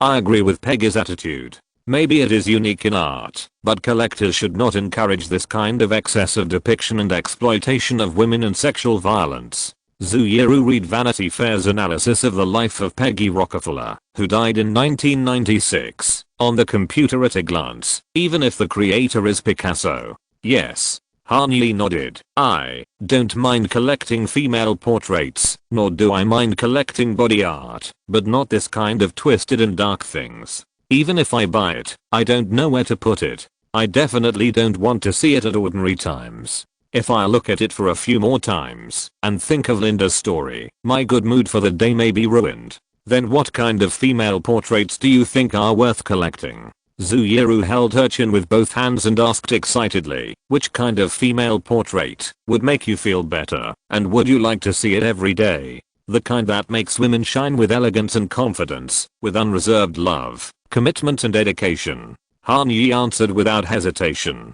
The one I finally chose is this kind of female portrait. The one by Gustav Klimt. The portrait of Adele Bloch-Bauer. Number 2. Chapter 290 Encounter. Have you seen portrait number 1, Zioru? Of course I haven't seen it. Without opening Google search, the image of portrait of Mrs. Adele Bloch-Bauer number 1 emerged clearly and vividly in Zouyeru's mind. She could even see Mrs. Adele Bloch-Bauer's eyelids drooping slightly due to muscle weakness. This is the culmination of the painting career of Gustav Klimt, the greatest painter of the Austro-Hungarian Empire, and one of the most milestone single portraits in the history of human art. Mona Lisa, Girl with a Pearl Earring, portrait of Mrs. Adele Bloch-Bauer number 1. This Art Nouveau work created in 1907, like Klimt's other famous painting The Kiss, is the most deafening and powerful voice left by this lonely and taciturn Viennese painter in this world. I remember it was commissioned by a banker.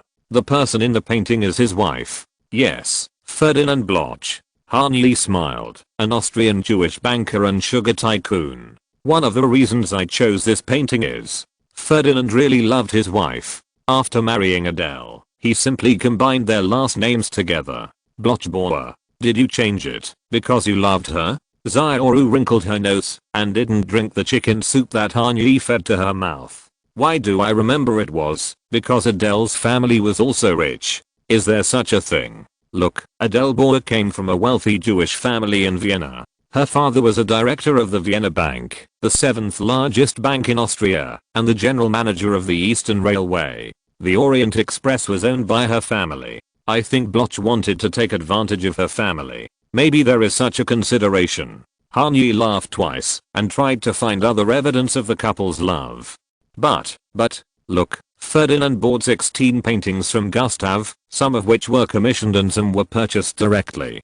Basically, all the commissions were with Adele as the protagonist, and they were all a gift for Adele. Birthday, anniversary or something. If it weren't for the love between them, we would never see these famous paintings. The kiss is not about their love. Some people say that Adele is the only lady from the upper class who is considered to be Klimt's mistress. Zuyuru's eyes swept across the computer screen, her expression calm and normal. Many critics speculate that the woman in the kiss is an idealized portrait of Adele. Look at this painting. The woman's right hand placed in front of her neck. The fingers are, isn't it a little deformed? Adele had an accident when she was a child and she injured her right hand fingers. This can't be considered direct evidence. The direct evidence is another painting, Judith and a Head of Holofernes, Klimt's most erotic work. Sitting on a high chair in the apartment, Zuyuru, wearing black framed glasses, spoke concisely and in a cold tone. She sounded like Edgar Conan who had just found the murderer and turned on the voice changer to speak. The model of this painting is Adele. She wore a jewel-studded gold necklace given to her by Ferdinand and was naked in front of Klimt. Apparent evidence of cuckoldry, indeed. What kind of true love is this? It's obviously timing and cheating on her husband. If there were sweaty soybean emoticons in the real world, Han Yi should have pasted 1,000 of them on his face by now. Why did Xiaoru stare at him without blinking when she said the last sentence? When I heard the introduction, Christus didn't mention this. Han Yi touched his cheek and hesitated. And, why would Adele fall for Klimt? It doesn't make sense, if you think about it. It's obvious that Ferdinand is a better match for her. More suitable. What does it mean? Social status? Or money? Xiaoru asked back. Adele doesn't lack these two things. Her family is much richer than Ferdinand. Maybe she just wants to seek different excitement. That's because she is not satisfied with the monotonous life in the same dimension, so she developed feelings for Klimt after marriage. Han Yi gave a careful conclusion, emphasizing the word after marriage. No. Xiaoru shook her head. Adele met Klimt before she made an engagement with Ferdinand. Those were the last few years of the 1890s. Gustav Klimt, who was over 30 years old, lived in the capital of Austria. His friends all called him Nig. The king of the Viennese art world. The ancient Greeks believed that inspiration was a gift from the gods. Freud believed that art was the result of an attempt to resolve psychological contradictions. So for creators, the pain of childhood trauma was the source of great works. If this is true, then Gustav Klimt, a tireless workaholic and a playboy who repeatedly violated the rules, was the golden boy that Mount Olympus had bet heavily on. Klimt was born on July 14, 1862, in an ordinary inconspicuous bungalow in Baumgarten, a suburb of Vienna. This was a Catholic family with 7 children, and Gustav was the second oldest. His father, Ernst Klimt, was a rude, uneducated Czech from Bohemia. His poor German skills meant that he could only live an isolated and friendless life in Vienna. As a gold engraver, Ernst had the opportunity to create all kinds of gorgeous gold jewelry for the upper class of the Austro-Hungarian Empire, but under the glamorous shell, the meager income brought by this job made Ernst very depressed. He could not support the children who were born one after another, and he could not satisfy his wife. Gustav's mother, Anna, was a 19th century pioneer in the dream of stardom. She came to Vienna with the dream of becoming a professional opera singer, but like the beautiful girls working in Olive Garden or Cheesecake Factory in the 21st century, Anna's dream never saw the light of hope. Since the birth of her first child, Anna has been struggling with anxiety and depression, which has gradually deepened with the birth of each child. When Gustav was 2 years old, the family had moved 5 times to find a way to survive. 9 people squeezed into one bedroom, and there was not even bread at Christmas, let alone gifts. When Gustav was 12 years old, his 5-year-old sister Anna died of a serious illness, which brought the mother who had the same name and silently injured the heavy pressure to the point of complete mental breakdown. His beautiful but emotionally fragile and sensitive sister Clara suffered from religious madness and never really recovered. Clara chose to get the joy that could not be found in reality in frequent religious activities and sacred crazy fantasies. Yes, she claimed that she could see angels and the Holy Spirit and hear their teachings.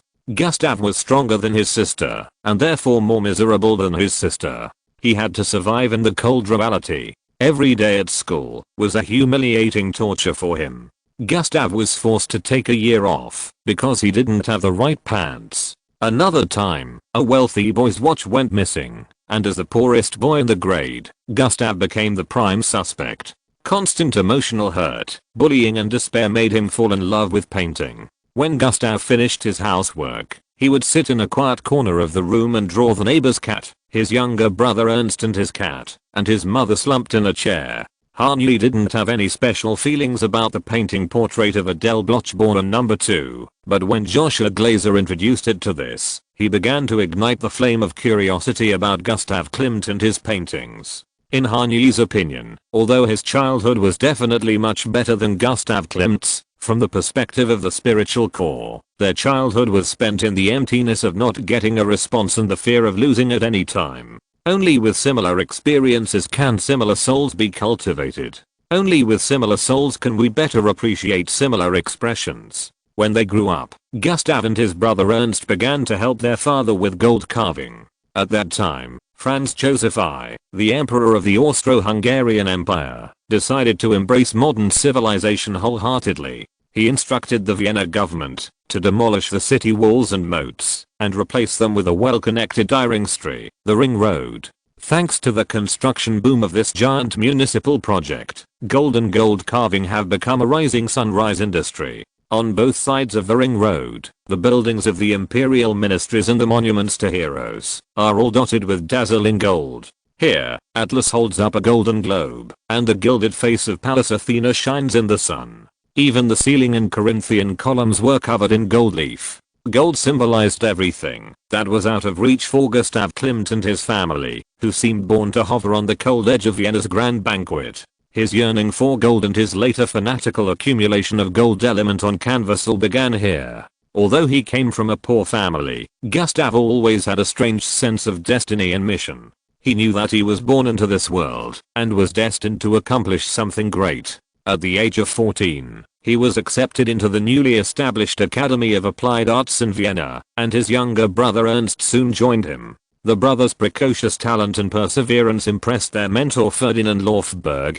Laufberg guided them into the field of mosaics and frescoes, and he helped them contact their first commissions and their artistic careers. Soon, the brothers began to paint the interior decoration of the Hermes Palace. At that time, the most beautiful queen in the world, Empress Elizabeth of Austria-Hungary, despised the traditional court of Vienna. The Hermes Palace in the western suburbs of Vienna was a secluded castle she built for herself. The Klimt brothers completed the task brilliantly, and then they formed a 3-person creative team with Franz March, another promising new star of the School of Applied Arts, to paint the ceiling of the Strani Palace in Vienna. Under Gustav's leadership, they established Künstler Kompanie, or Artists' Company. The job opportunities and the huge reputation that came with the Artists' Company soon exceeded the imagination of the 3 young artists. They were invited to decorate a theater in Carlsbad, a distribution center of Central European architectural treasures, and were hired to decorate the walls for the 25th anniversary of Emperor Franz Joseph and Empress Elizabeth's silver wedding anniversary. In 1888, because of his outstanding completion of the mural commission in the Vienna Burgtheater, he was extremely confused and received a gold medal from the Emperor of the Empire. And that year, Gustav was only 26 years old. Are we stupid, or are they stupid?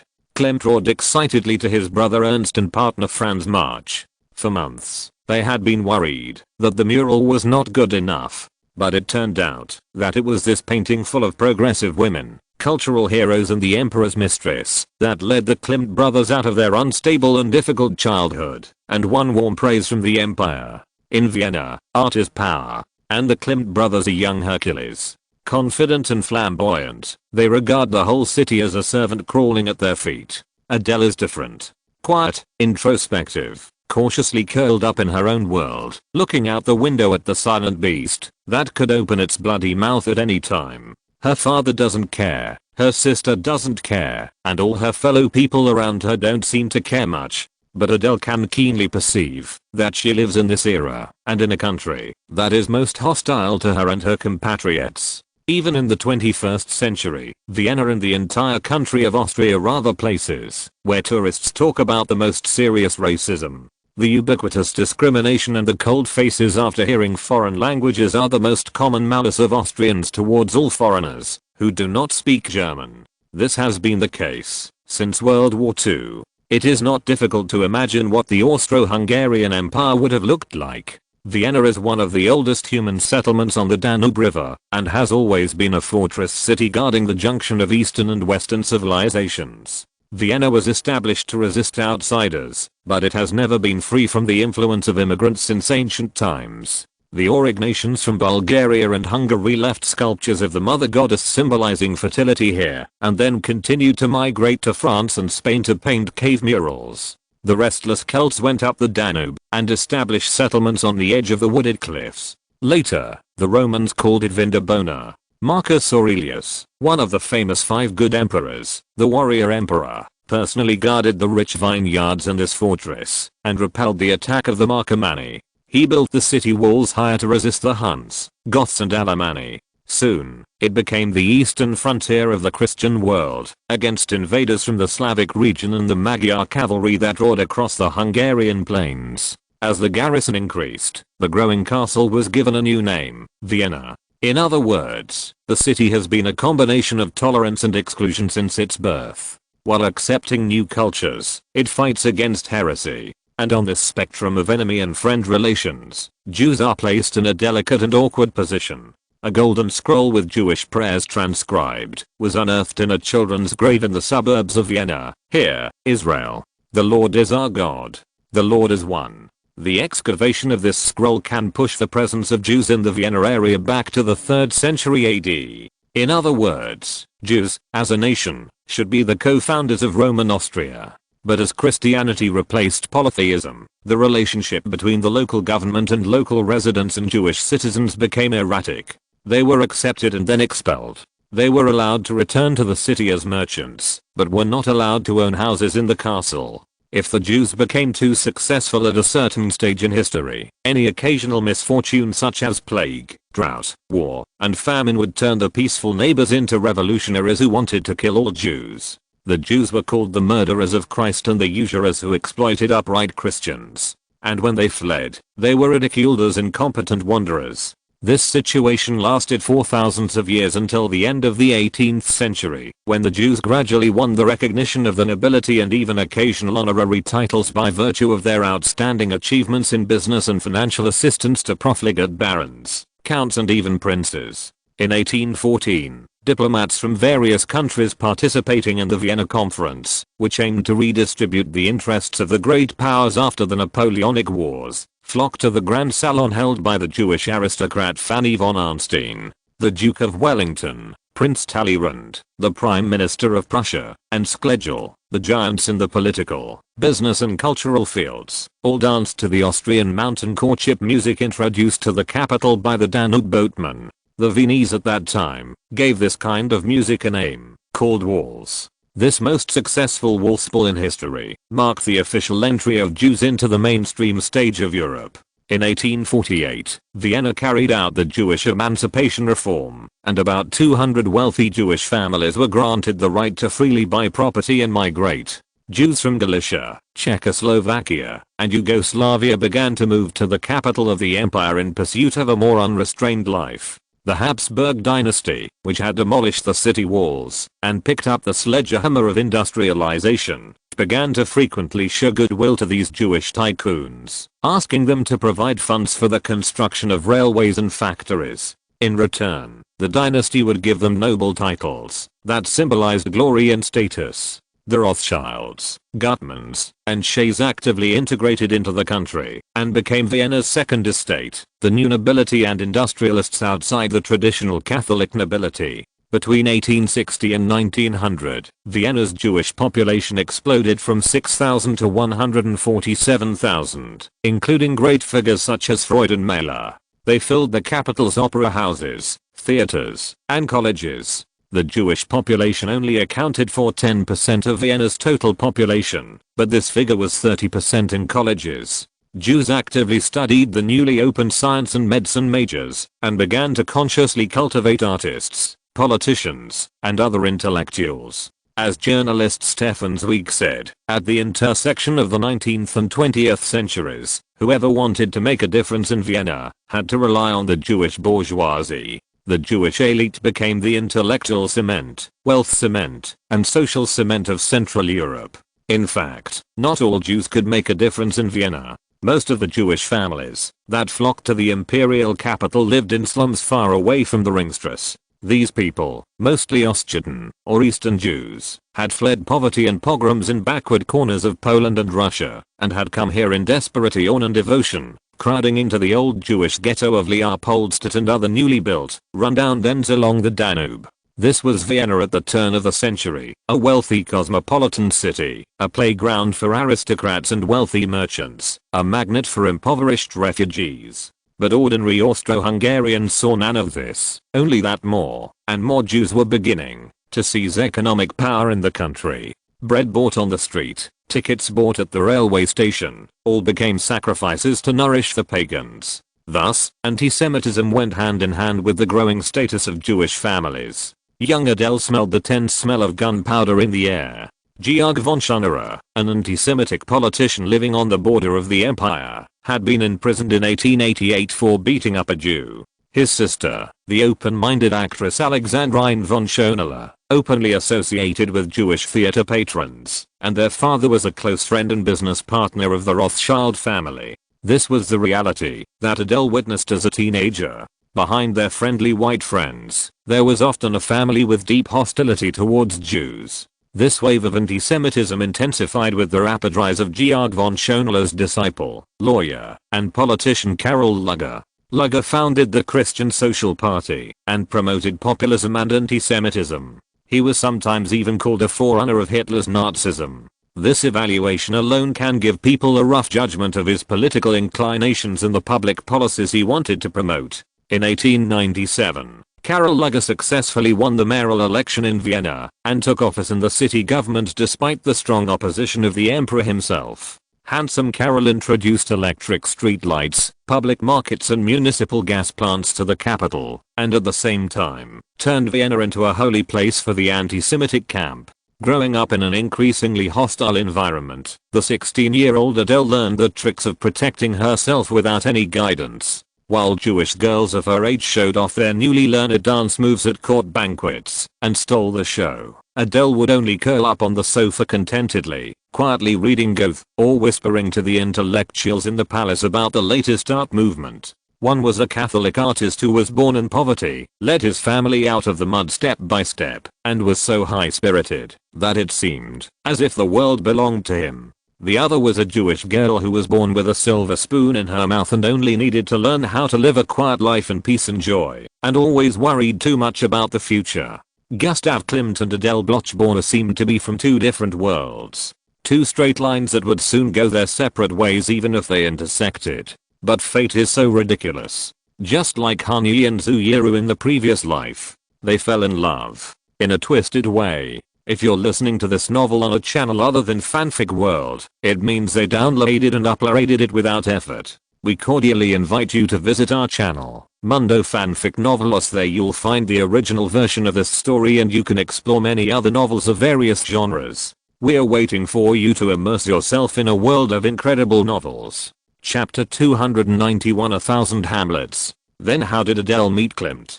Zuyeru carefully browsed the Wikipedia page. Wikipedia doesn't seem to mention it. I also asked Joshua about this question. He briefly talked to me about his point of view, not historical facts, just his point of view. He has been responsible for maintaining this painting since it came to the United States in 2006. He was also responsible for negotiating and signing the two leases with the new gallery in New York and MoMA. It was rented to MoMA. Zuyuru was a little surprised. It's still there now. Why don't I remember seeing it last time I went there? Zuyuru stroked the hair by her ear, frowned slightly, and tried to search for memories related to this painting in her mind. MoMA has so many treasures, and their attention must be focused on Van Gogh's Starry Night or Monet's Water Lilies. It's normal that they don't remember it.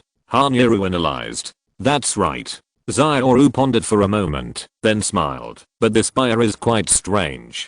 After buying it, she didn't keep it herself, but hung it in the museum for others to see. In fact, many buyers do this. I just found out about it today. Renting it to a museum not only brings in a stable income, but also professionals to help you maintain the work, saving costs and worries. Having said that, Hanyu paused for a moment before continuing, but it shouldn't be for saving money. After all, she is the first self-made woman in the United States. Who? Zuyuru became more and more curious. Opera.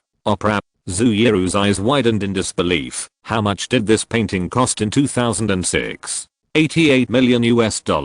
It's hard to connect opera with Klimt. Zuyuru sighed softly, but when you think about it carefully, it doesn't seem strange. After all, she is the richest female star in the world. Hanyi shrugged. Michael Jordan's total net worth is $1.2 billion US. Oprah's $2.8 billion. The only ones who can rank ahead of her are Steven Spielberg and George Lucas. It is said that she has been selling her collection since last year, and she only sold a part of it. What do you think the total number of this part is? How many? 500 pieces. The price of each piece is at least twice as high as before. 1/3 of them are consigned by Christie's, 1/3 by Sotheby's, and the remaining 1/3 are divided by several private dealers. She really knows how to do business. Zuyuru nodded in understanding. No wonder she rented it out immediately after buying it. For her, this is not an art collection, it's just an investment.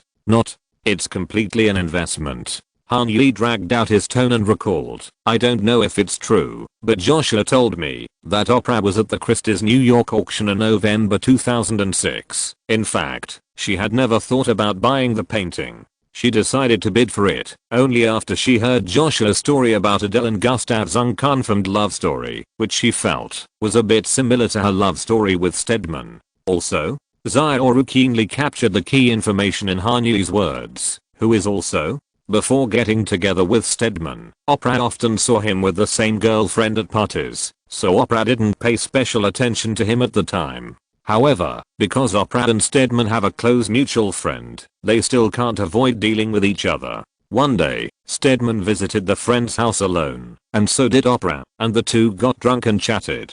They had a good time, and got along well, but Oprah was still wary of Stedman. She thought the 6'6" man was too handsome and looked like a professional player playing in the NBA. Her production team was also skeptical of Stedman, thinking that a man who looked like this was either a jerk or had other intentions. Adele had similar thoughts when she first met Klimt.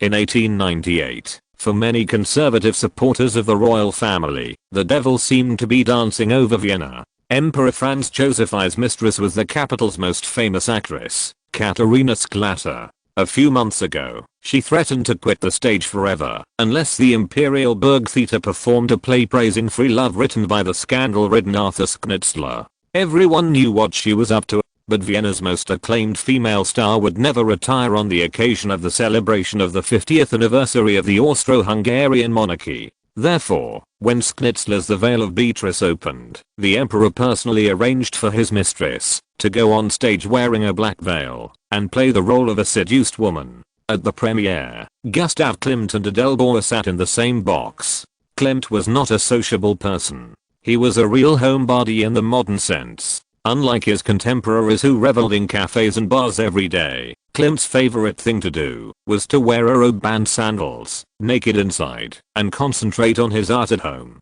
But today was not an occasion that could be escaped with illness or other excuses. His murals were posted in the Burgtheater, and the heroine on the stage was an important figure who could help him get more oil commissions. He had to show his support. Adele Bauer did not have so many work matters to worry about, but her reason for attending was not much different from Klimt's. Her father, as the general manager of the Eastern Railway, needed to appear with his wife and daughter at such a social occasion where celebrities gathered together. Adele Bauer, who didn't like to be in the limelight, had no choice but to ask her father to arrange for her to sit in the terrace box on the second floor so that she could stay with her good friend Alma Schindler, who could make her feel at ease. The first meeting between the two was there. There was no spark of lust that was about to burst out. Adele just took a quick glance at the famous artist next to her and then focused her attention on the stage.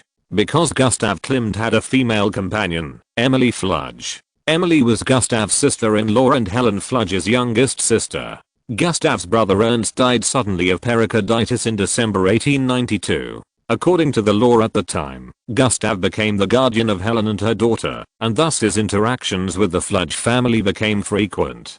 Gustav Klimt, a natural lover, spent several unforgettable summers with the Fludge family at Lake Attersee. Over the course of several summers, he gradually won the heart of Emily Fludge. Therefore, Adele Bauer never thought that anything would happen between her and Gustav Klimt, but Gustav Klimt's eyes kept lingering on her. He admired this girl who was wearing a milky white Greek-style robe and whose figure was as delicate and slender as a vase. "What about you?" Hearing this, Zhu Yiru interrupted Han Yi softly. "What about me? What's wrong with me?" Han Yi was a little confused. "Was it the same when you first saw me?" Zhu Yiru's mouth overflowed with a hint of sweet memories. "When I first saw you, your mental activities were actually closer to Adele's, right?"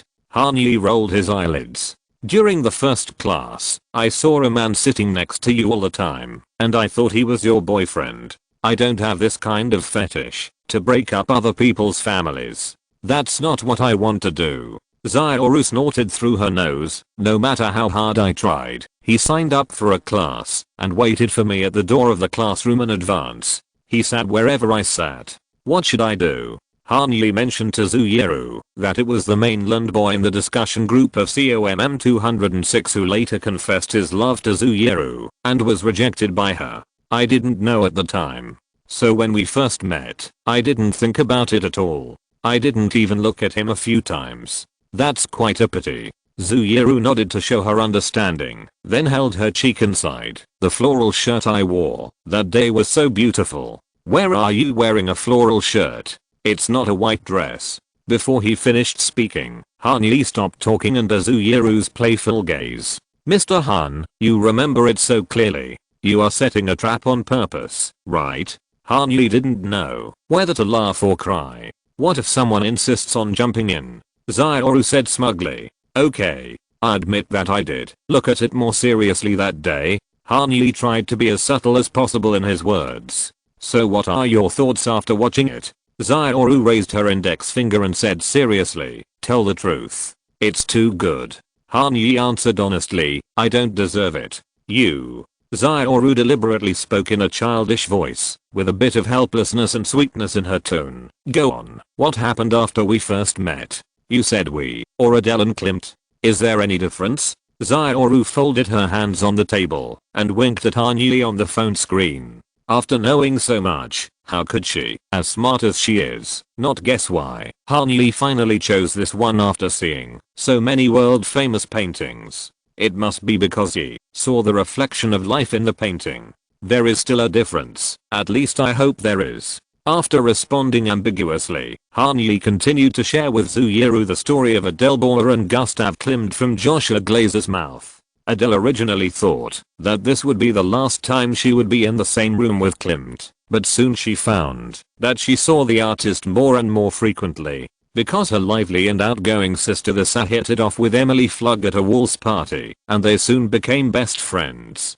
Emily and her lover Gustav Klimt also entered Adele's life. Emily was a fashion designer and an early professional woman in Vienna. Her fashion house liberated women from the constraints of Victorian corsets and replaced them with loose kaftan dresses that allowed women to move freely. For the women in Adele's circle, Emily's unrestrained design style was a symbol of their free lifestyle. But in the more conservative circles of these girls' elders, there's another fashionable way to describe women like Emily Frog.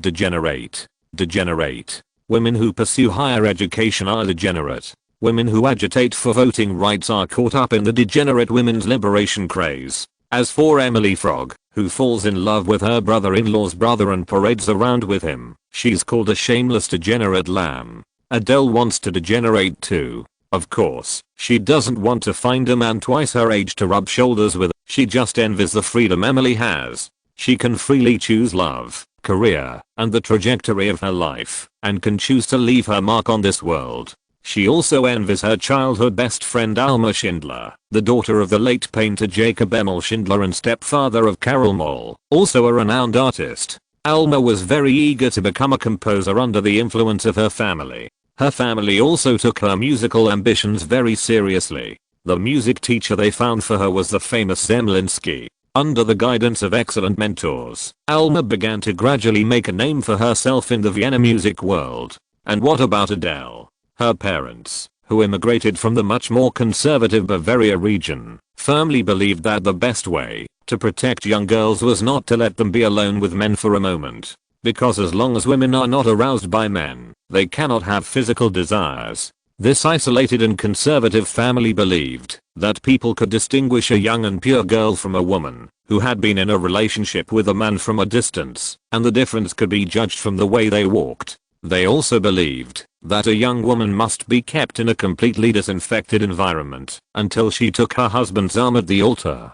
A rich girl is a gem and can only accept the fate of not seeing the light of day until her family finds a buyer with the right status and wealth level for her. The boy's ambition for Adele was a product of that era. It's not just a product of that era. Zhu Yiru pointed at herself and reminded Han Yi with a chuckle. Look at me. Then you. Han Yi licked his lips, considering how to make the second half of the sentence sound less narcissistic. At that time, you made up your mind to be with me. Didn't you also think that it would bring you freedom? Some freedom that you couldn't have if you followed the original plan. Is this a small part of the reason? Zioru thought for a while and responded, although I don't know what I want to do, I believe that, if I'm with you, you will definitely support every decision I make. Then what is the other large part of the reason? Of course it's because I like you, idiot. Zhu Yiru tilted her head and wrinkled her nose mischievously, her eyes flashing with light and smiling, observing Han Yi, who was drinking water tactically because of her making a big fool of himself.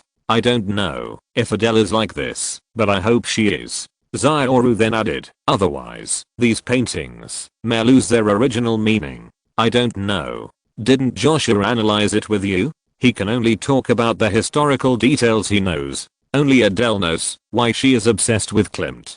Although he said so, Han Yi had already written a version of the story in his mind. In this story, Adele, like Zhu Yiru, fell in love with Gustav Klimt, not only with his freedom, but also with everything about him. At the beginning, only Emily Flug would play with the girls. Emily would never tire of sharing with them the shining points of Klimt. How excellent his painting skills were, how considerate he was as a lover, how lovely his silence was, and how many costume designs he helped her complete together. Adele could see that Gustav Klimt was everything to Emily Flug and was the key factor in the launch and flourishing of her career as a fashion designer. To Emily, Klimt was a god full of love and inspiration. This made Adele curious about him. Later, Emily would drag Klimt to social gatherings. It can be seen that the latter really doesn't like loud music and drunken dancing. He would choose a corner where he doesn't look so awkward and then use books or paintings to hide.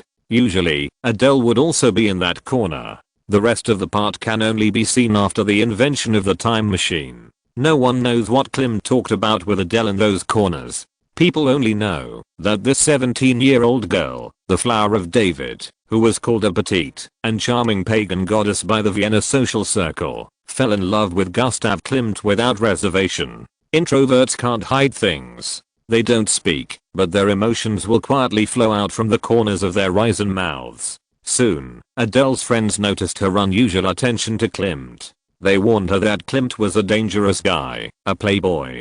He had at least 3 relationships going on at the same time, and was definitely not a suitable sweeter. Among the girls who warned her was her best friend, Alma Schindler, who was the previous victim. Alma had been in love with Klimt.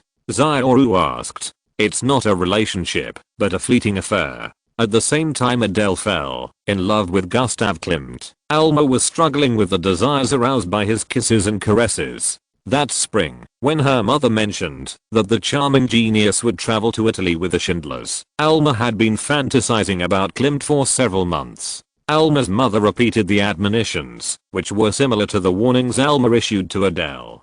But when Klimt had dinner with the Schindlers on his first night in Italy, we devoured each other with our eyes, Alma wrote in her diary. On a rainy afternoon in Florence, Alma and Klimt rode together in a covered carriage, with Klimt caressing her gently under a blanket.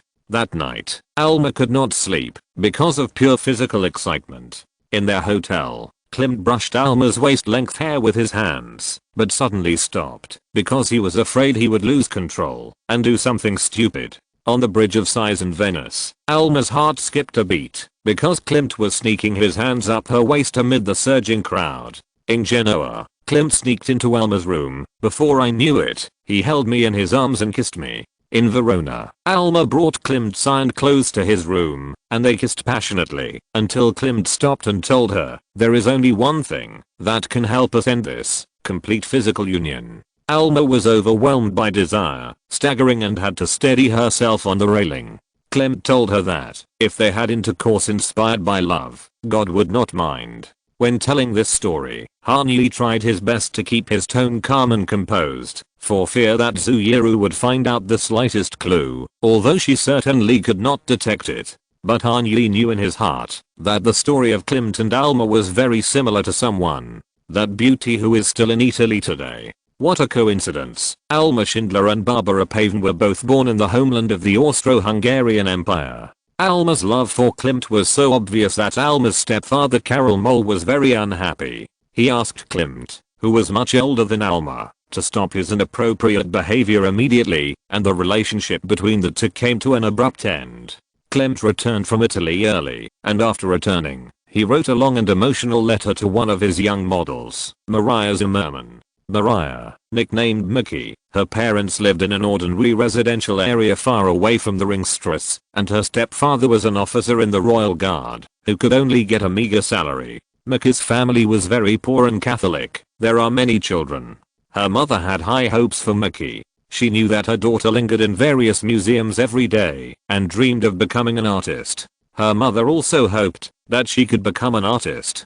Klimt was very famous at the time.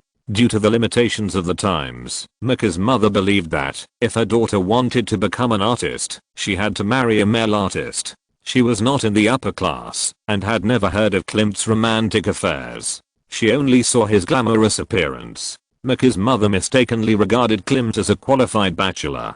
She encouraged Mickey to live in the tree-lined Josefstadt district. One day, Klimt opened the garden door and noticed a girl with light braids wandering among the chestnut flowers. He invited Mickey into the house. Later, Mickey told her mother that Klimt carefully combed her thick ginger hair and gently twisted her head and shoulders with his warm palms, and he carefully sketched her with his brush. Klimt told Mickey that he wanted her to be the model for his oil painting of Schubert. He gave Mickey a soft and smooth silk dress as the costume in the painting, and Mickey eagerly took off her clothes. Mickey was ecstatic to be taken seriously by a great man.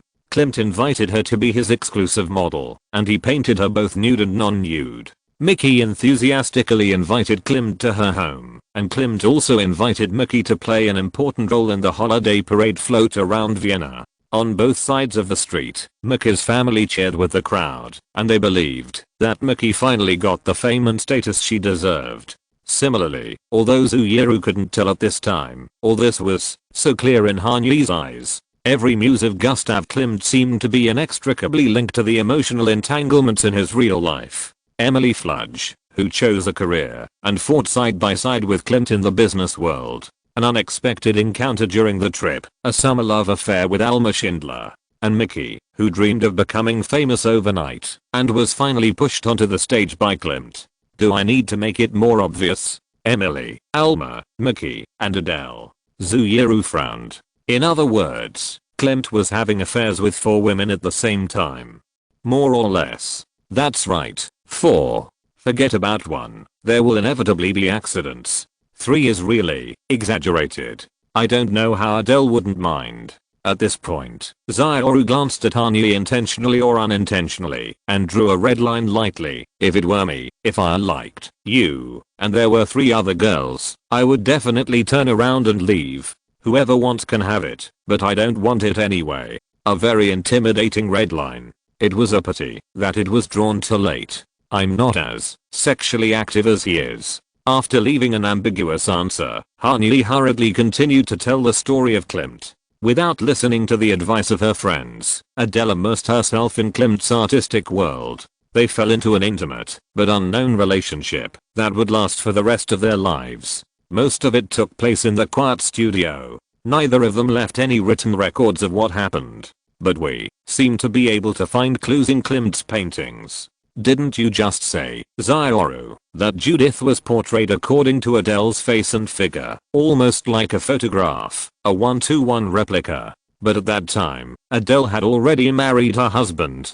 Zyuru reminded in a low voice. Judith with the head of Holofernes was created in 1901, at which time Adele Bauer had changed her name to Adele Bloch-Bauer. This is the limitation of the times. In order to gain a certain degree of autonomy for herself who has always been under strict supervision, she must get married. There is no other way. Moreover, her marriage partner cannot be Gustav Klimt. Even if Klimt is a loyal man, he is still an artist. In that era, artist was a title that was even less welcomed by the real aristocracy than playboy. You can drink with them, but you must never accept them into the family. My best friend Alma can marry Gustav Mahler because they are from an artistic family and are well matched. But there is a huge gap between Adele and Klimt. So, even if she is reluctant, even if all her friends think Ferdinand Bloch is ugly, and she is a princess who married a frog, she has to hold a wedding with Ferdinand and start a family. You can cheat if you don't love him.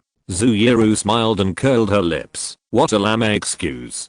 Joshua said something to me, and I remember it very clearly. He said that even in public, in the occasion, the etiquette of the Austro-Hungarian Empire was as strict as the golden mosaic shell in Klimt's paintings, but in fact, the deviant behavior of Vienna's intellectuals was an open secret at the time. Social schizophrenia is his original words. It is a common phenomenon, which does not mean that individuals should follow suit. What if it is me?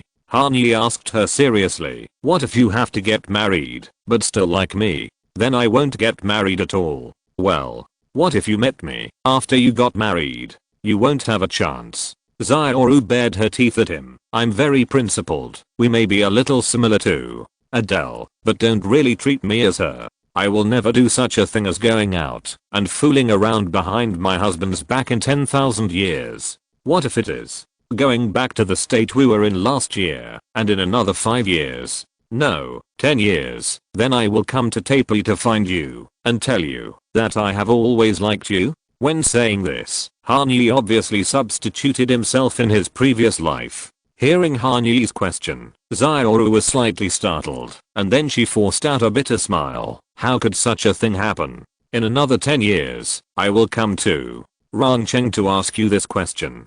Zyuru in this time and space will not know the situation in that time and space. In the only reality she knows, Hanyi and his family are the ones who are obviously richer and more powerful than herself, and are more likely to be unable to condescend to accommodate each other. In Hanyi's version, Zyuru is Adele Bauer, who is the one who strives to become Gustav Klimt. In Zyuru's version, Hanyi is Adele Bauer, and she may not be able to become Klimt, even if she tries her best. What kind of outstanding achievements must be made to be worthy of all that Hanyi has shown now? This assumption made Zyuru and Hanyi fall into silence at the same time. Before he learned more about Portrait of Mrs. Adele Bloch-Bauer No. 2 and Gustav Klimt's life, Hanyi's understanding of art was actually quite one-sided and shallow. He admired painters, but he only admired the presentation style of their works, such as Caravaggio and Rembrandt. What impressed Hanyi was their accurate capture and faithful presentation of the real world. But Gustav Klimt's emotional entanglement that was too close to him gave him a new inspiration, or, more accurately, a rediscovery of a famous saying he had heard before. There are 1,000 Hamlets in the eyes of 1,000 people. Hanyi once believed that the 1,000 Hamlets in the eyes of 1,000 audiences were their different interpretations of the story itself.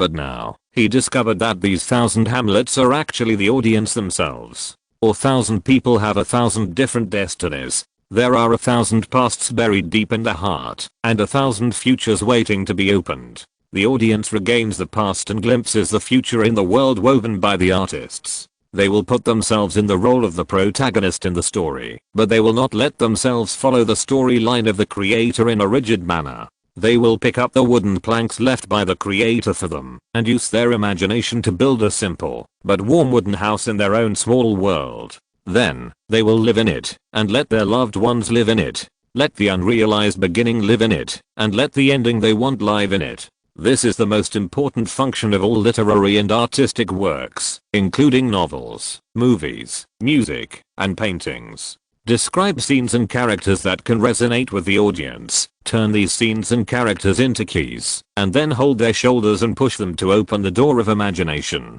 Imagination is the only way for humans to achieve infinite immortality in limited time and space. This is also the main reason why the popularity of the first three types of literary and artistic works is much higher than that of paintings. Novels present stories through text descriptions. As long as you can read, you can understand the message the author wants to convey. Movies provide pictures, and everything the audience wants to see can be presented vividly on the big screen. Music is auditory, and it conveys the ancient themes that human civilization has been praising for thousands of years in the form of chanting. Lyrics and arrangements are the core of the creator's emotional expression.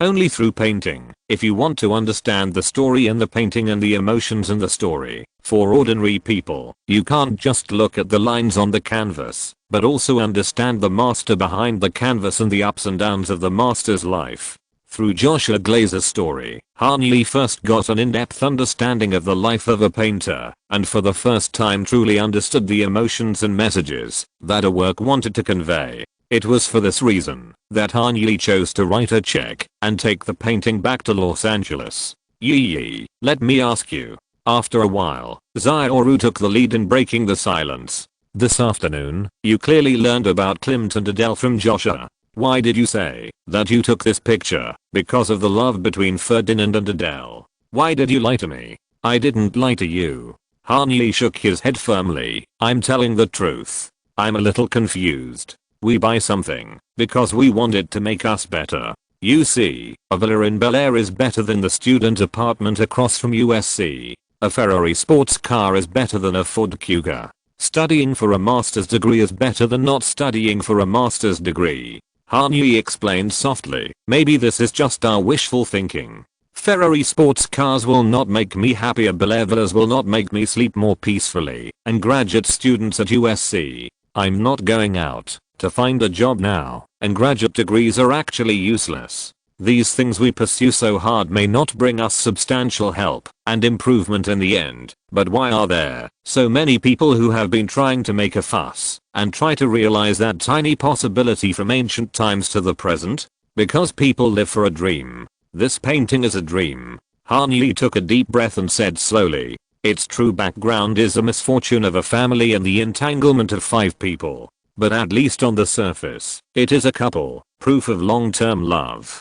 Generally speaking, I like to get to the bottom of things, but this time, I hope everything looks as good as it seems on the surface. You want the imaginary Ferdinand and Adele, not the real Adele and Klimt, is that right? Zioru thought for a long time before asking. Yes, everyone likes Adele's portrait #1 more. I used to like it too, golden and radiant. The Adele in the painting is also more beautiful and more attractive. Why not like it? But it's different now. Now I prefer Adele #2 from 1912. She is completely different. This is an older Adele, with a pair of world-weary eyes and teeth blackened by cigarettes. This Adele is not Salome, she transcends worldly desires. This is a serious Adele, who bid farewell to her golden youth, and grew into an awe-inspiring and respectable woman. I see. Hearing Han Yi's answer, 2 very shallow dimples appeared on Zuyuru's cheeks. Her smile and eyes blended together, appearing complex and obscure. Well, excuse me, let me ask again. In reality, what happened to the other 3 girls in the end? Emily stayed with Klimt all the time. After he died, Emily inherited half of his property. Alma Schindler first married Mela, and then married an architect, a painter, a novelist, and the partner of several other celebrities. She was a playboy all her life. As for Mickey, she was pregnant with Klimt's child. In order to prevent her scandal from affecting the marriages of other sisters, she was kicked out of the house by her stepfather. She lived in a small hotel and begged for financial support from Klimt. Klimt gave her some paintings, and she sold them all to raise her son, but in the end, she was unable to get her son out of her class. I understand.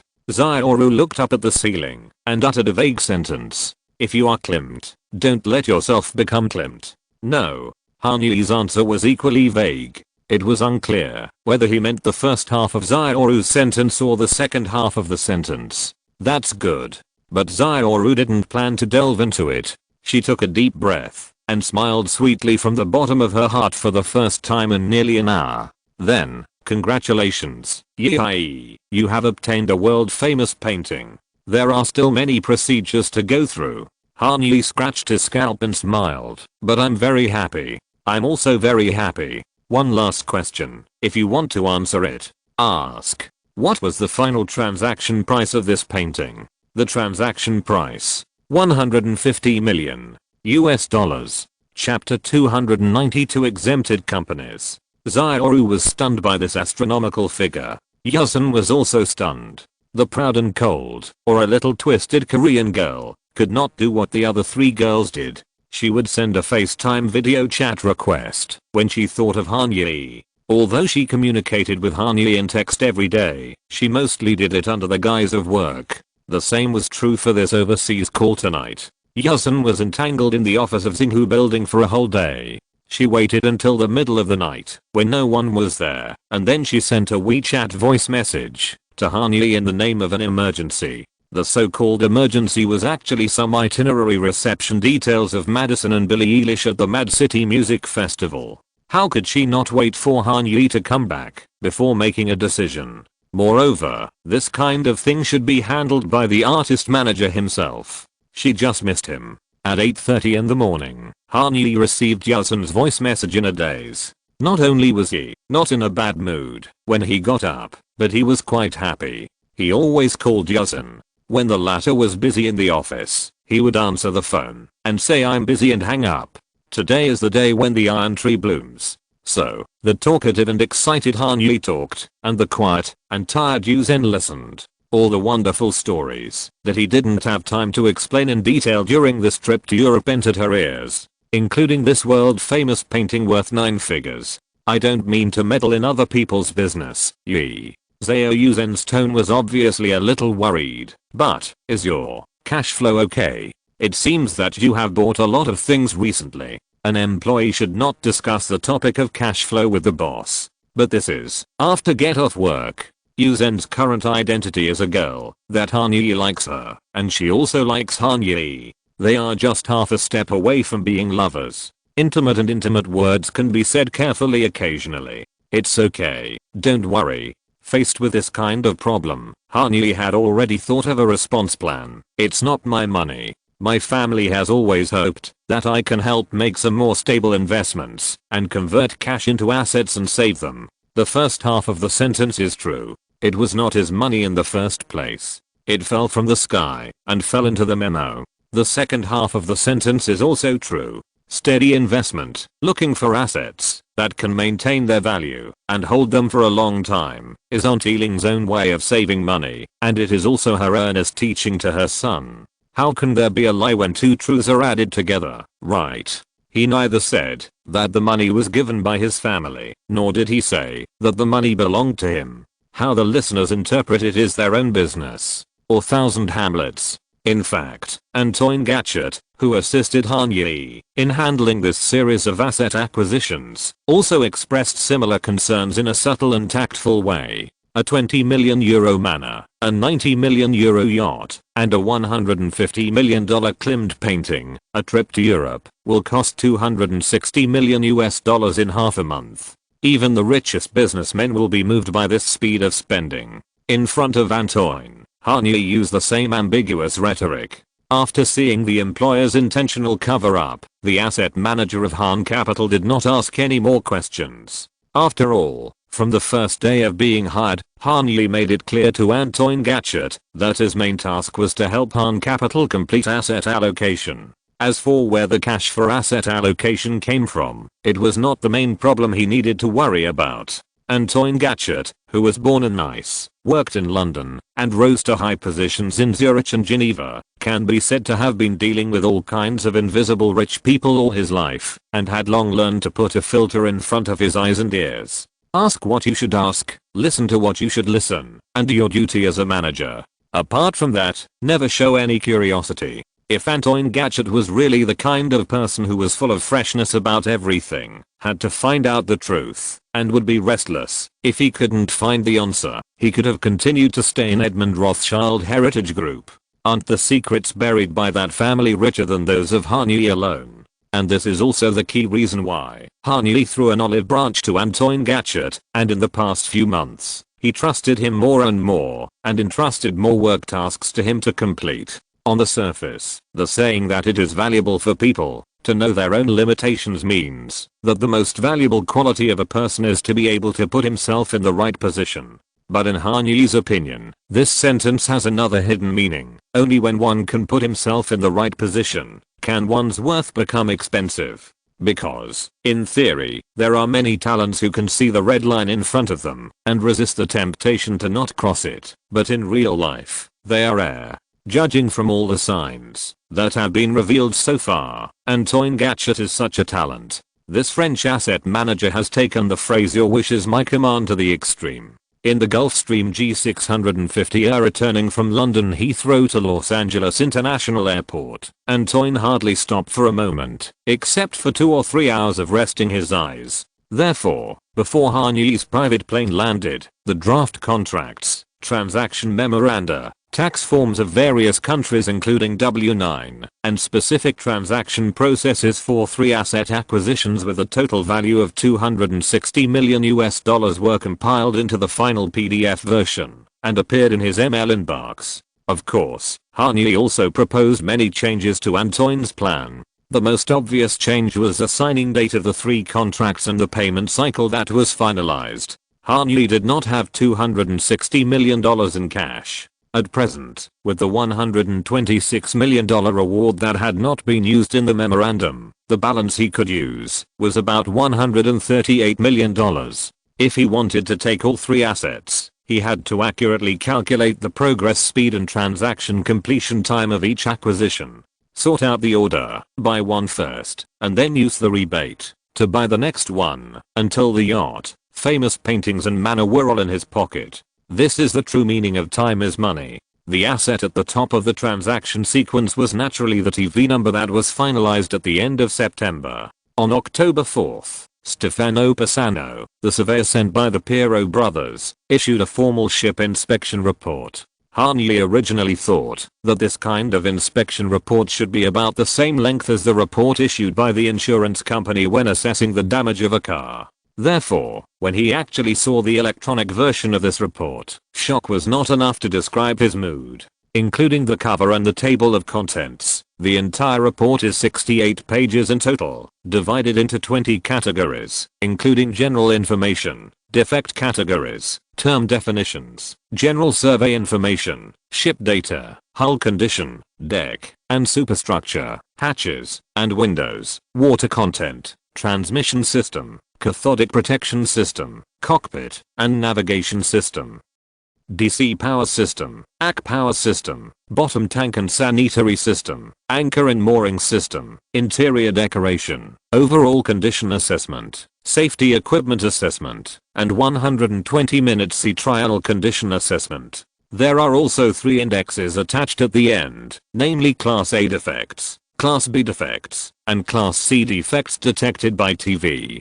Class A defects are defects that seriously endanger the seaworthiness, navigation safety or the safety and health of the crew on board, and need to be rectified immediately. Class B defects are those that do not pose a serious safety threat or only affect the comfort of navigation, so they have a lower priority for rectification. But some Class B defects may develop into Class A defects at any time and need to be monitored regularly. As for Class C defects, they are those that do not pose any safety threat and are mostly decorative defects that do not require repair but may affect the overall appearance of the ship and reduce its market value. In the hands of the Escarga family, the TV was properly maintained, and Stefano Pisano only found 7 Class C defects, 3 Class B defects, and 1 Class A defect. One Class A defect is that a battery component of the stern thruster is aging and rusting, which needs to be replaced immediately. The 3 Class B defects are all places that are not noticed during normal use, such as the wear of the seal of the skylight, the reduced refrigeration function of the refrigerator on the right side of the kitchen, and the partial damage of the spacer ring of the stern winch. As for Class C defects, they are more minor, such as the part of the upper part of the hull that should be painted blue is a little white, the gel coat on the port side of the foredeck needs to be repaired, and the gel coat on the upper deck has cracks, etc. It does not affect the overall transaction, but the discounts that should be strived for can still be strived for.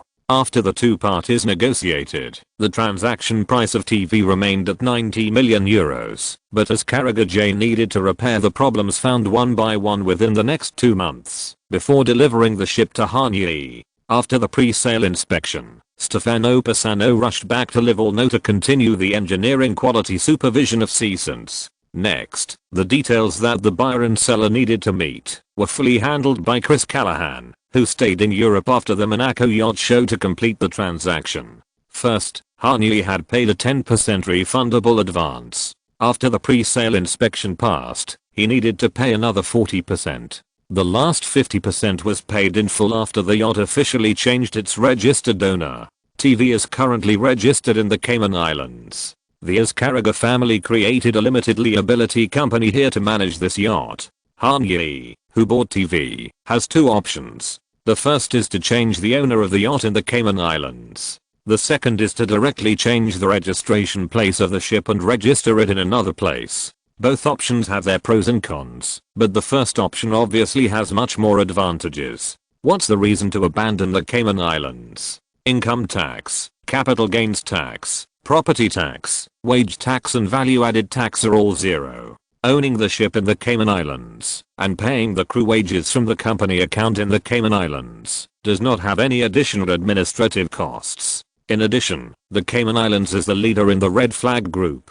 Ships registered here can travel freely all over the world. What's more exciting is that according to Antoine Gatchet, the Cayman Islands also allows foreign citizens to apply for registration of a corporate form called exempted company. Exempted company, as the name suggests, has very few regulations to comply with compared with other forms of corporate formation. In addition to the basic company law, it is almost not subject to the laws of the Cayman Islands. Not being subject to the laws of the place of registration also means not being subject to the laws of any country or region in the world. Exempted companies do not need to publish a list of shareholders or hold annual shareholders meetings on the island. What does this mean? As long as Hanyi doesn't want to, his name will never be associated with the TV number. For him, who is in a special situation and attaches great importance to privacy and anonymity, this is the biggest advantage of registering in the Cayman Islands. Not only that, the Cayman Islands has also thoughtfully prepared a full range of privacy protection services for the wealthy in a mandatory manner. To give a simple example, a key step in setting up a company in the Cayman Islands is to hire a registered agent. According to the Cayman Islands Companies Law, every company registered in the Cayman Islands must have a registered agent who actually resides in the Cayman Islands. The task of the registered agent is to serve as a representative of the company and accept official letters and legal documents on behalf of the company. This measure, on the one hand, can provide additional privacy and confidentiality measures for company owners and shareholders, because the company can choose to disclose the address of the registered agent and keep the personal addresses of directors and shareholders confidential. On the other hand, the 68,000 residents living in the Cayman Islands can also obtain considerable economic benefits. As of 2016, there were a total of 110,000 private companies in the Cayman Islands, and it is still rocketing at a rate of 10,200 newly registered companies each year. The agency service fee alone can provide residents on the island with a stable basic income. In addition, the Cayman Islands also allows companies to appoint a proxy director to replace the real owner as the company's legal representative to further ensure that the company's actual owner will not be discovered by anyone. Proxy directors do not need to be responsible for the company's daily operations, and in most cases, they will not be the confidants of the company's actual controller. Find an ordinary resident on the island who wants to make some extra money, sign an agency agreement, and guarantee the actual controller's management and decision-making rights over the company. The annual service fee of the registered agent is $1,829.27 Cayman dollars. The annual service fee of the proxy director is $2,100 Cayman dollars. Harney does not need to worry about these two candidates. His lawyer Jordan Bromley has helped countless entertainment industry people set up companies in the red flag group country. Just find two familiar faces who have worked with him. Anyway, the terms of the agency agreement are strictly restricted and renewed every year. The company's business structure itself is not complicated, so it doesn't make much difference who becomes the director. Add to that the company registration fee of $3,000 Cayman dollars and the 60-day company name reservation fee of $80 Cayman dollars charged by the Cayman Islands government, and the total initial cost of the entire process is $7,089.27 Cayman dollars. Equivalent to $8,507.124 US dollars. Compared with the company registration costs in other countries, it is indeed much higher, but considering the nature of tax-free operation after registration, the high startup costs are not so unacceptable. What's more, the whole process is really very convenient. Harney does not need to go to the Cayman Islands in person. He doesn't even know what the international airport there is called. He only needs a few passport copies and a few pages of signatures, and an exempted company that belongs to him but no one knows belongs to him is built. Everything is so easy that the biggest problem Hanley encountered in this process was what name to give it. What kind of code name should the company that carries the yacht and the yacht itself be changed to after Hanley took over? There are a lot of things to do today, so there will be relatively less to update. Tomorrow will be a big chapter. Chapter 293, the first yacht transaction of the year. The first name that came to Hanyi's mind was Han. Han. No matter what it means, it will be a unique landscape in the Mediterranean. But how can you go to great lengths to keep it secret and end up hanging your surname on the side of the ship? It's like the emperor went on a private visit in disguise. All the disguises were done, but in the end he went out on the street wearing a dragon robe. What should it be called? Han Yi, who has difficulty naming, can't do it. Let's take a look at the super yachts currently floating on the sea to find inspiration. As of 2016, the largest super yacht in the world is Azam, which was also built by Larson Shipyard, with a hull length of 180.61 meters, and delivered in 2013. Its owner is the famous Middle Eastern tycoon MBZ, Mohammed bin Zayed Al Nahyan, the Crown Prince of Abu Dhabi, and the actual ruler of the emirate after his brother Sheikh Khalifa's health took a sharp turn for the worse. Since 2014, the name of the yacht, Azam, means determination in Arabic. Managing a wealthy emirate with 107 billion barrels of crude oil and a wealth of trillions of dollars, determination is naturally a spirit that MBZ must practice. The second largest super yacht in the world is the flagship work of the Mariati shipyard. It is 164 meters long and was just delivered in 2016. Its owner, Haytham bin Tariq Al Said, is a cousin of the current Sultan of Oman and is also recognized as the most likely successor to the 15th monarch of Oman. Haytham bin Tariq gave the yacht the name Falk Al Salama, which means ship of peace. Oman is bordered by the Gulf of Oman to the north and the Arabian Sea to the east. The capital Muscat has been a distribution center for global maritime trade since ancient times. Although it is adjacent to Yemen, there is a big gap between the two countries not only in terms of political situation, but also in economic construction. Yemen has been in war for a long time. Terrorism and separatism are prevalent, while Oman insists on peaceful development and builds its country on tourism and agricultural product trade. As the heir apparent, Haytham bin Tariq used his most expensive toy to demonstrate his philosophy of governing. The world's third largest super yacht belongs to Russian oligarch Roman Abramovich. This 162.5 meter behemoth which he commissioned to be built by Blom plus Voss and delivered in 2010, has long been known as the $1.5 billion yacht because of rumors that this then unheard of sea palace cost Abramovich a full $1.5 billion. But in fact, the total contract signed by Blum plus Voss and Abramovich was 550 million euros, which was equivalent to nearly $700 million at the exchange rate at the time, more than half less than the rumor. This is the reality Abramovich needs to face. Since buying Chelsea in 2003 and starting to build the first gold dollar club in the history of football in the new century, the total amount of wealth he actually owns has always been a tabloid topic that people talk about with relish. Abramovich has always had a friendly relationship with the Russian president. According to media reports, although Abramovich is not the closest Putin's wallet, he also has many clues of sharing interests with the Russian official. The name of this ship, Eclipse, can well reflect Abramovich's attitude towards these speculations. Eclipse refers to a solar eclipse, a lunar eclipse, or any other phenomenon that can cast a shadow and block the light of the sky. There is also the Dubai of Sheikh Mohammed bin Rashid Al Maktoum.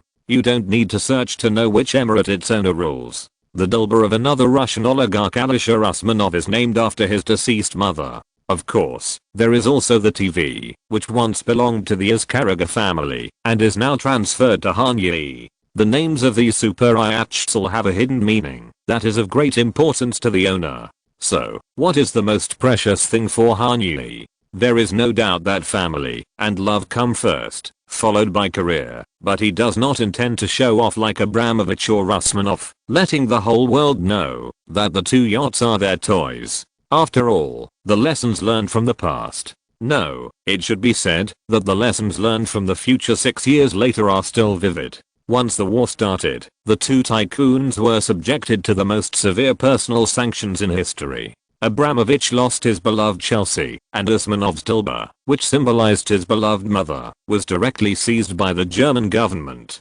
Therefore, Hanyi would never allow himself to be exposed in such trivial matters. Even if he encounters an unexpected event in the future, he cannot implicate those he loves and those who love him. Then, let's settle for the next best thing. If the most precious things in life cannot be named, maybe we can use the things that have the greatest impact on him and the biggest changes. Memo. Simple and easy to remember. It has a profound and significant meaning to Hanyi himself, and it is an absolutely safe code that outsiders, even his closest people, will never know the true meaning. Memorandum Company, Memorandum Number. It sounds like Umbrella Corporation, with a sense of post-apocalypse. Hanyi, who pays attention to copyright, also specifically asked for their opinions in his mobile phone memo.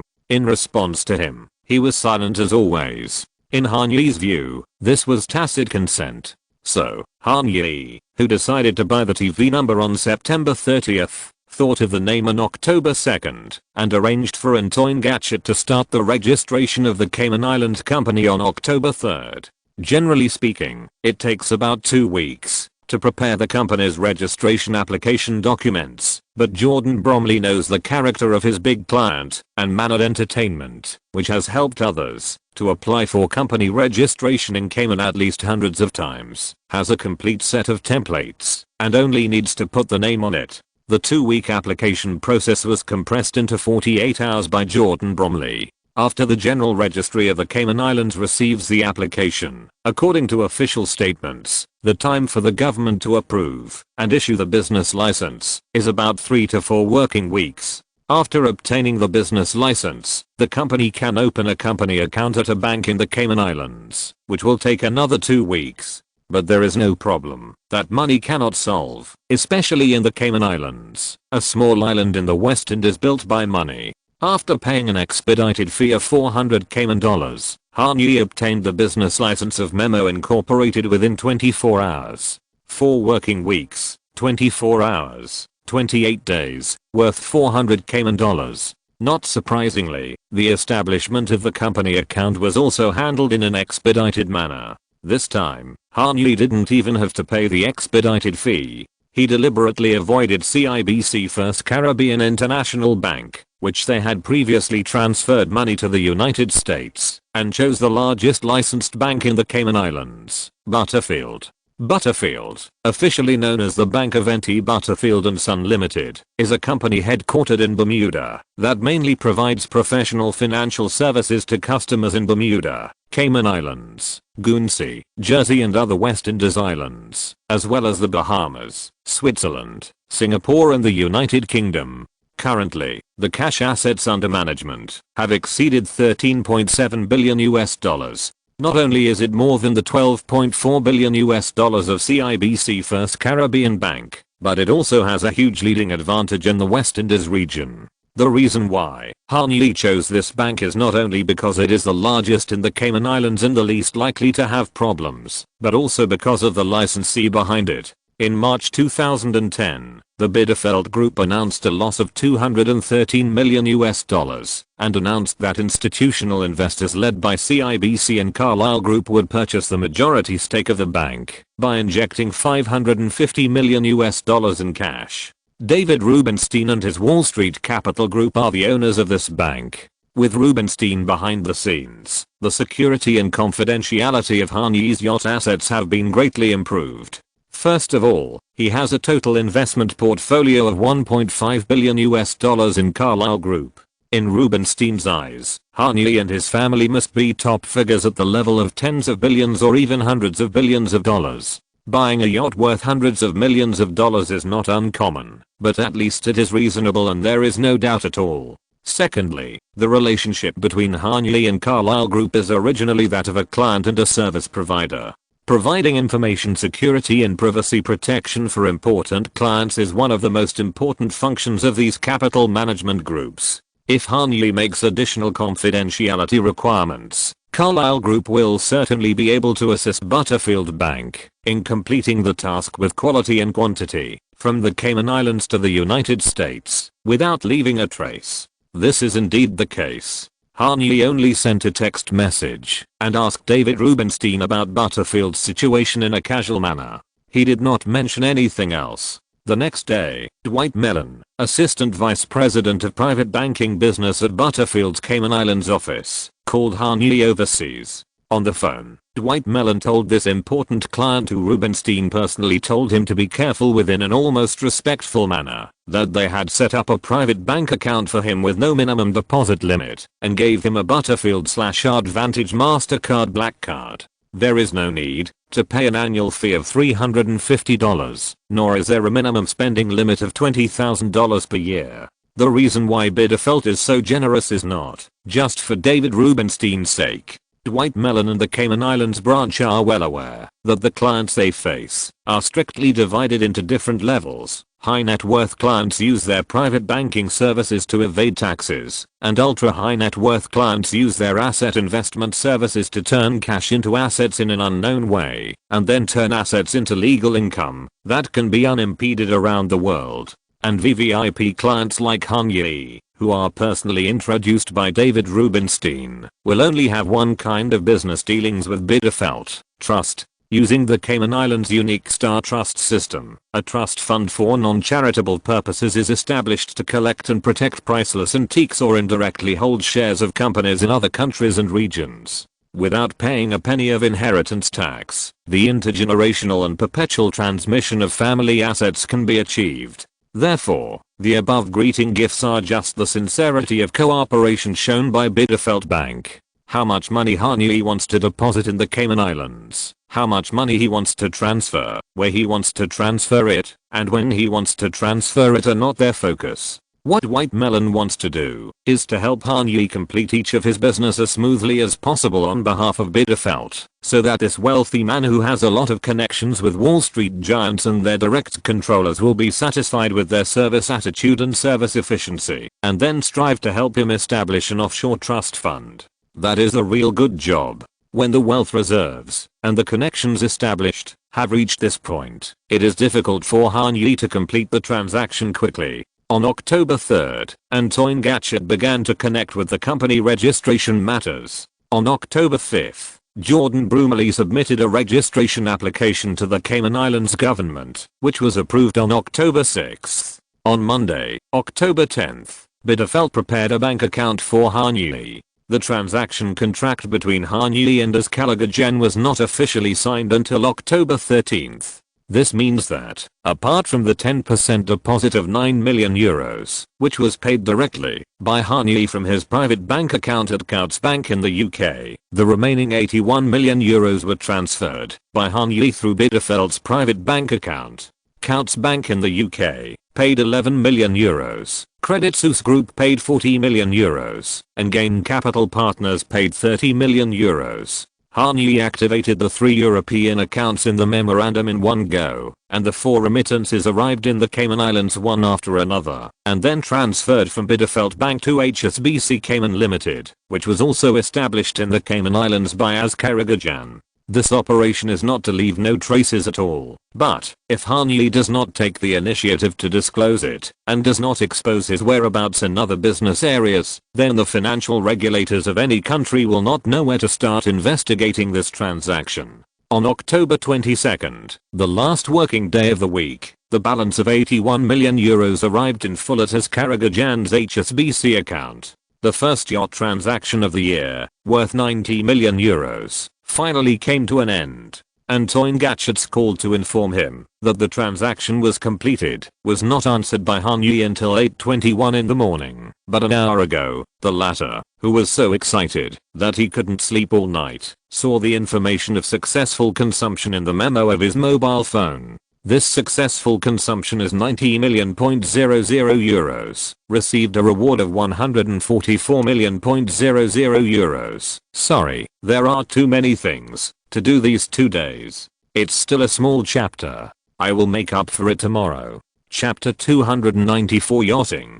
1.6 times the reward. It's not an exaggeration, but it made Han Yi overjoyed, because he really didn't have any special interest in yachts and sea voyages. A person who is not only afraid of swimming but also seasick, even if he buys a super yacht, will probably only go out of the port and take a circle in the offshore area when the wind is calm. Forget about transoceanic sailing. He knew very well that the reason he participated in the Monaco Yacht Show was just because he needed a consumption project with a large enough total amount to leverage the cash reward to complete the next copyright acquisition plan. Therefore, if you don't like something, you have to bite the bullet and like it. If you can't find positive emotional feedback, you can only rack your brains to find it. Under this premise, Han Yi didn't expect a high reward multiple for buying a yacht.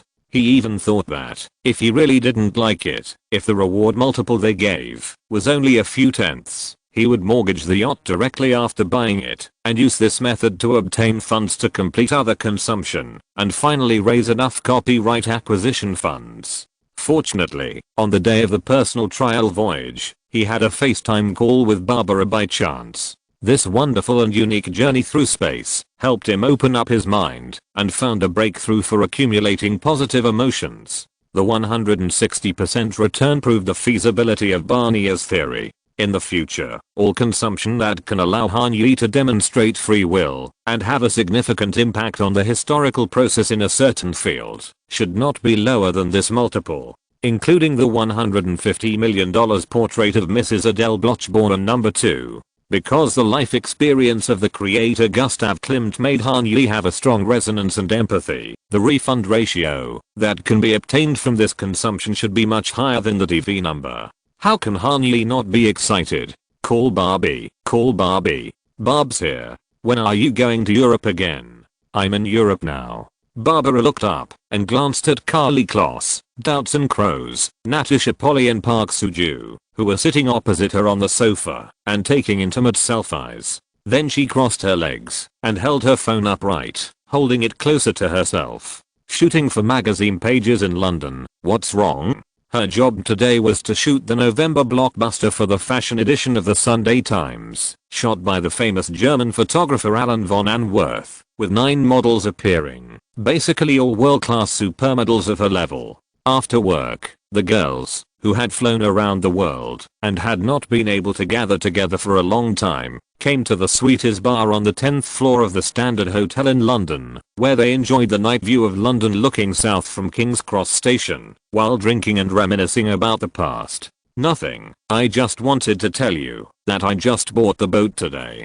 I know. You know? Han Yi, who was sitting in the office, was slightly stunned when he saw Barbara's reply. How did you know? I just received the email that the transaction was completed. I saw the news. There is news? Han Yi was even more surprised. I specifically asked for strict confidentiality. It's true that your name is not written. Barbara's two thumbs flew on the mobile phone keyboard, and a playful smile appeared at the corner of her mouth. But can I not see it? Look. Han Yi clicked on the index pointer link sent by Barbara, jumped out, and what came into his eyes was a huge high-definition photo of TV and a string of titles that he couldn't understand. Super IHTV Alabara Cayman Zijatiki Bethak Tetnek. I understand Super IHTS, TV, and the place name of the Cayman Islands. Putting them together, I can barely understand the general meaning of this news title. Super IHTV sold to Cayman Islands. What does the last word mean? Han Yi asked sincerely. You know, I'm not proficient in Hungarian yet.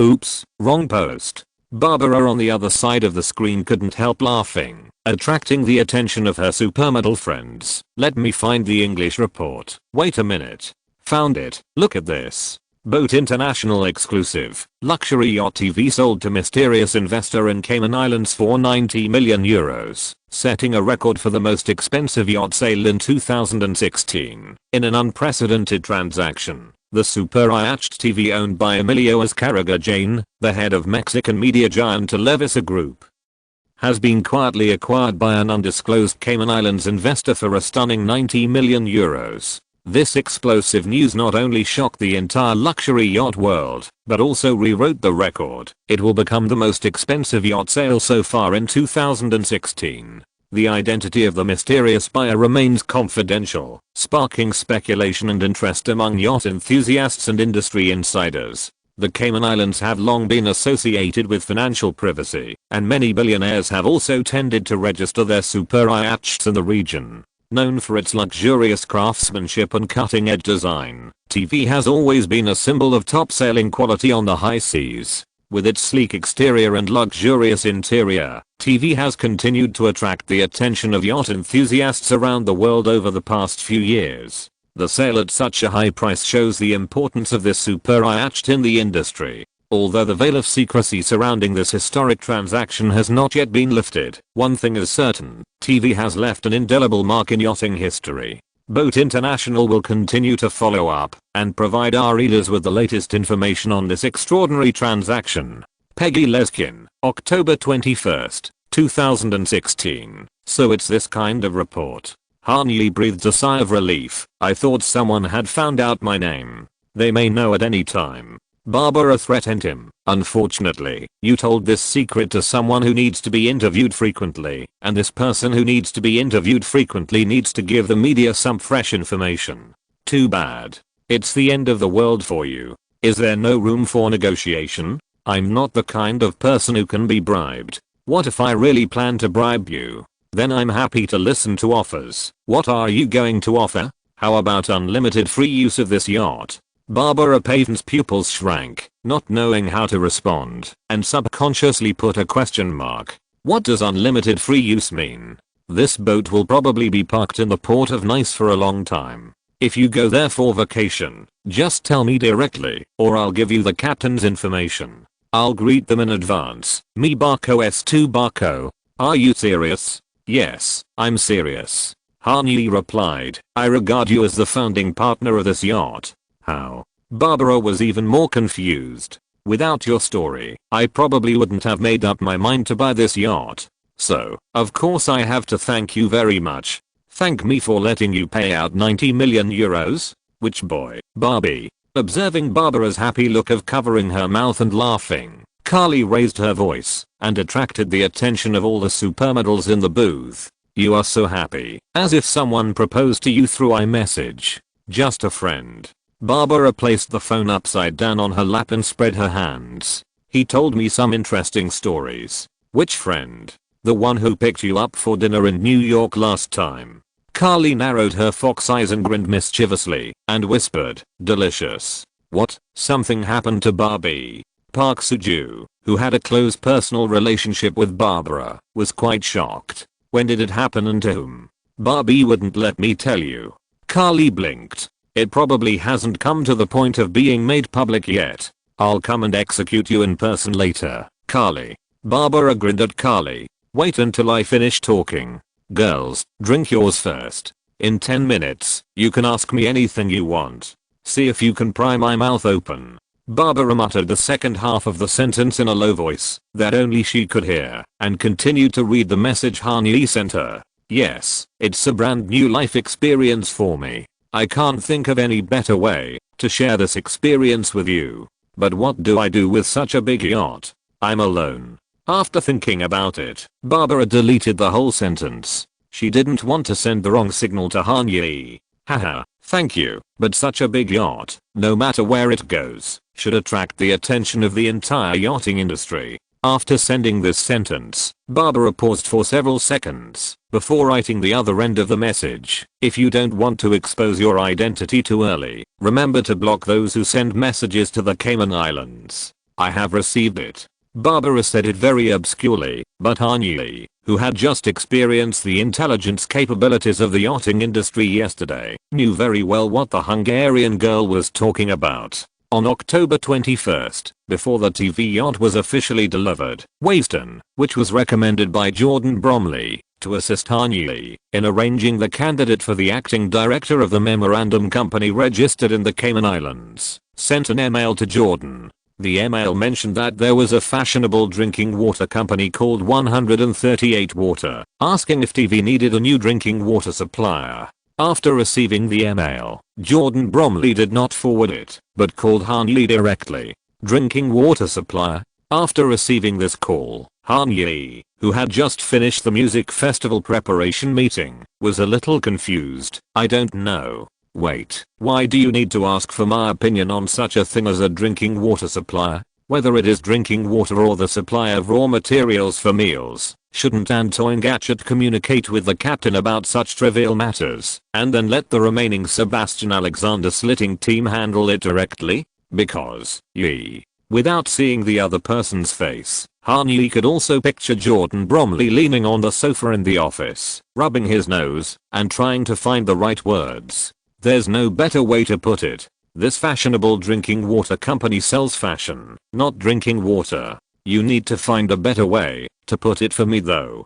Han Yi shook his head and laughed dryly, because I still don't understand. Okay, don't talk nonsense. 138 Water has two co-founders. One is Tiger, the rapper who is always on the verge of bankruptcy. The other is Kris Jenner. 138 Water, no wonder.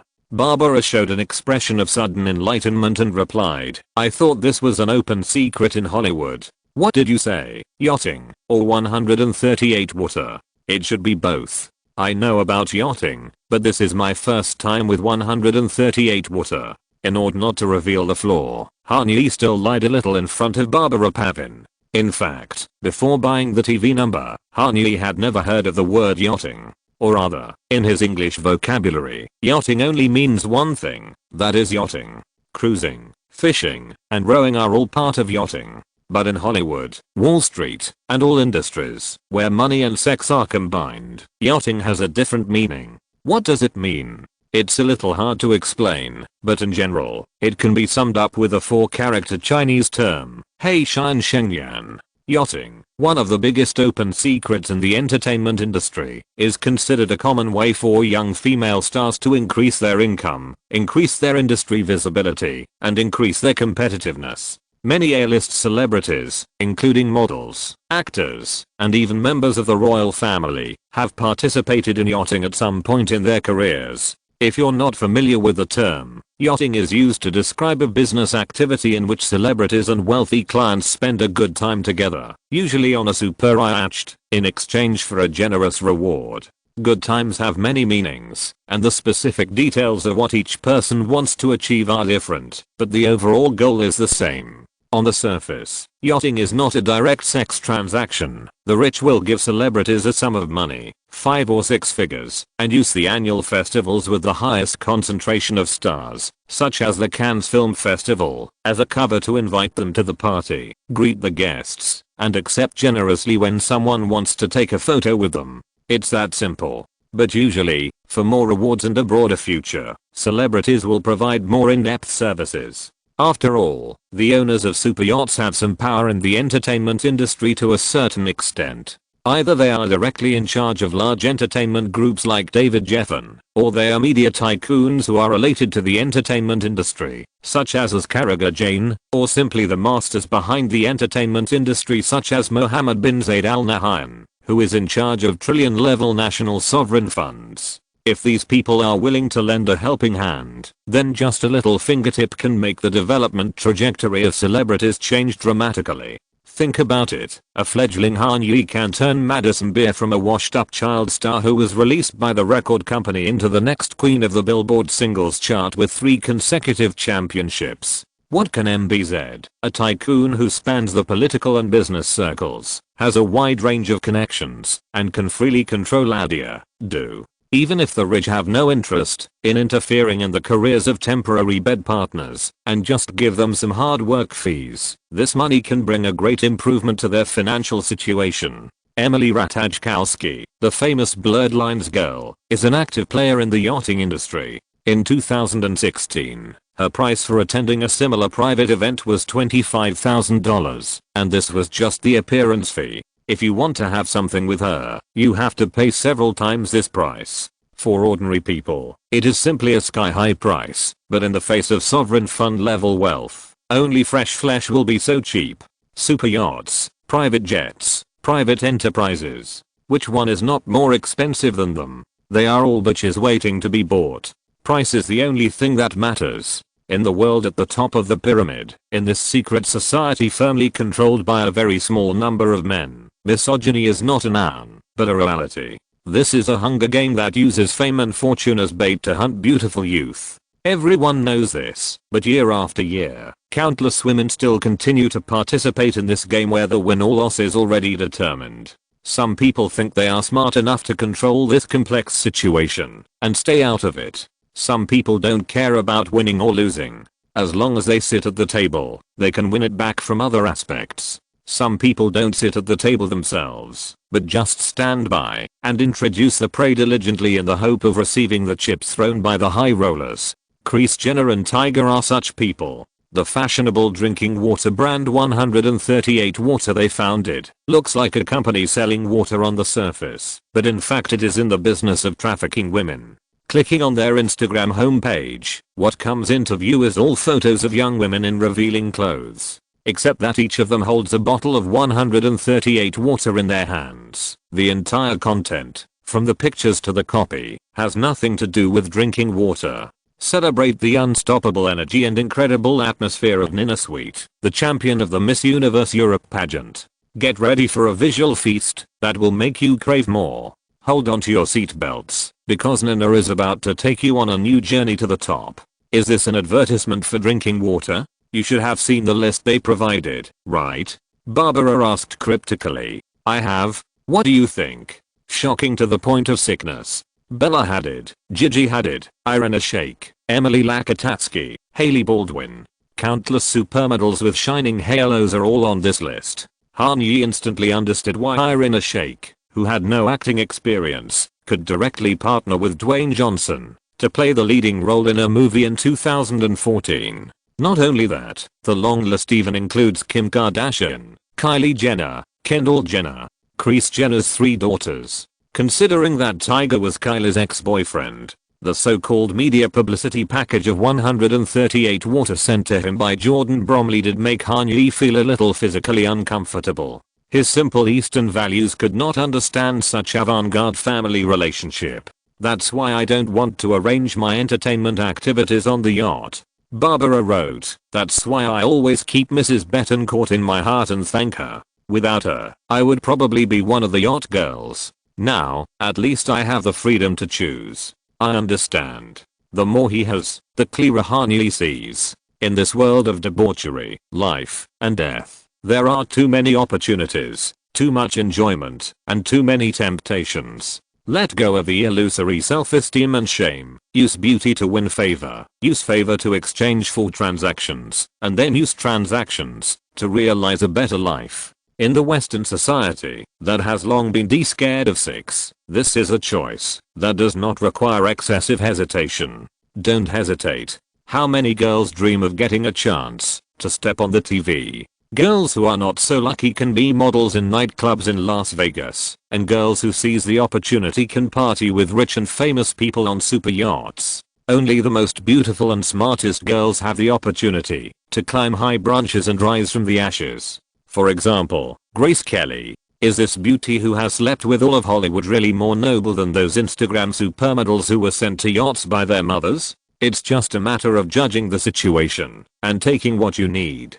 Doesn't Meghan Markle, the future royal daughter-in-law who started dating Prince Harry this summer, often appear on luxury yachts in the south of France? For these ambitious souls, it's just the difference between dedicating their bodies to one person or many people. Then I'll invite you to go on a boat next time when I'm in Europe too. Yachting for other people, a big no-no. Yachting for ye, no problem. Barbara replied jokingly. After such a long period of contact, Barbara knows very well what kind of person Honey is. He is also fascinated by the beauty of women, but he will take every relationship seriously. He can obviously have everything in the simplest way, but he chose the most difficult way. Whether it's his nature or he's undeveloped, at least Honey is now a rare treasure that is hard to come by. That's not what I meant. Honey defended himself. You won't see those things on my yacht. It's a pure cultural and food tour, nothing else. Oh, really? Absolutely true. I remember someone imagined doing something with me on this yacht. I forgot. Can you remind me? The invitation has been withdrawn. Let's meet at a less sexy place, like IHOP. IHOP at 7 AM on Monday. Ha ha ha ha ha ha. That's easy to do. Seeing that her hearty laughter attracted Carla's furtive attention again, Barbara quickly shut up and concentrated on typing. Mad City, are you there? My girls and I will go. Chapter 295 My Angel. I'm here. Are you going? Why didn't you just tell me? Han Yi stared at the screen of his mobile phone. He was a little stunned at first, and then a surprised smile appeared on his face unconsciously. What day are you coming? I'll make arrangements in advance. I won't tell you directly, because there are so many of us, and I'm afraid you'll go bankrupt. Besides, Kara and Carly, these girls are very sensitive. You don't want them to find out anything. What clues can there be between us? Han Yi said righteously. We walked nearly 30 blocks, and didn't hold hands once. What else can better represent pure friendship than this? Then why did you fantasize about me on the yacht? OMFG. This matter is really unacceptable, right? That's not a fantasy, it's an experiment. But why do you want to experiment? Barbara pretended to be ignorant. You have obviously practiced it. I surrender. Han Yi raised the white flag. I accept surrender. Seriously, are you sure you don't need me to arrange a reception for you? You've already arranged it. Why do you say that? Because I came here this time at the invitation of Coca-Cola. Ah.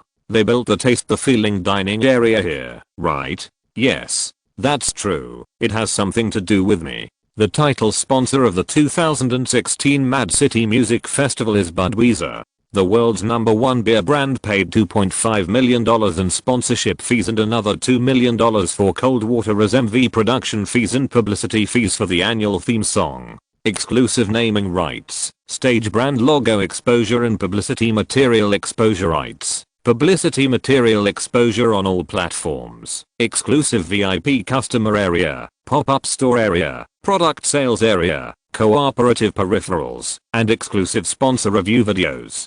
Budweiser, which invested $2.5 million, can get a variety of returns of more than 30 rights. Of course, as mentioned before, Budweiser will not pay before the event. Their normal sponsorship account period is as long as 1 year, which means that the sponsorship payment for this session will not be received until the next Mad City is held. After Han's persistent communication and negotiation, Budweiser was finally willing to make a concession and change the payment period from 1 year to half a year. It is indeed an overlord clause, but there is no way. After all, this is the first Mad City, and InBev has long been the largest sponsoring brand in the world music festival market.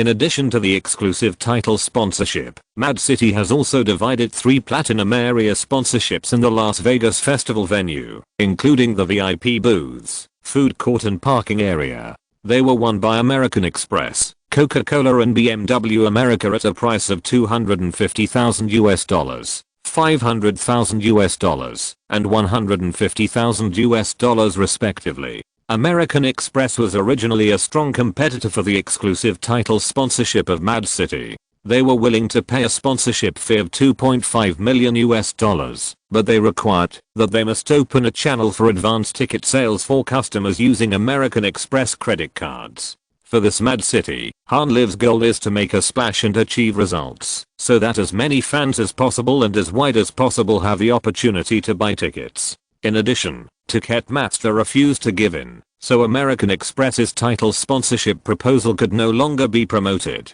The financial services company had already stopped emailing with Hanlive, but after seeing the high popularity of Mad City on social media and the amazing sales speed for a startup brand, Elizabeth Rutledge, Vice President of Global Media, Event Sponsorship, Special Experience, Strategic Brand Planning, and Customer Insights at American Express, personally called Jacqueline Berto, and finalized the sponsorship of the VIP booth area in just 10 minutes. Mad City's VIP booth will be renamed American Express VIP Area, and the $250,000 sponsorship will be used to enhance the user experience of the VIP area, including on-site decoration, customer pickup, free Wi-Fi, charging stations, high-quality catering, food and beverage supply, etc. In return, customers who use American Express credit cards to book VIP booths on the official website of Hanlive will enjoy a price discount ranging from 5-8%.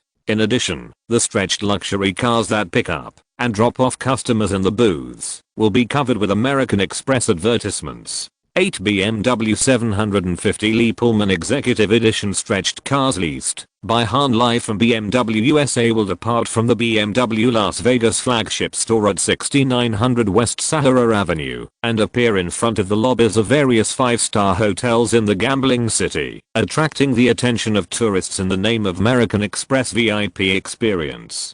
The situation of Coca-Cola is similar. The first goal of the carbonated beverage giant is to put the red Coca-Cola logo on the entire Mad City Music Festival, but their sponsorship conditions are too strict. The total title sponsorship is $2.7 million, and the payment will be settled within 3 months, but the catering of the entire venue must be provided by Coca-Cola and its affiliated brands. Hanlive can only sell alcoholic beverages and cannot be settled in the form of a brand store. Whether it is spirits or beer, they must be unpacked and placed in red plastic cups for on-site customers, and no other catering brand logos can be exposed. Small organizers who rely on personal or bank financing to barely set up their stalls and are in urgent need of cash may agree to Coca-Cola's request, but for Hanley, even if this music festival project loses all his money, he can use the rewards earned from buying TV numbers to subsidize it. Hanlive's strategy for recruiting sponsors is not oriented by the amount of sponsorship, or it is not only oriented by the amount of sponsorship. What this new live performance company wants is that all brands will gather together at the first Mad City to create a feeling of a small Olympics, paving the way for the next few sessions and accumulating business resources for other large-scale event projects that Hanlive is planning to launch. What Peter Ubereth did in 1984, Hanley will do in 2016. Therefore, Hanlive declined Coca-Cola's request for title sponsorship, but the latter did not give up. For a long time, Coca-Cola's spokesperson Linoopt has pursued a superstar policy. In 2003, when LeBron James was selected as the #1 pick in the league, Coca-Cola was the first commercial brand to sign an endorsement contract with him. In 2012, Taylor Swift released Red. The name and overall tone of the album fit in well with Coca-Cola's brand image. Therefore, Coca-Cola signed a 2-year endorsement contract with Taylor Swift, making this rising modern pop music star the exclusive spokesperson for Diet Coke. In 2016, Coca-Cola made a big bet on new stars and emerging music styles. They first cooperated with Selena Gomez, who has the most followers on Instagram. On June 26, Selena posted a photo of sipping a glass bottle of Coke on her homepage. The bottle was printed with the lyrics of the single Me and the Rhythm. This photo, with 5.9 million likes, broke the record for the highest number of likes on a single post on Instagram, and made Coca-Cola's lyric bottle the most successful marketing campaign of the brand in recent years. In the same month, Coca-Cola teamed up with Avicii to create a promotional theme song Taste the Feeling for the 2016 European Cup and the 2016 Olympic Games. As the two events became popular around the world, Coca-Cola, as the main sponsor, turned their Taste the Feeling series of advertisements and the song of the same name into one of the most covered electronic music singles this summer. Through these two extremely successful music marketing activities, Coca-Cola has achieved a double harvest of word of mouth in sales, and has opened up a clear gap with its competitor Pepsi in 2016, a crucial year for major competitions. In order to continue to maintain a strong momentum to end this fiscal year, Coca-Cola is eager to sponsor a large-scale music event with influence worldwide at an important node at the end of the year. And Mad City is their favorite project. Why? Because no music festival can be more in line with Coca-Cola's mainstream tone than Mad City. Ariana Grande, Justin Bieber, Holch, Kanye West, Kendrick Lamar, Major Lazer, Eminem, Blink-182, legendary superstars, current stars, and hot new stars. Mad City brings together all the champion musicians who have dominated the Billboard charts for 3 consecutive months since this week. Among the 24 groups of artists, there is not even a single independent artist who is not well known. The opening artists for the 3 days are Madison Beer, Lil Yachty and Billie Eilish. Everyone has a hit single that is in the top 40 of the Billboard. 4 years ago, there was no organizer who held a music festival like this. In the next 4 years, it is estimated that it will be difficult for the same lineup to appear in other music festivals. This analogy may not be appropriate, but missing out on Mad City in the field of music festivals is like missing out on the Olympics in the field of sports. Coca-Cola will not allow itself to make such a mistake, especially when Pepsi and Mountain Dew have also expressed interest in sponsoring. Since it cannot be the exclusive title sponsor of the entire venue, Coca-Cola quickly contacted Amy Morrison, Senior Vice President of the Marketing Department of Han Live, and won the title of the catering area of the Las Vegas celebration venue.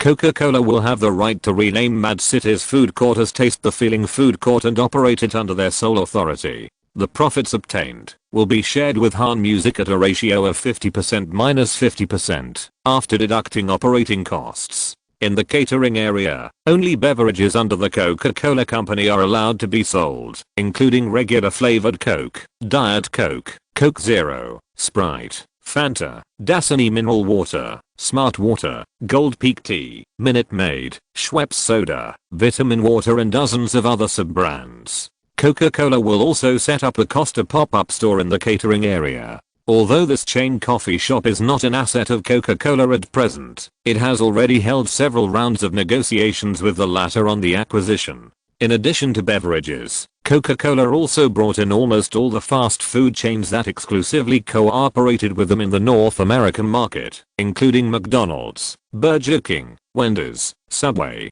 Domino's, Chick-fil-A, and the most surprising thing was that In-N-Out Burger, which rarely participated in other commercial activities, all agreed to set up a limited time and limited quantity store in the venue. The Las Vegas Festival venue can accommodate 219,000 spectators in 3 days. Even if each person buys a cup of Coke at a market price of $2, it is still $438,000. More importantly, everyone knows that the Coke in the music festival will never be sold for only $2. Fans who attend the music festival will not only spend on carbonated drinks. The alcohol and food consumption of most music festivals is between $11 and $25 per person. Even if half of it is cut and given to the exclusive title sponsor, Budweiser, the other brands in the food and beverage area can at least obtain $1.2045 million in operating income. According to the current situation, that all tickets for Mad City are sold out, and there is not even a single seat left, the $500,000 spent by Coca-Cola on the food and beverage area is almost certain to break even, and may even make a lot of money back.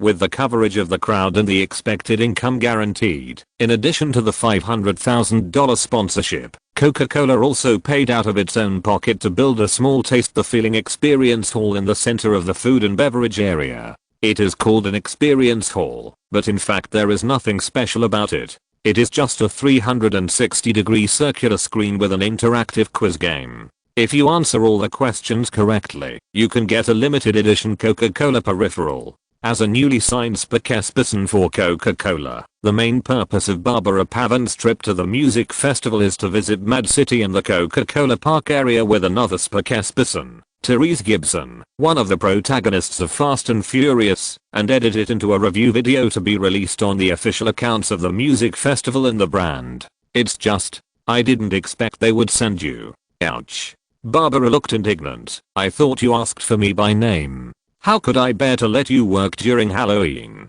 Then you have the heart to let me starve during Halloween. Plus size models can eat less. After sending this message, Han Yi, who had a strong desire to survive, immediately added, "Sorry, I really couldn't help telling this joke." Oh no you didn't. But it was too late. Barbara sent him an emoticon pack of Kenzeng. Sir, you have officially lost the chance to meet my angel friends. Who said I need this opportunity? Han Yi thought for a moment and continued to ask, why did they come to Las Vegas? Is it also a brand event, or are they just here to have fun? Let me think. Carly is here to participate in the Adidas by Stella McCartney event. Adidas is one of the 3 silver experience sponsors of the first Mad City Music Festival. They got this seat at a price of $70,000 and will build a pop-up store on the 2nd floor of the venue at their own expense, which is dedicated to displaying and selling the joint series of Adidas and Stella McCartney. As the brand ambassador of this series, Carly Kloss will naturally appear at the music festival. Kara is here just to have fun. That's just her personality. She'll be there, wherever there's a crowd. The other girls were all invited by her. Who are they? A few models I'm on good terms with: Stella, Martha, Jasmine, Lily. It is said that Miley Cyrus and Margot Robbie will also come, but I don't know if it's true. Wow, are they interested in attending as well? Don't you know how popular your music festival is online? I feel like everyone I know is showing off their tickets. Barbara replied, Kara is the most enthusiastic one. She's been promoting it in our WhatsApp group. You'll regret it if you don't come. Then it seems I have to thank Kara in person. The music festival he hosted himself received such attention and popularity in its first session, and even Hollywood stars were willing to participate at their own expense. It was indeed something that made Han Yi feel very accomplished. No chance. Why? Because I'm serious. Plus size models won't introduce you to her friends. But I can find out where you are by looking at the list of seats, and I can find her myself. Then I'll go find your 3 partners and tell them that you are trying every way to get to know the famous Cara Delevingne, the world's supermodel level sexy bomb. Naked slander. I really just want to thank her. Isn't she also a good friend of Bieber? When the time comes, take her backstage, take some photos and post them on Instagram, and it can also bring another wave of exposure to the music festival. Yeah, yes, I believe you. Why is it so hard for you to believe? Because that is the sexiest pair of legs in the world. I'm not a leg guy. Why didn't I see it in Ibiza? Barbara wanted to reply like this, but it sounded too ambiguous. Even if you don't like legs, she is an officially certified angel. No man can refuse this halo. True. Han Yi's first reply made Barbara snort and smile without moving her eye muscles. But then, the latest message he sent made the smile that was forming disappear in an instant. But I had my fair share of angels already. Barbara didn't know how to react for a moment, so her brain crashed directly. I tried hard to avoid topics in this regard. Why are you still so reckless? Barbara didn't know why Han Yi's words could touch her heart so much, but she just dove in. She couldn't see where it was, and she couldn't pull it out at all. Barbie, Barbie. Carly's voice squeezed into her blank mind. Barbara looked up and found that her friend was looking at her with a mischievous smile, and the other girls in the booth had the same expression. If you don't recover, we'll leave you here alone. Okay, wait a minute. Sorry, just 1 minute. putting up an index finger and apologizing to Carly. Barbara gritted her teeth and put her two thumbs back on the phone screen. If you keep talking so smoothly, I'll tell you about your 3 girlfriends. I've already told you, there are not 3 girlfriends. It's just emotional entanglement. Yes, I've been trying to reduce the number. Didn't we reach a consensus not to substitute the third one into the formula? Why are you still saying there are 3? Because I know you can't do it. That's mean. That's facts. Barbara narrowed her eyes. Tell the truth. Did you make things clear with the third one and reject her directly? It's complicated. So there's nothing? Not yet. See, I know. I promise you, you'll never be able to do it. You look a little angry, Barbie. The dialogue box was silent for a while before new bubbles reappeared. What did I say? I'm not angry. Realizing her own gaffe, and that the other party had noticed her gaffe, Barbara took a deep breath and tried to calm herself down. Maybe it's because it's just text. It looks a little fierce. Look, are you feeling better now? Barbara sent an emoji keyboard with a girl's hands spread out. Then, without waiting for Han-Yi to reply, she quickly changed the subject. Since you mentioned them, we haven't talked about your love life for a long time. They are fun fuel for me when I'm bored. That's even meaner. Han-Yi's helplessness can be seen from the words. I'm mean by nature. Barbara replied, tell me, will the 3 of them appear in Mad City scene? Yes. At the same time. At the same time. Be sure to invite me to watch it then. You just want to see the end of the world, right? Will it be the end of the world? Barbara asked. Does the third one already know the existence of the other 2? I don't know. What about the first 2?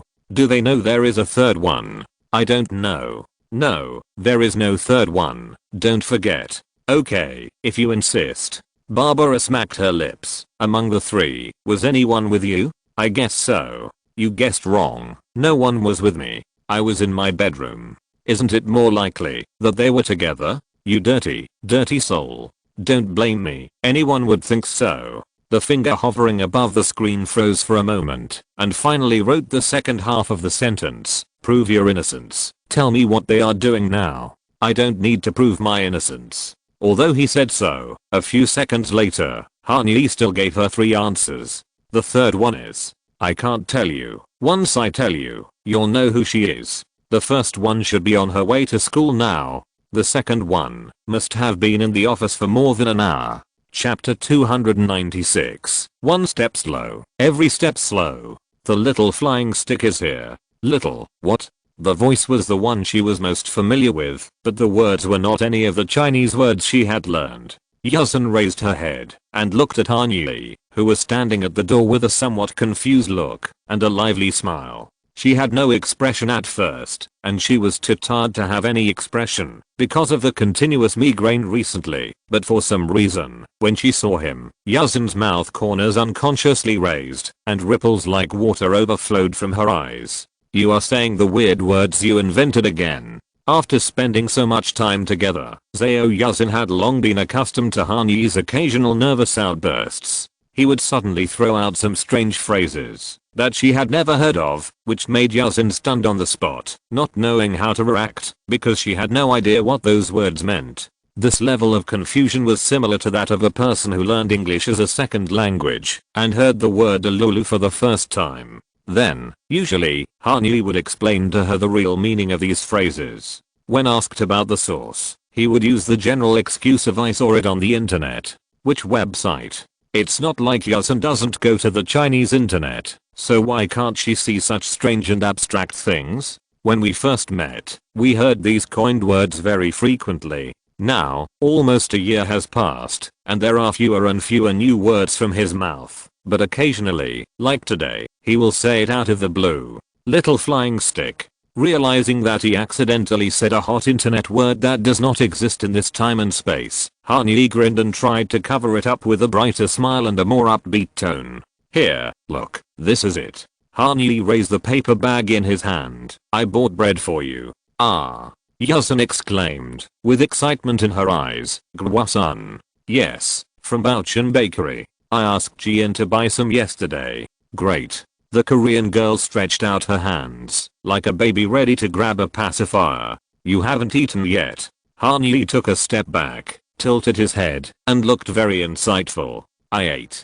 Yuzin whispered. What did you eat? Han Yi put the paper bag in his arms aside, supported his hands on the table, and stared at Zhao Yuzin with burning eyes. Spinach, carrots, and apples. Yuzin shrank his neck, and answered in a whisper. In the form of. Han Yi spread his hands, and kept drawing circles in the air, prompting Zhao Yuzin to be honest. Juice. Gently spit out a word. Looking at Han Yi's upright body, helpless eyes and flat mouth corners, Yuzin couldn't help but laugh out loud embarrassedly. I haven't had time to exercise recently. I've gained a lot of weight, so I need to clean up my stomach. Then why do you eat so much with me at lunch every day? Han Yi blew his beard and glared, scaring Yuzin. What's the point of losing weight like this? It's different from you. Yuzin shook his head. His expression was rarely so playful. I have a good appetite when I eat with you. Stop talking about this. Han Yi clenched his fist and put it on his lips, coughed twice, avoided Yuzin's gaze, took out 2 croissants wrapped in the paper bag, put them on the desk, and spread them out carefully. Eat quickly. Then I won't be polite. Zhao Yuzin picked up the fluffy and full, perfectly shaped, and even glowed with dark brown oil under the office chandelier. The secret croissant made by Michelin chef Thomas Cadder took a big bite. Anyone can see that her appetite cannot be satisfied by a glass of mixed fruit and vegetable juice. Why are you here so early again today? Han Yi looked back at the corridor outside the door. It was 8:53 in the morning, and there were still 37 minutes before the regular working hours of Han Music headquarters. In the office of Xinghu building, besides Zhao Yaosen and Han Yi, there were only 2 Mexican cleaners cleaning the open office area. Very few Americans would arrive at the office early to start work, especially in the music industry. Most of the partners who need to be connected do not wake up until the afternoon, and there are many performances, distribution and marketing matters that must be dealt with on weekends. Therefore, Han Music has fully implemented a flexible working system. As long as the fixed working hours can be achieved every week, it doesn't matter how late you come to the office. Therefore, Zhao Yaosen, a hard-working woman who goes to bed late and gets up early every day, has become the most unique scenery in room 1000 of Xinghu building.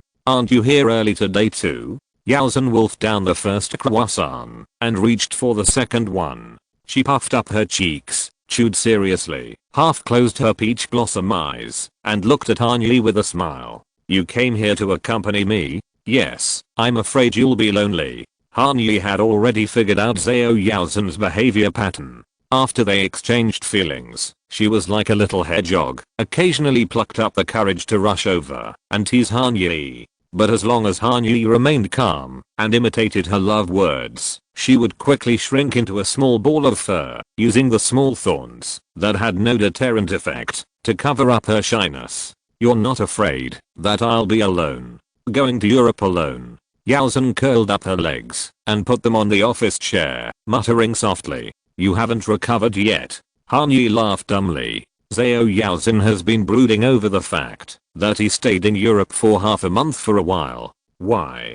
Because they had a rough plan to go on a business trip to Europe together. On October 20th, October 21st and October 22nd, Han Live held 3 block parties in Barcelona, London and Paris respectively. Barcelona's Greek theatre next to Montjuic Castle can accommodate 1,900 people. London's Printworks opposite Canary Wharf can accommodate 6,000 people. And Paris's Zenith Paris in the 19th district can accommodate 7,000 people, which is the largest venue for block parties first overseas tour. In addition, Mad Decent, an electronic music label under Han Music, will also participate in many public industry forums and private internal meetings at the annual Electronic Dance Music event, add to expand the label's network of contacts in the European electronic music circle and pave the way for a series of electronic music events that will be launched on this continent next year. Han Yi and Zhao Yaosen's original plan was to land in Amsterdam on the 19th.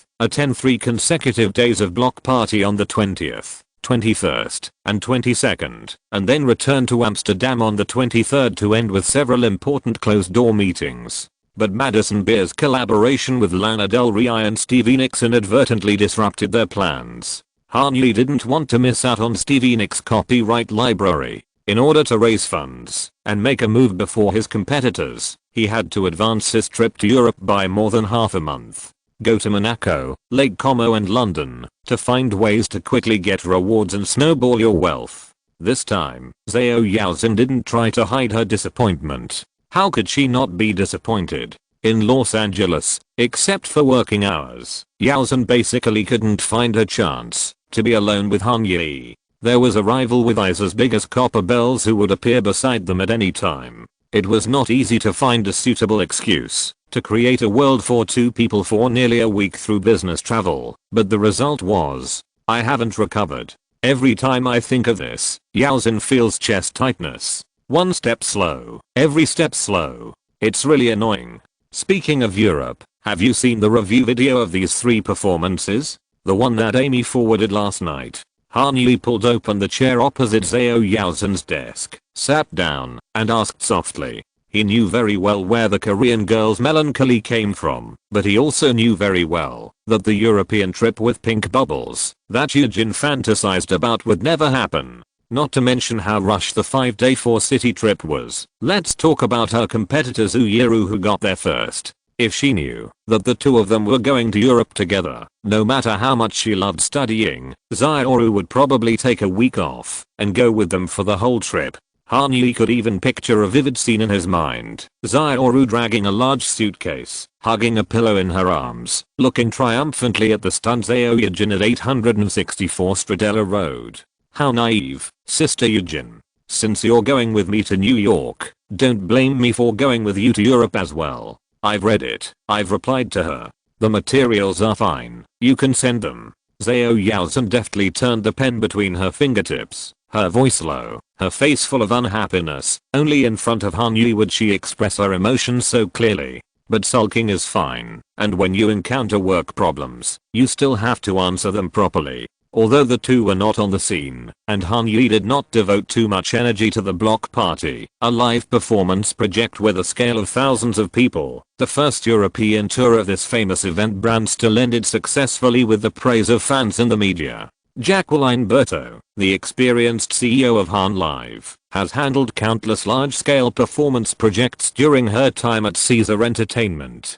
It can only be described as a piece of cake to operate this medium-sized indoor music festival with less than 10,000 people. The Barcelona station on October 20th is the smallest in scale, with a maximum capacity of 1,900 people, and it is a Thursday, so Han Live did not arrange an all-star lineup here. The headliners were Dylan Francis and RL Grime. The 2 secondary finales were Herobust and Ake, and the other 2 opening DJs were Spanish artists provided by Utah. The 4 main guests were all famous producers who had released many singles on the Mad Decent label, and they were all representatives of American trap music. The strategy of this small music festival in Han Live was very precise, which was to provide Spanish electronic music fans with a refreshing music experience.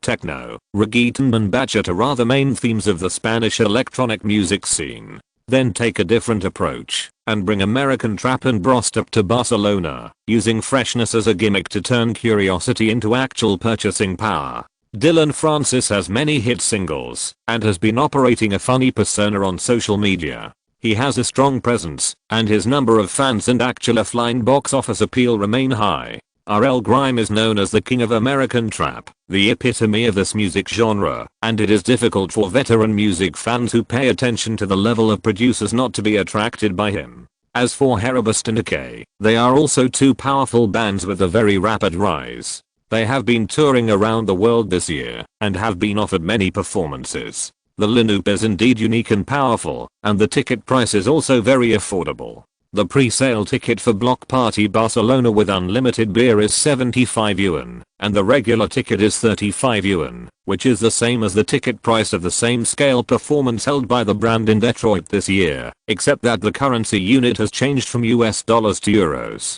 Compared with famous nightclubs in Barcelona, such as Pacha Barcelona, which charges 15 euros for admission on non-performance days, it can be said that the price-performance ratio is very high. Therefore, the Barcelona station, which officially opened for ticketing on Ticketmaster Europe in mid-July, was sold out by early August. 400 pre-sale tickets with unlimited beer and 1,500 regular tickets brought a total of €82,500 to Han Live. For this show, Dylan Francis received a performance fee of $20,000, RL Grime received $12,000, Harabist received $4,000, and Decay received $5,000. All of these were landed prices, meaning the organizers did not need to pay for the artists' international air tickets. The venue rental for the Greek theatre cost €7,500, and the stage, equipment, and various labor costs were €10,000. The final gross profit of the block party in Barcelona was €24,000. It seems small, but it is already a reflection of the exquisite macro-management of the Han Live team. First of all, in terms of artist performance fees, Barcelona saved a lot of money. Dylan Francis' average performance price in 2016 was around $30,000 to $40,000, and RL Grime generally accepted offers of $20,000 to $25,000. Harabist's offer fluctuated between $6,000 and $12,000, while OK generally did not look at offers below $8,000. So why did they accept Matt Decent's performance invitation at such a low price? This has something to do with the golden and non-golden schedules in the performance agency industry.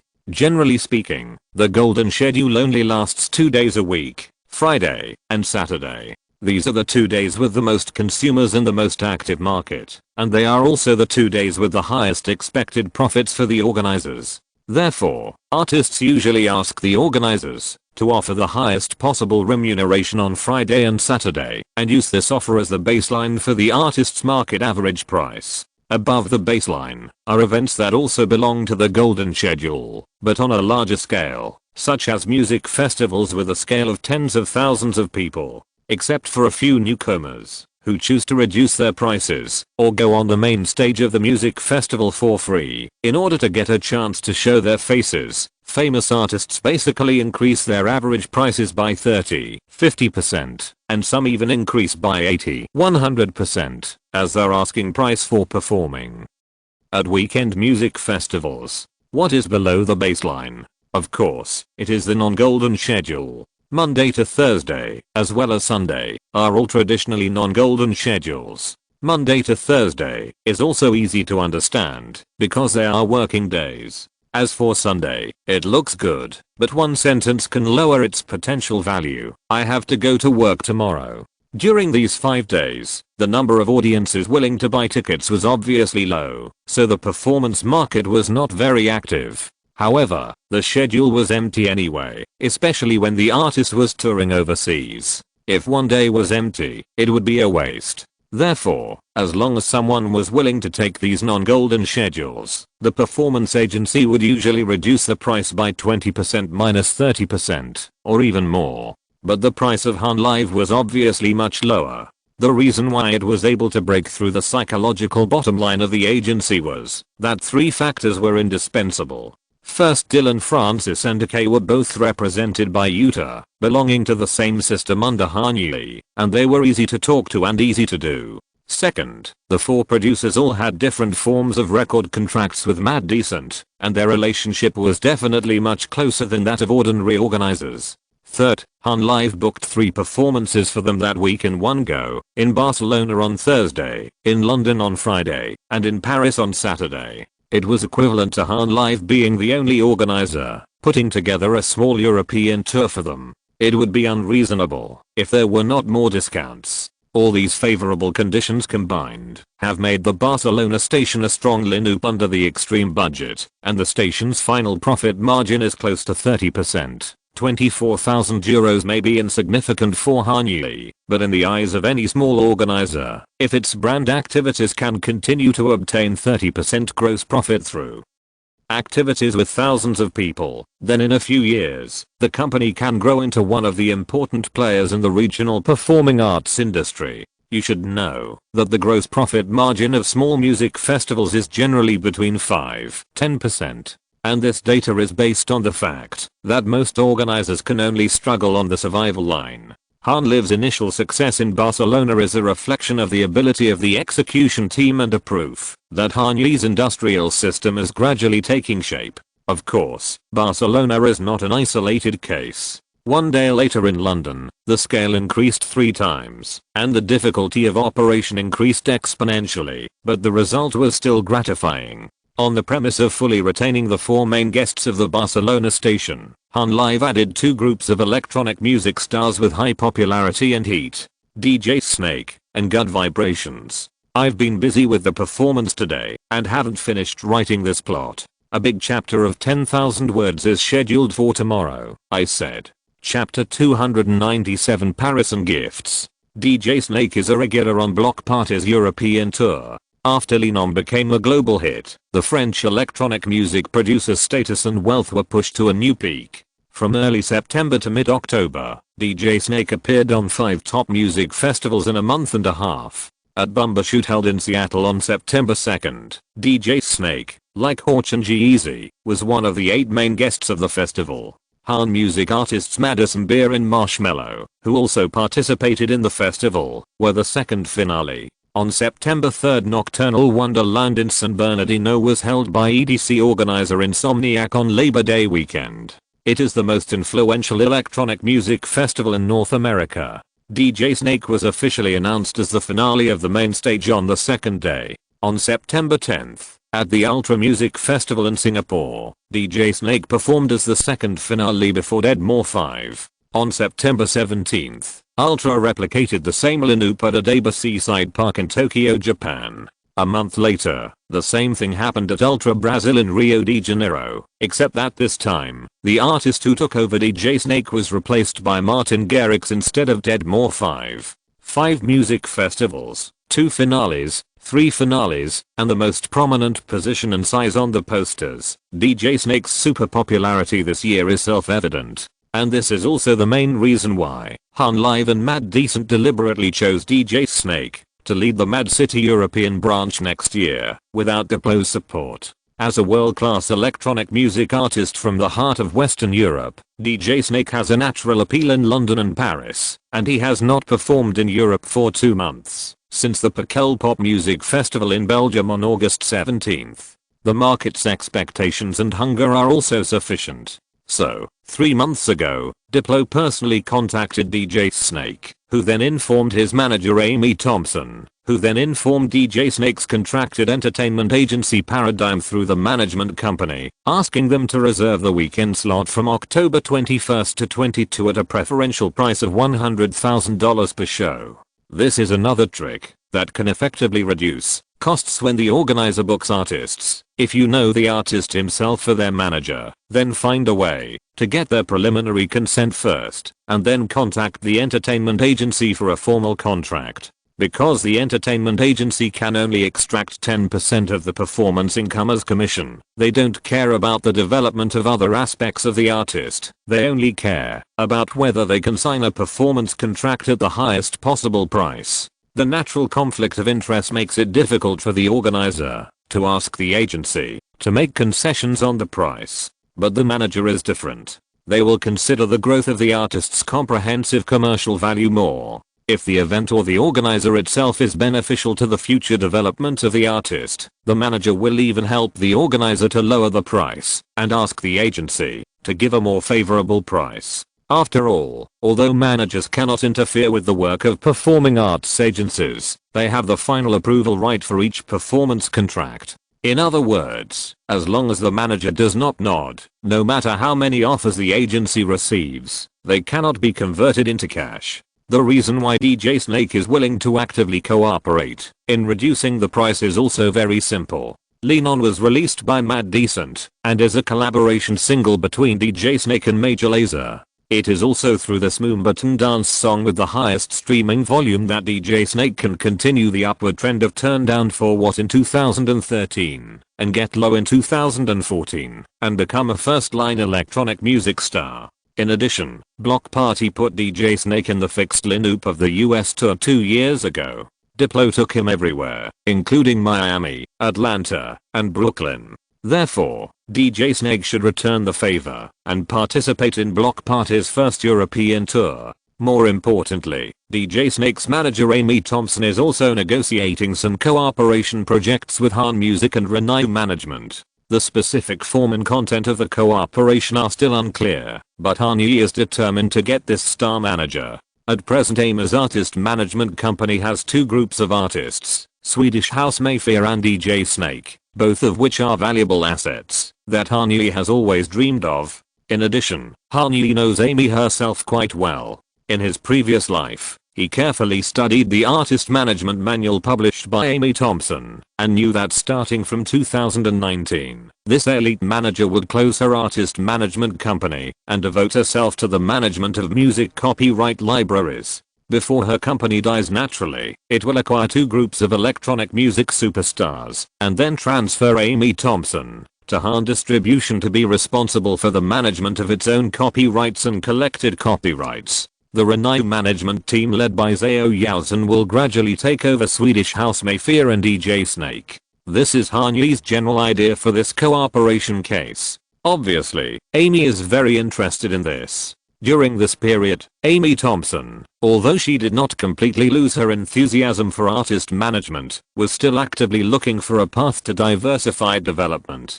The grand blueprint that Han Yi drew for her was a dangerous road that, if successful, would completely change the landscape of the music industry. It was a life or death struggle, and without amazing financial support, it could even be said that there was no life. Even with Han Yi leading the way, Amy had to bet her entire career. This happened to be the challenge that Amy Thompson, who had opened up a world for the Swedish Mafia and Snake Uncle in the electronic music world with innovative and radical marketing strategies, liked to accept the most. She was born a gambler. In her previous life, the song Taki Taki released in 2019, which combined electronic music, Latin music and pop music, and created a new successful model for the pop music scene, was a testament to Amy's courage and vision. She believed that this young Asian tycoon, who had created many waves in the music industry in just half a year, was brewing a pot of antidote that she could not resist. A good prescription to rescue the world music scene, which seems to be turbulent on the surface, but is actually dead, from the three major patterns that seem to be going on forever. If Han Yi is a surgeon, then she is willing to be his assistant who prepares instruments for him at the operating table. Compared with the copyright market with a base of 9 or even 10 digits, whether DJ Snake charges 150,000 or 100,000 for a single performance, and whether the currency unit is euro or US dollar, is not a difficult problem that needs to be repeatedly entangled. When both the artist and the manager agree to reduce the price for the performance, the objection of the agency paradigm seems insignificant. Therefore, Han Yi only spent 2/3 of the normal market price on the spot and got the most solid box office guarantee for Block Party's European tour. On the other hand, on the Good Vibrations side, the overall situation is slightly different, but the essence is not far apart. Good Vibrations is a limited group jointly created by American bass electronic music producer Mre and Heaven Trap duo Slander. Good Vibrations was originally a future bass single released by two groups of producers on Mad Decent in 2015.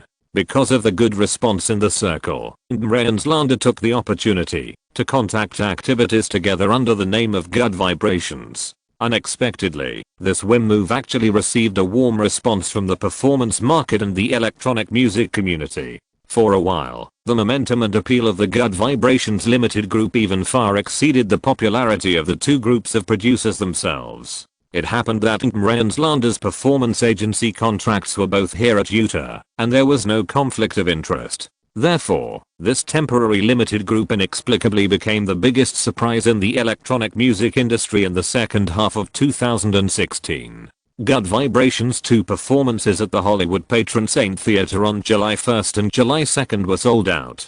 On August 20th, the Detroit stop of Block Party, the group shined at the Russell Industrial Center, which can accommodate 1,500 people, and was rated as the best scene of the night. Both performances are live projects jointly created by Han Live and Utah. With popularity, characteristics and the ability to make money, the newly born Han Live will naturally increase its efforts. Han Yi proposed a preliminary plan, and Celine Joshua, the director of live performances in the United States, was responsible for the specific implementation. Han Live started on November 10th and ended on December 23rd, planning a round of 32 live house tours for the Good Vibrations group in the United States. The tour started in the Midwest, Urbana, Illinois, Minneapolis, Minnesota, Milwaukee and Madison, Wisconsin, Columbus, Ohio, Grand Rapids, Michigan, and then Cleveland, where American netizens played the most memes, and finally ended with 2 days of back-to-back performances in Chicago. On November 22nd, after 3 days of rest, the tour team will move south, deep into the heart of the North American continent, to St. Louis, Missouri, and drive all the way west. Kansas City, Kansas and Denver, Colorado are basically in a straight line, and can be reached on the I-70 highway without changing routes. After the 2-day performance at the Ogden Theater on Capitol Hill in Denver, Ray and Slander will continue to move in a straight line on November 29th, but this time the direction is not due west but due south. It takes 6.5 hours to reach Albuquerque, New Mexico on the I-25 highway, then turn east into the deep south, stay in Tulsa, Oklahoma for one night, and then perform in 3 Texas cities, Houston, Austin, and Dallas. After 2 days of rest, it will start from Charleston, South Carolina, pass through 9 states and 14 cities, including metropolises such as Philadelphia, New York, and Boston, and finally end the tour at the Oakdale Theater in Wallingford next to New Haven, Connecticut. 43 days, 32 cities, and the scale of the performance in each city is basically around 1,000 to 2,000 people. In terms of total investment, this Good Vibrations North American tour is not a big project. The cost of each performance, including the guaranteed performance fee of the artists, venue fees, and other miscellaneous expenses, does not exceed $25,000 US. 1/3 of the performances are directly sold by Utah to nightclubs. The total revenue generated by the 32 performances is just over $1 million US, and the gross profit margin is only about 10-15%. In terms of profitability, the Good Vibrations North American tour is not as profitable as Mad City Music Festival, but it is a very good training opportunity for the startup team of Han Live. The tour involves 32 cities, which means that the team of Han Live needs to carry out complex itinerary planning and logical coordination, which can exercise the organization and coordination ability of the company's grassroots employees. Although the middle and senior management are professionals that Han Li poached from Caesars Entertainment, Live Nation and Eglive, there are many inexperienced fresh graduates at the lower levels.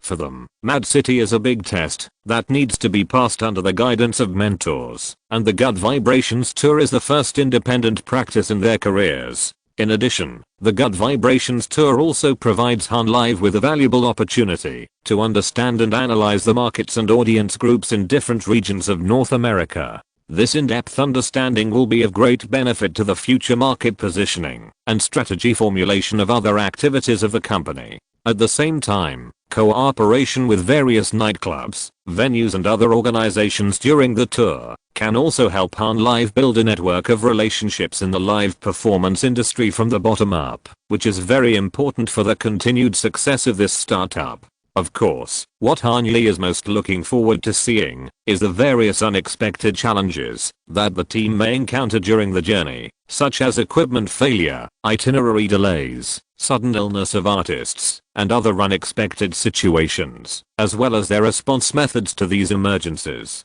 No internal training can simulate the high-pressure situation of Mre suddenly disappeared for 4 hours on the 30th day of the tour, the 18th show, and the team's adaptability and problem-solving skills are also valuable experiences that can only be learned by taking one step at a time and stepping on all the pits that should be stepped on. Whether it is Good Vibrations North American tour, Dua Lipa's upcoming UK tour, or Lil Yachty's co-branded Live House tour in full swing, these projects may not create much value for Han Live in terms of finance, but they are an important process for a company to move from immaturity to maturity. With the blessing of the Memo plugin, the two major gaps between Han Live and Live Nation and Eglive will not be reflected in financial resources in the future, but only in execution. Using enough projects to exchange for a sufficiently sophisticated team is an initial investment that Han Li must complete. Good Vibrations joining Block Party's European lineup is also a way for Han Yi to make early investments. However, the beneficiaries are not Han Liv's executive team, but two electronic music producers, Mre and Slander. One of Han Music's core strategies to move towards the world's fourth largest music group is to launch differentiated competition in areas where the three major music groups have not yet established a dominant advantage, and to narrow the gap between the group and Universal, Sony and Warner as much as possible, or even surpass them. Hip-hop music, electronic music, and future Latin music are all the focus of Han Music's layout. Under the group that has not yet been formally formed, an important task for record companies, copyright distribution companies, performing arts agencies, artist management companies, and live performance companies is to quickly expand their respective signed artist resource libraries. After signing several DJ Mag's top 100 DJs in Ibiza, Mre and Slander are Han Yi's next target for naturalization. If the normal historical trajectory is followed, Mre will continue to be active in the performance market as a leading American bass music artist in the next 7 years. Deepening cooperation with him and signing a full contract can bring additional lucrative income to the artist management sector. Holding Slander's record contract, distribution contract and management contract in hand is a task that can only succeed and not fail. In 2016, Slander was still studying their original and unformed music style Heaven Trap. During this period, they were still widely regarded as a pure bass music group, although there were vocal element in the music, that was not the main selling point. But soon, under the spiritual inspiration of a large number of electronic musicians embracing the Billboard charts, in order to increase royalty income and overall commercial realization capabilities, Slander will launch a series of popular electronic music like Without You, which is mainly based on vocal melodies and embellished with electronic music element. And after 2019, with phenomenal singles such as Love Is Gone, All You Need to Know, and Back to You, they will reap the first wave of music dividends from Diane. The song Love Is Gone alone has been played more than 500 million times on Spotify. It can't be compared with the top singles like Cold Water, but there is no doubt that it is also a precious copyright that Han Music cannot miss. Therefore, in order to show the sincerity and strength of the cooperation, Han Yi personally named and asked Han to bring Good Vibrations, which costs $30,000, to Paris and London. Doing so will not only make the signing negotiations of the two groups of artists in other fields go more smoothly, but also use the two performances in Europe to test the market before the North American tour begins, helping the team understand the acceptance of their music in different cultural backgrounds and adjust the structure and content of the set in time. With the blessing of DJ Snake and Good Vibrations, coupled with the basic lineup of Dylan Francis, RL Grime, Harabast and Decay, the performance poster of Block Party looks very attractive. As a performance with the theme of bass music, it can be said that there is no shortcoming at all. 6,000 tickets, each at £59, were sold out in less than a week after the ticket was issued. Although the prices of the four basic artists increased during the prime time on Friday, and the rent of the venue itself was more than twice that of the Greek Theatre in Barcelona, Han Live still successfully controlled the total cost of the London station to $277,000,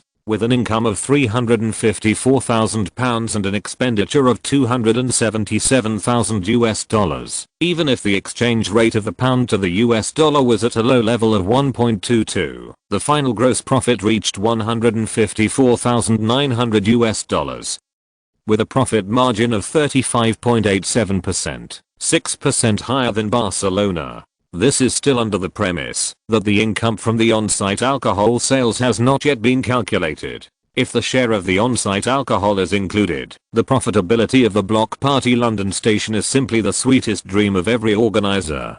The Paris station with the participation of the 4-member group Pardon My French is even more terrifying. 9 groups of artists, 11 hours, and the Block Party that started at 2 p.m. was called a historic performance that put Paris on the world electronic music map by OIFM radio. Although the artist cost increased by €30,000 with the addition of Chami, Mallar and Mercer, at the same time, the ticket price also increased from £59 to €69. Considering that the exchange rate of pound to euro was only 1.1 at the end of October 2016, Paris station is equivalent to adding €5 on top of the London station. In general, the 19th arrondissement is the worst arrondissement in Paris. The crime rate is high, various organized drug dealers are entrenched, and various tourist guides strongly discourage tourists from choosing hotels in the area.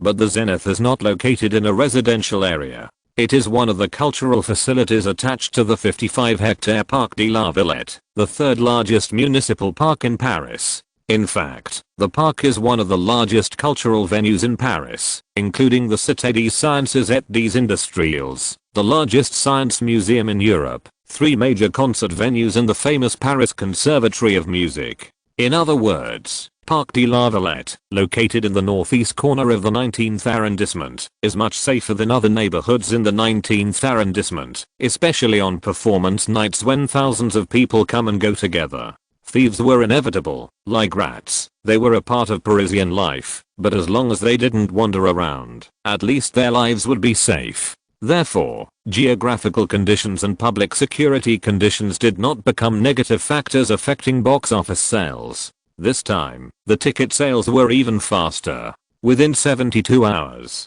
Ticketmaster's first-hand ticket sources were all reduced to zero, and second-hand tickets with a price increase of €89 or even €129 were everywhere on StubHub. For this indoor music festival with less than 10,000 people, and overseas, Live did not further expand its profits in second-hand ticketing like Mad City. The cost of $310,300 was finally exchanged for a total box office of €476,100, equivalent to $528,500. The gross profit was $218,200, and the gross profit margin was as high as 41.29%. The larger the scale, the stronger the profitability. Live can be said to have brought the principle of economies of scale to the extreme. I really want to go to Paris. After clicking on the review video and watching it for a while, Yazan sighed faintly. Kevin said the effect was very good that day, the mosh pit was open dozens or hundreds of times, and he had a very pleasant chat with Chami and others. If I were there, I might have signed pardon my French directly. If Zhao Yazan didn't go, Renai management would have to have manager accompany him. Even if it wasn't for business negotiations, he had to coordinate the schedules of all the artists cooperating with Mad Decent. This task naturally fell on the shoulders of Kevin Kusatsu, the co-founder of the label. Barcelona, London, Paris, and in Amsterdam were all his responsibility to represent Han music to the outside world. You mean, you are better than Kevin? Han Yi raised his eyebrows and teased. I didn't say that, you said it. Zhao Yazan put his right hand together on his lips and whispered, with a playful look between his eyebrows. It's not that she has any particular dislike for Kevin Kusatsu, but people in the electronic music circle are multi-pronged and full of poisons at the event site. Whether you can get up the next day depends on luck, so it is difficult to complete the contact task with quality and quantity. Okay, I said what I said. Han Yi waved his hand nonchalantly and smiled. I also said, you want to go to Paris so much, it must not be just for the performance. You don't know me yet. Yazan glanced at him. Breakfast, lunch, dinner, and supper. I have planned it all.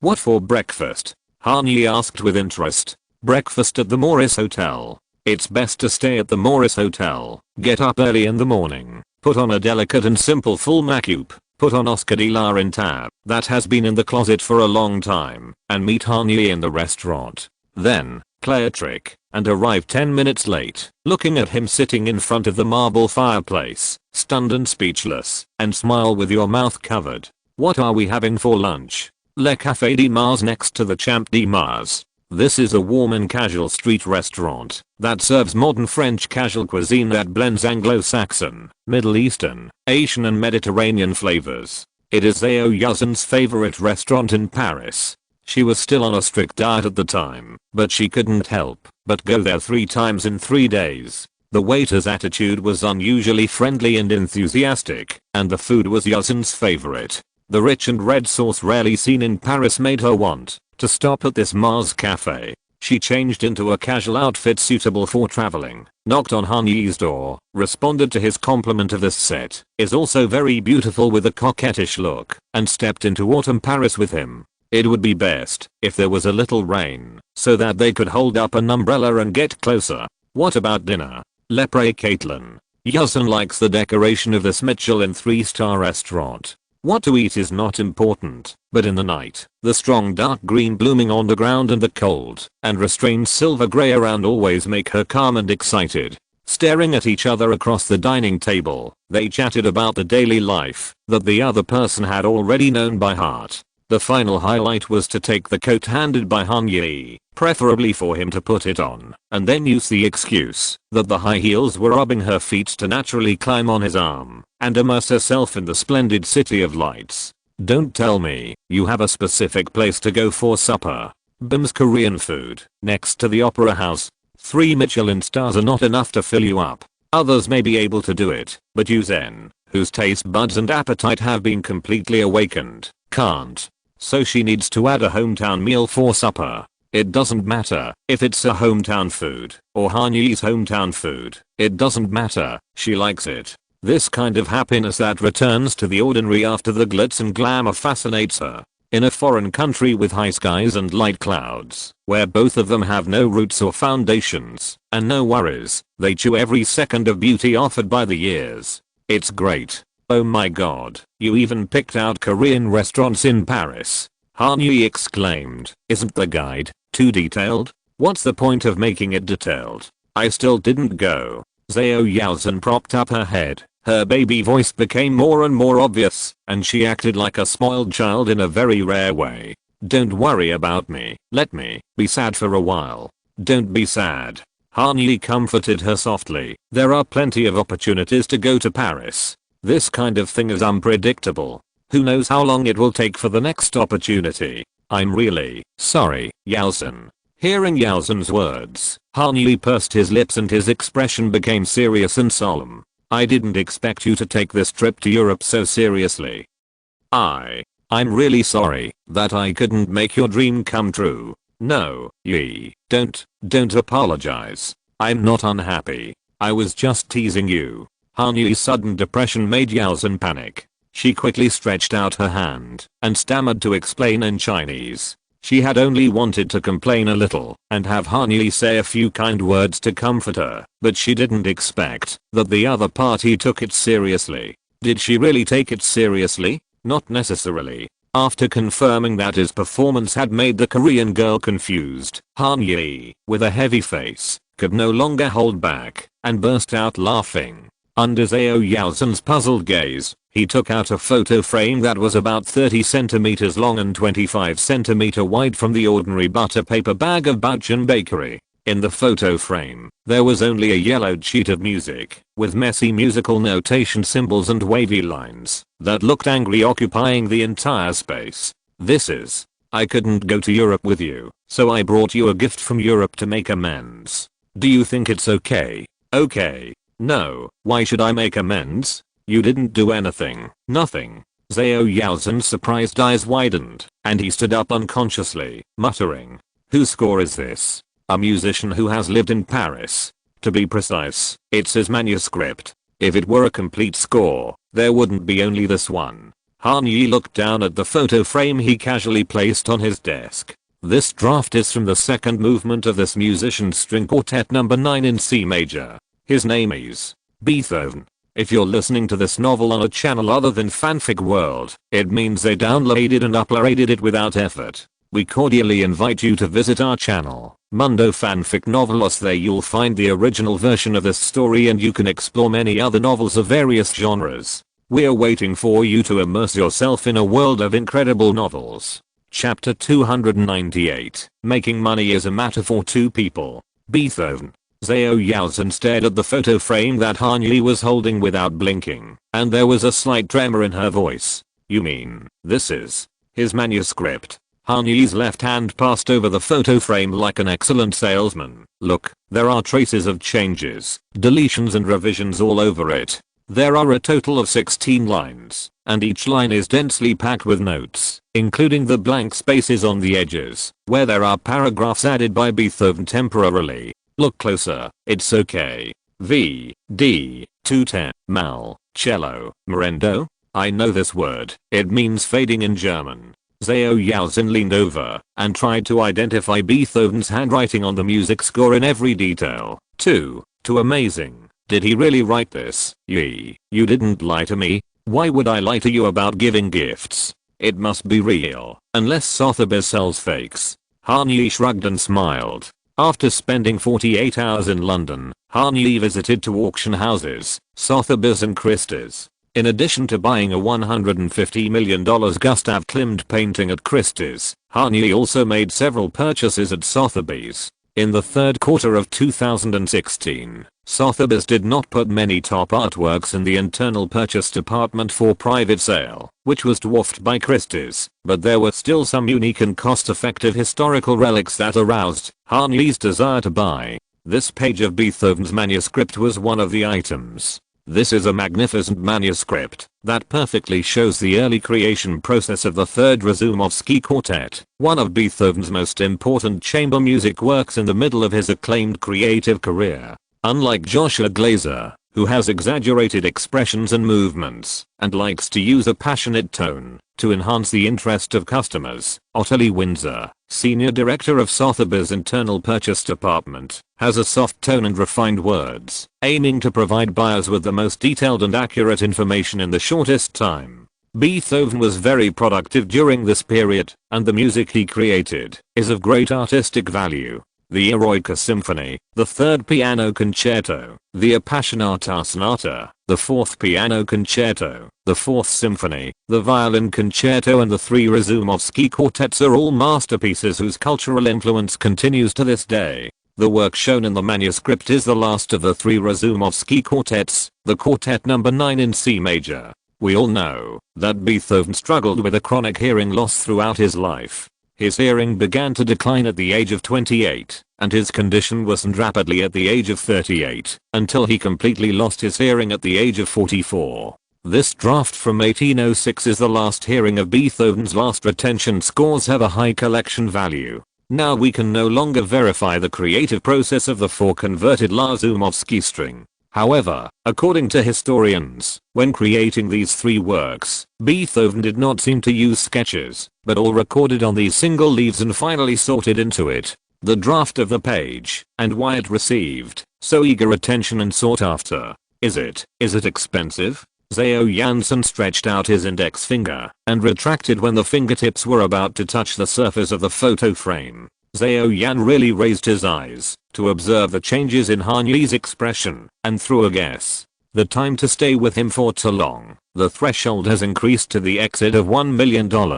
No, less than the 7 digits. He did not lie to Yaozhen. The draft of the single page was indeed not worth 7 figures. The final transaction price written in the contract was £200,000. Han Yi had his own calculations for buying this cheap gadget. First of all, with this purchase, he could create a file in Sotheby's internal purchasing department and become a VIP customer. In the future, he would have the opportunity to make a reservation before the artwork is put on the shelf, and even the process of private sales could be omitted, making it easy and enjoyable. Secondly, no matter how small a mosquito is, it is still meat. At present, giving gifts to girls who like him, such as Zaoru, Yaozhen and Maddie, can get the highest return rate. At the beginning, he transferred $45,000 to Yaozhen to pay for tuition, and the memorandum directly rewarded him with $450,000, with a reward multiple of up to 10 times.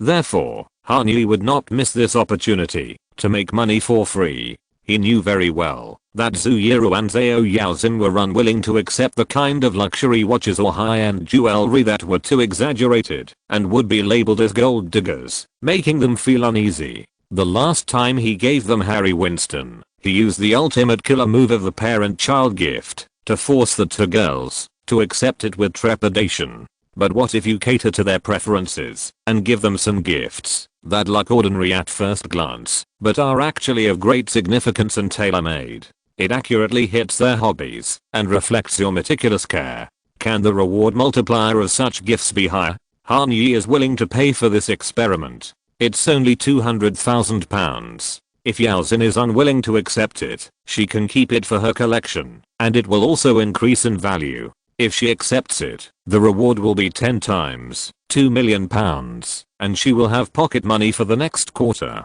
If you think more boldly, if the reward multiple exceeds 10 times, you can't refuse it. Yao Xin, this is specially bought for you. It's useless for me to keep it, and I can't give it to others. Han Yi emphasized the second half of the sentence. No, Yi. Zhao Yao Xin bit her lower lip lightly. This gift is too expensive. What's expensive? You are the most expensive. Han Yi knew that Yao Xin would answer like this, and he had already prepared countermeasures. He glared and said in a vicious voice, I won't riddle you. I'll tell you directly, Yajin. The price of this manuscript is £200,000. Do the math yourself. How many times more money have the artists you manage made for the company in the past 3 months than this number? Not to mention others. Let's just say Madison, Billion Miles. Miles is the real name of Lil Yachty, a rapper under the Temple label. Miles Parks McCollum. If Madison Beal is the fastest rising supernova in Han music, then Lil Yachty is the second one, not far behind. No one could have thought that the song Broccoli he collaborated with Dram would become the best performing rap single on the charts, since it landed on the Billboard Hot 100 Singles chart at number 87 on July 2, 2016. Broccoli has never gone downhill. On July 9th, it ranked 65th. On July 16th, it ranked 48th. On July 23rd, it ranked 43rd. And on July 30th, it ranked 39th. The trend throughout August was 3, 4, 2, 9, 2, 8, 2, 6, jumping 8 places in a row. In September, it jumped from 21st to 19th, then to 18th, and finally settled at 14th on September 24th, entering the top 20 of the chart. That's not all. In October, Broccoli was even more popular on the chart. After topping the Billboard Hot Rap Music chart for 3 consecutive weeks, it also entered the top 10 of the main chart for the first time, ranking 8th for 2 weeks, and this week it even rushed to the 6th position. In the latest chart on October 22nd, the Chainsmokers and Torch's single Close are still ranked first. This is their 8th consecutive week in the championship seat, and they are still 2 charts away from tying Drake's One Dance for 10 consecutive weeks this year. 123,000 digital sales, down 10% from last week, but still no one can catch up. This week's playback volume was 35.2 million, and it continued to lead despite a 7% month-on-month decline. Most importantly, in terms of radio coverage, Close Are also made efforts in the later period, with 143 million listeners, and topped the radio chart for the first time. A phenomenal single is a phenomenal single. The retro pop electronic Starboy that is enough to be recorded in the history of pop music is no match for it. That's right, even if Daft Punk and The Weeknd are combined, they can't beat the crazy Chainsmokers and Torch. 92,000 digital downloads, 27 million online playbacks, 86 million radio listeners, plus The Weeknd's wonderful performance on Saturday Night Live this week. Any week in the first half of the year, Starboy can easily top the list. But unfortunately, since it was released on September 22nd, it can only accept the fate of being crushed by Close Are. The performance of the annual single level chart has caused the value and attention of the two groups of cooperating artists to soar. On September 18th, Hulsh was invited to Singapore to participate in the celebration performance of the Formula 1 Grand Prix as the headline guest, and at a price of $250,000. Hulsh overpowered Imagine Dragons and Kylie Minogue to appear as the last, singing 12 songs in a row, which was even comparable to the length of a concert. On October 16th, she left for Boston to attend the Forbes magazine's 2017 30 Under 30 List Awards ceremony and performed on stage with fellow award-winning Han music artists Madison Beer and Lil Yachty, as well as Utah colleagues G-Eazy, Bryson Tiller and Isiana. This year's list is star-studded. In addition to the 6 artists in the Han Yi system, there are also stars such as Charlie Puth, Troye Sivan, Daya, Big Bang, Logic and Andrew Taggart from the Chainsmokers. but the most prominent ones are Han Music and Juta. Of course, it must be admitted that the fact that they were able to get 6 seats out of 30 places is actually mainly due to the long-term and stable cooperation between United Artists Management and Forbes magazine, and has little to do with the marketing and promotion team of Han Music. But victory is victory, no matter which company's relationship played a role. It is the success of Han Ye's business layout. Next, from October this year to March next year, Hoshi did not receive many performance invitations. Jason Aaron and Anthony Lee even specially notified the agency Utah on behalf of Renew Management, asking them to try to change the activity plan to after April next year, preferably starting in the summer. The main reason for doing so is that Hoshi still has a 1+1 record contract with her current label Astral Works to fulfill. She has to finish the production of the new album as soon as possible to jump out of the contract and truly become a full contract artist in the Han Music system. Of course, Hoshi's rocket-like popularity and the resulting quotation issues are also the focus of the Renew management team. Closer is currently performing too strongly, and no one knows how many weeks it will stay at the top of the charts. For every week it stays at the top of the charts, the price of Holch's performances and commercial activities will increase. This means that the performance offer given to Holch on Monday at the normal price may not reflect Holch's true commercial value by the next Monday. Whether to overdraw Holch's commercial potential in advance and accept the invitations of the organizers at the current price, or simply wait a little longer until the performance of Closer on the charts stabilizes and then open up the schedule at the most suitable price for Halsey Incorporated and Holch himself, it is a question that does not need to be overthought. Halsey Incorporated does not need to make quick money. This joint venture has the financial support of Han Ye, and cashing in is not the most urgent goal at present. Holch has just received the advance payment from Astral Works, and the royalties of the co-artists on Closer have also been received, so there is no need to worry about income in the short term. Therefore, in addition to the special winter performance held at Grant Park at Lollapalooza Music Festival on January 11th, Holch has only announced 5 performance schedules on his official website and social media. A compilation concert on December 11th in Oslo, Norway, with Icona Pop Hyasakite, Marcus and Martinus and Sting, is used to test the artist's popularity in Europe. The other 4 concerts, namely January 6th at the Palace Theatre in Melbourne, Australia, January 8th at the AE Stage in Pittsburgh, Pennsylvania, USA, February 20th at the O2 Academy in Birmingham, UK, and March 4th at the Staples Center in Los Angeles, California, USA, are all held in the name of Badlands Tour. The 4 additional cities were chosen very cleverly, just in the 4 areas where Holch's online audiences are most densely distributed: the West Coast of the United States, the Midwest of the United States, the United Kingdom and Australia. They were all produced by the Han Live team, and the intention was obvious: to continue to accumulate experience for the team, and at the same time test Holch's ability to bring tickets after Closer won consecutive championships, so as to determine the scale of the second studio album's eponymous tour. Whether to start the stadium tour directly, or continue to polish the reputation and popularity in the live house, depends on the sales of these 4 test concerts. Putting aside other venues, if Holch can sell out the 20,000 person Staples Center in the core position of Los Angeles, or at least sell 10,500 seats on the first and second floors, it can bring nearly $500,000 in revenue per show to Han Live. In other words, the revenue created by Holch alone, while deliberately controlling the number of performances, has exceeded the transaction price of Beethoven's manuscript. If you think that Halsey is an artist of Jason Aaron and Anthony Lee, and Joe Eugene is not their direct manager, so the credit cannot be attributed to her, it doesn't matter. Let's continue to go down the list. Cold Water, which dropped to 3rd place this week, has a radio reach of 120 million people, a 6% decrease from the previous month. Digital sales fell 7% from the previous month, 73,000 times. The streaming ranking also dropped 5% again, reaching the 4th place in the subchart with 19 million plays.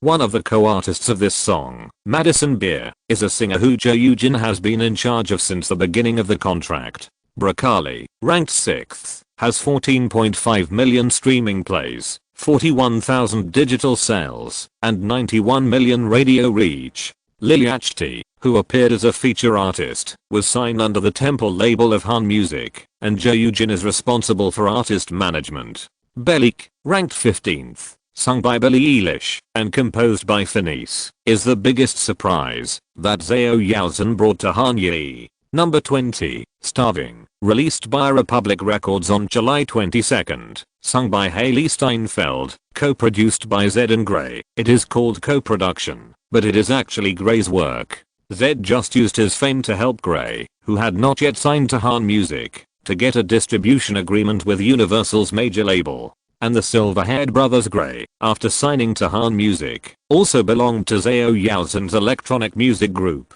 There are 5 artists from the Han Music system in the top 20 of the Billboard chart, 4 of which are directly managed by Yaozhen. The success of these 4 can always be attributed in part to Zhao Yaozhen's hard work, right? After the song became a hit, Renai Management, Han Live and Temple Records joined forces to arrange 19 solo tours for Lil Yachty in one go, all of which were small venues with a minimum of 500 people and a maximum of 2,000 people, but every show was sold out. Next, after careful discussion, Zhao Yaozhen finally persuaded his colleagues at Han Live to sign Lil Yachty's next larger scale tour to Live Nation. It's not that they don't trust the team within the system, but because Han Live is operating too many tour projects at the same time, and there is no extra manpower and energy to create another long tour across the North American continent in a short period of time. In addition, since Live Nation has expressed its interest and is willing to pay Lil Yachty a guaranteed minimum of $15,000, there is no need to turn down this kind of business that is sure to make a profit. Lil Yachty himself also means this. All rappers are like this. They don't want continuous and stable income, but just want quick money that can make them full in one go. So, in the first week of September, on the same day that Broccoli entered the top 20 of the Billboard singles chart, Live Nation officially announced a joint tour of Lil Yachty and Reese Remmert, a total of 34 shows, all in the United States. In September 2016, the popular song Black Beatles by the Reese Remmert duo had not yet been released as a single, and it was still almost 3 months away from topping the charts, but their first album's Rem Life, released in 2015, was well received, and was called one of the best rap albums of the year. And their second album's Rem Life 2 was also officially released on August 12, 2016 by Interscope Records, an old friend of Han Music. The two artists have their own strengths. Lil Yachty has a champion single, but his debut album is still in the process of polishing. Reese Remmert has not achieved the same level as Lil Yachty, but the thickness of the two albums has laid a solid foundation for their future development. Coupled with the increasingly close cooperation between Han Music and Interscope, the two management teams finally chose to merge publicity and touring, help each other, and jointly promote the singles that were fighting on the singles chart. The 34 live house tours alone have a guaranteed minimum of $510,000. Of this, 10% belongs to Utah. The 30%, after deducting the agent's commission, is the remuneration that Han Music and Renai Management can get according to the 360 contract. Add together, the gross profit is a total of $188,700. It is already very close to the price of this Beethoven manuscript. Add in Madison Beer's income in recent months, and it's even more incalculable. After the explosion of Cold Water, the performance quotation of the Long Island Girl has reached the range of $50,000 to $75,000, and she can only sing 5 songs at most, with a guaranteed performance time of 40 minutes. But even so, performance invitations still fly to her like pieces of paper. In addition to the X-Fest and Sonic Boom that she had already contacted, starting from mid-September, Madison also accepted Music Midtown Music Festival in Atlanta, iHeartRadio Music Festival in Las Vegas, and Live Out Music Festival in Monterrey, Mexico on October 1st. These 3 performances alone brought the company a gross profit of $185,000. Yes, because Madison Beer has not yet paid back the advance payment of more than $1 million. The performance fees of these 3 music festivals belong to Han Music 100%. And this is only the income generated from the performances in 2 weeks. With the prosperity of her music career, Madison Beer, who ranks among the top in the number of social media fans, has also attracted the attention of many beauty and skincare brands. At least for now, Neutrogena, NARS and Charlotte Tilbury have sent Madison endorsement invitations.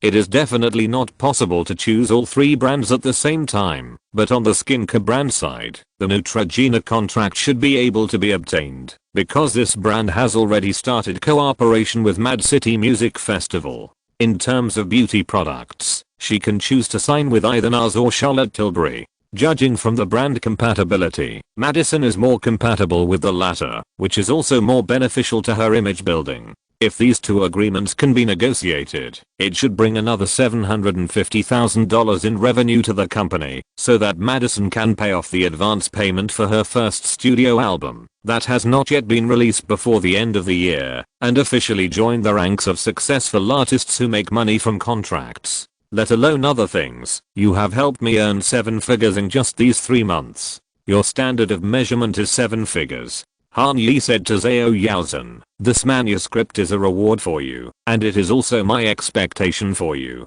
I hope that among the group of artists you are leading now, there can be a superstar, not to mention artistic attainments, that can surpass Beethoven, but at least his royalties income can surpass his. The money I make is not the credit of me alone." Zhao Yaozhen shook her head. She was very clear-headed and self-aware. So many colleagues, so many departments, it takes the joint efforts too. Still being modest, Han Yi interrupted Yaozhen's humble words without giving her a chance to continue.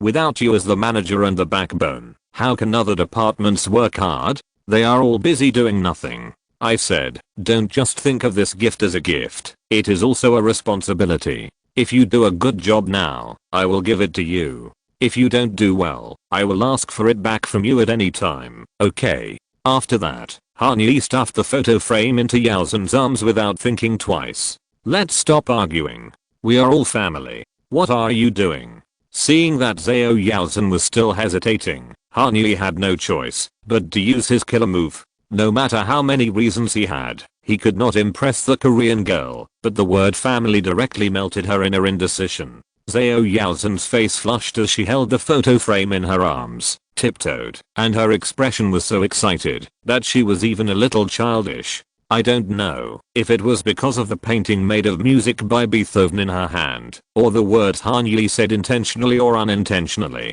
"Then I'll keep it for you first." As if she suddenly remembered something, Zhao Yaozhen quickly raised her index finger. But I have a condition." "What condition?" "Let me treat you to a good meal at noon today." In the still warm late autumn in Los Angeles, Zhao Yaozhen gave Han Yi a blooming smile. "What you just said about making money is not only my business, but also your business. It's a matter for two people. You made money. I made money too." Chapter 299 15 times. Chase account. S42H19 LLC deposited $3,674,100 to account 6102 on the 17th of May 2016. 11 hours, 43 minutes and 22 seconds PST, which exceeds the $2,500 limit in your warning settings. Chase free risk control information. Is the $3,674,100 just deposited your transaction? To confirm, reply 1, call the Chase service hotline, and reply 2, reply stop to stop subscription. This time, the bet was right and it made a lot of money, 15 times the reward. Beethoven's manuscript accurately hit the soft spot of Zhao Yaozhen, a music lover, and this was a gift directly from Han Yi, not on Teeling, which made the Korean girl happy. If you can't fully understand the emotions she feels at this moment, then please imagine the person you like and care about the most comes back from a business trip and specially brings you a signed version of Dream Machine by the author. How touching and satisfying would that be for you as a loyal fan? He knows you, he gets you, he cares about you. It feels so good to be remembered by someone at all times. I'm out to eat with you, and you keep looking at your phone. Zhao Yaozhen looked at Han Yi, who was almost burying his head in the screen and grinning across the table, and said in a coquettish tone, In front of him, she can show her true emotions that have been suppressed by a huge rock in her heart more and more calmly and freely. There is no need to deliberately pretend to get along with each other, just like the afternoon sunshine pouring into the house through the skylight at this moment. The two are now at Granville, a new American restaurant at 8701 Beverly Boulevard in West Hollywood. Without asking, you know that this is a collection that Zhao Yaozhen found on Yelp and has been interested in for a long time. Only when Han Yi returns to Los Angeles can she explore these beautiful partners together. Sorry, I saw a very cute cat. Han Yi wanted to say that he was replying to a work email, but he felt it was difficult to explain the smile that was almost stretched to his ears, so he temporarily changed his strategy, quietly switched to Instagram, and turned the screen over to show Zhao Yaozhen. In the picture, there was a little kitten kissing its owner's eyelashes. So cute. Yaozhen's eyes suddenly lit up.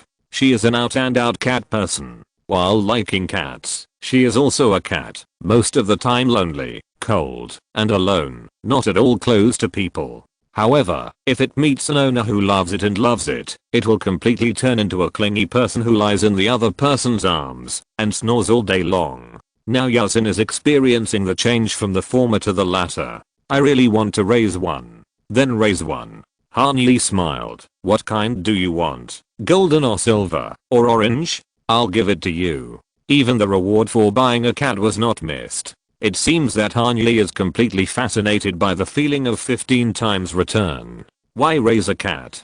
I'd better take care of myself first. Zhao Yaozhen waved his hand. After a few seconds, as if he suddenly remembered something, he opened his purse, took out his mobile phone, and operated it quickly. Yi, check. Did you receive it? Received. Huh. Without him turning on the screen, a push notification from Venmo popped up. Agency paid you $4,000. Your Venmo balance is now $4,000. In the middle of the payment information, there is also a small book emoticon. Why are you transferring money to me? Han Yi was surprised. Transfer 4,000. Are you going to die? If you can't speak, you don't have to. This is the way of expression that Yaozhen learned from Han Yi, and it is also the answer she most often uses to Han Yi. After all, this hateful guy can never say auspicious words, and everything he says is unlucky. But Yaozhen was in a very good mood today. She just glared at Han Yi, and a happy smile appeared on her brows again. This is the commission I just got yesterday, from Liliach's order. Originally, I said that I would give it to you after I collected $5,000, but since you gave me something, I have to give something in return. Which order from Liliach? Han Yi thought for a while. The one for the Live Nation tour? Yes. Yaozhen nodded and put a bite of the grilled cheese sandwich into her mouth. She had never tried such simple and rough food before. She put a few kinds of cheese in the bread slices, turned the butter over, and fried it a few times, and it was ready to be served. There was no rule at all as to whether it was raw or cooked, how long to fry, and how much cheese to put. It was not a cooking skill, and it was contrary to the original healthy eating concept of Korean girls. However, after being with Han Yi for a long time, Yaozhen found that what she liked to eat most now was this kind of thing that could roughly satisfy her taste buds. Moreover, when work and study were superimposed on each other, and she was too busy to breathe, 2 grilled cheese sandwiches were a good way to quickly solve hunger, even faster than Shin Ramen. There was a kind of casualness that seemed to be bound by no rules in the world, just like Han Yi. More importantly, cheese is a gene ingrained in the bones of modern Koreans. In their eyes, as long as there is cheese, no matter what is wrapped on the outside or what is wrapped inside, the taste is not bad. I received $4,245.75. According to the internal distribution method of Han Yi's several companies, 15% of the gross profit of $188,700 belongs to Ren-Yu, and as the manager directly responsible, Yu-Zen can take 15% of the 15% gross profit, which is 2.25% of the total. There are about 4,000 more from McGrady later. I will give it to you when I get it. Don't give it to me. What will you do with it if you give it all to me? Han Yi quickly stretched out his hand to stop him. I still have my salary. It's enough.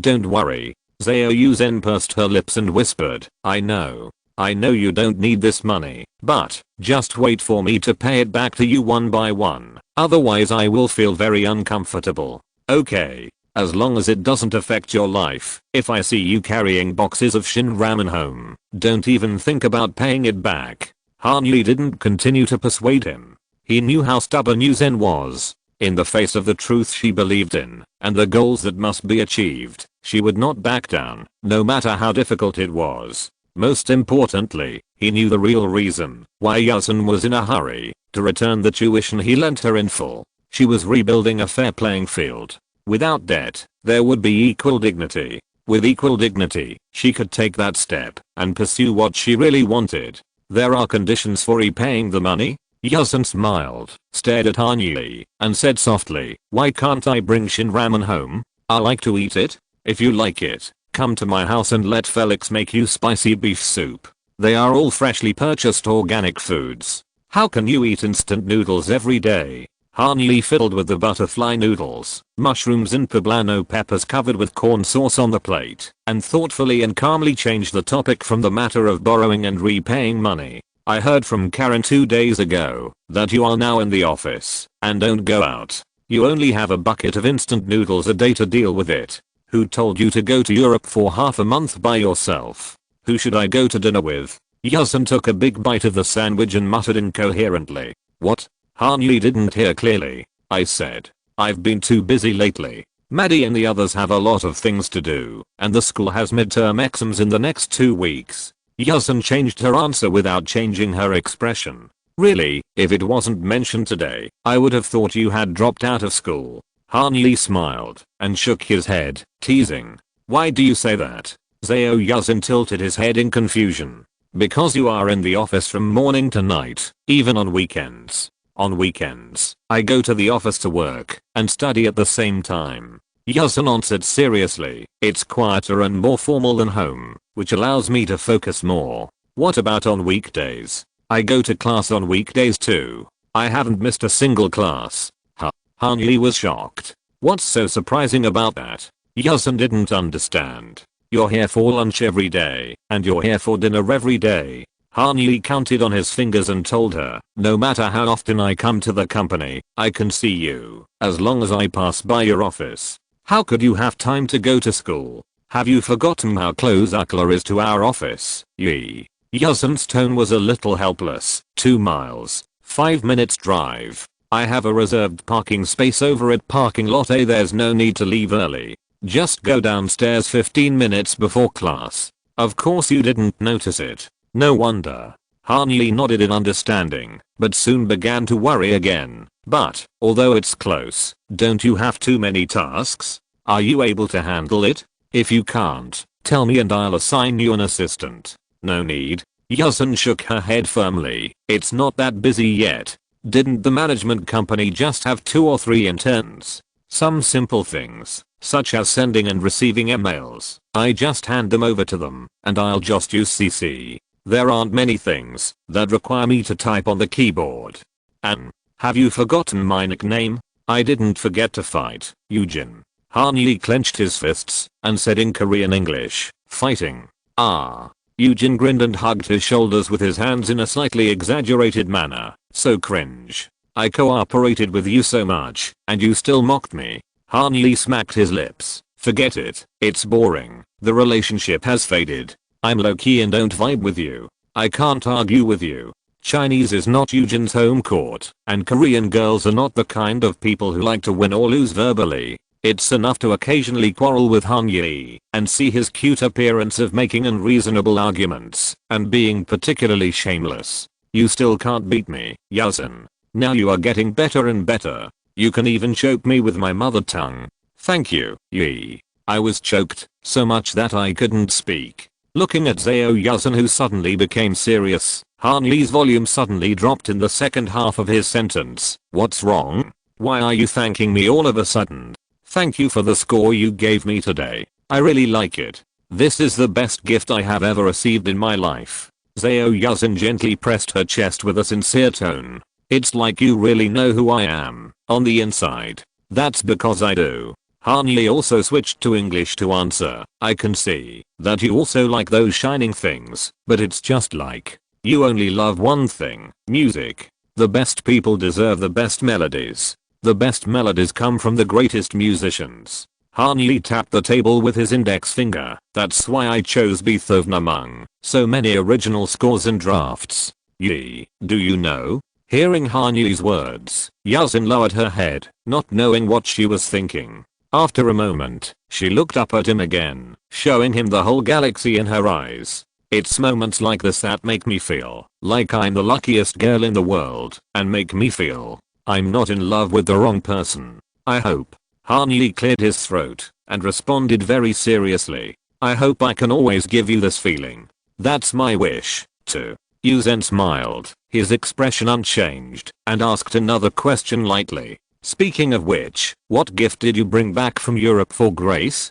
Oh my goodness, a life-threatening question. The top kind. Ordinary life-threatening questions at least have one correct option. This question directly blocks all the ways to survive. In this case, any man who can come up with a proper answer is a strong contender for the Nobel Peace Prize. I don't know about others, but at least Han has no chance of getting this award from Sweden. He held the edge of the dining table with one hand, chuckled twice, and opened his mouth several times, but he was hesitant to speak. How to answer so as not to lie, to appear honest, and not to hurt the girl in front of him who has eyes only for him. After all, he did buy 2 gifts. No. 4 gifts. It doesn't matter, I don't care anyway. After a brief silence, it was Zhao Yaozhen who opened the door to life herself. She took a deep breath and forced a smile on her somewhat stiff cheeks. How could Yaozhen not know the answer to the question? Knowing the result, but still can't help but test it. This is a common human problem. Fortunately, at least, he didn't choose a lie. But, although I don't care, or I shouldn't care, I still want to say, Zhao Yaozhen, who is not good at speaking, tightly grasped the napkin spread on her thighs, racking her brains to find a suitable way to express herself. I really like the gift you gave me, but don't spend money like this in the future. It's very wasteful. How much can you do with £200,000? I didn't have much idea about money before, but since I have to take care of my own life, I really realize the importance of thriftiness. I like a saying, I don't know which will come first, tomorrow or an accident. What you have now doesn't mean you won't lose it in the future. So, what is that word called? Prepare for a rainy day, right? Saving money can make you more capable of resisting risks. Really? Yaozhen rarely speaks so eloquently. Her concern is evident in her words. More liquidity means more possibilities. In the future, if we don't really want something and can't get it, let's not buy it, right? You think? Han bit his lower lip, trying not to laugh out loud. The Korean girl in front of him, who was cautious and gave him advice in the most tactful way, really looked like a husband protecting treasure who considered everything for her partner. She was also really cute. My spending in Europe is too exaggerated. During this trip to Europe, Han did not hide anything from either Zhu Yiru or Zhao Yaozhen. They knew every penny of his spending. Han even discussed with the 2 girls what kind of asset allocation he should make for his mother and grandmother overseas. Since he accepted their feelings and expressed his feelings, there was no need to be dishonest in these aspects. After all, no matter who they end up with, this is a life they need to face. It's more than exaggerated, it's simply. Zhao Yaozhen found that she couldn't even find the words to describe it. Almost $300 million was spent in half a month. Can you describe it? What I mean is that many things look good, but they are actually hard to use. I understand that paintings are a form of investment, and they can appreciate in value in the future if left there. But, a yacht, spending $90 million on this, it has a big effect. Han smiled and replied, I didn't buy it for my own enjoyment. There are some things that you can do without, but you can't live without. The difference between having and not having can often determine people's attitude towards you, and whether what you want to do can be smoothly promoted. Also, I'm interested in this GV account, mainly because of its owner, the Televisa Group. You should be able to see the growth rate of Latinus in the United States and the rising popularity of Latin music around the world. We need a partner who can speak Spanish. Han Yi was not lying. Both reasons were true, but they were not the most important ones. Okay, even if what you said makes sense, Zhao Yaozhen asked, but what about the manor?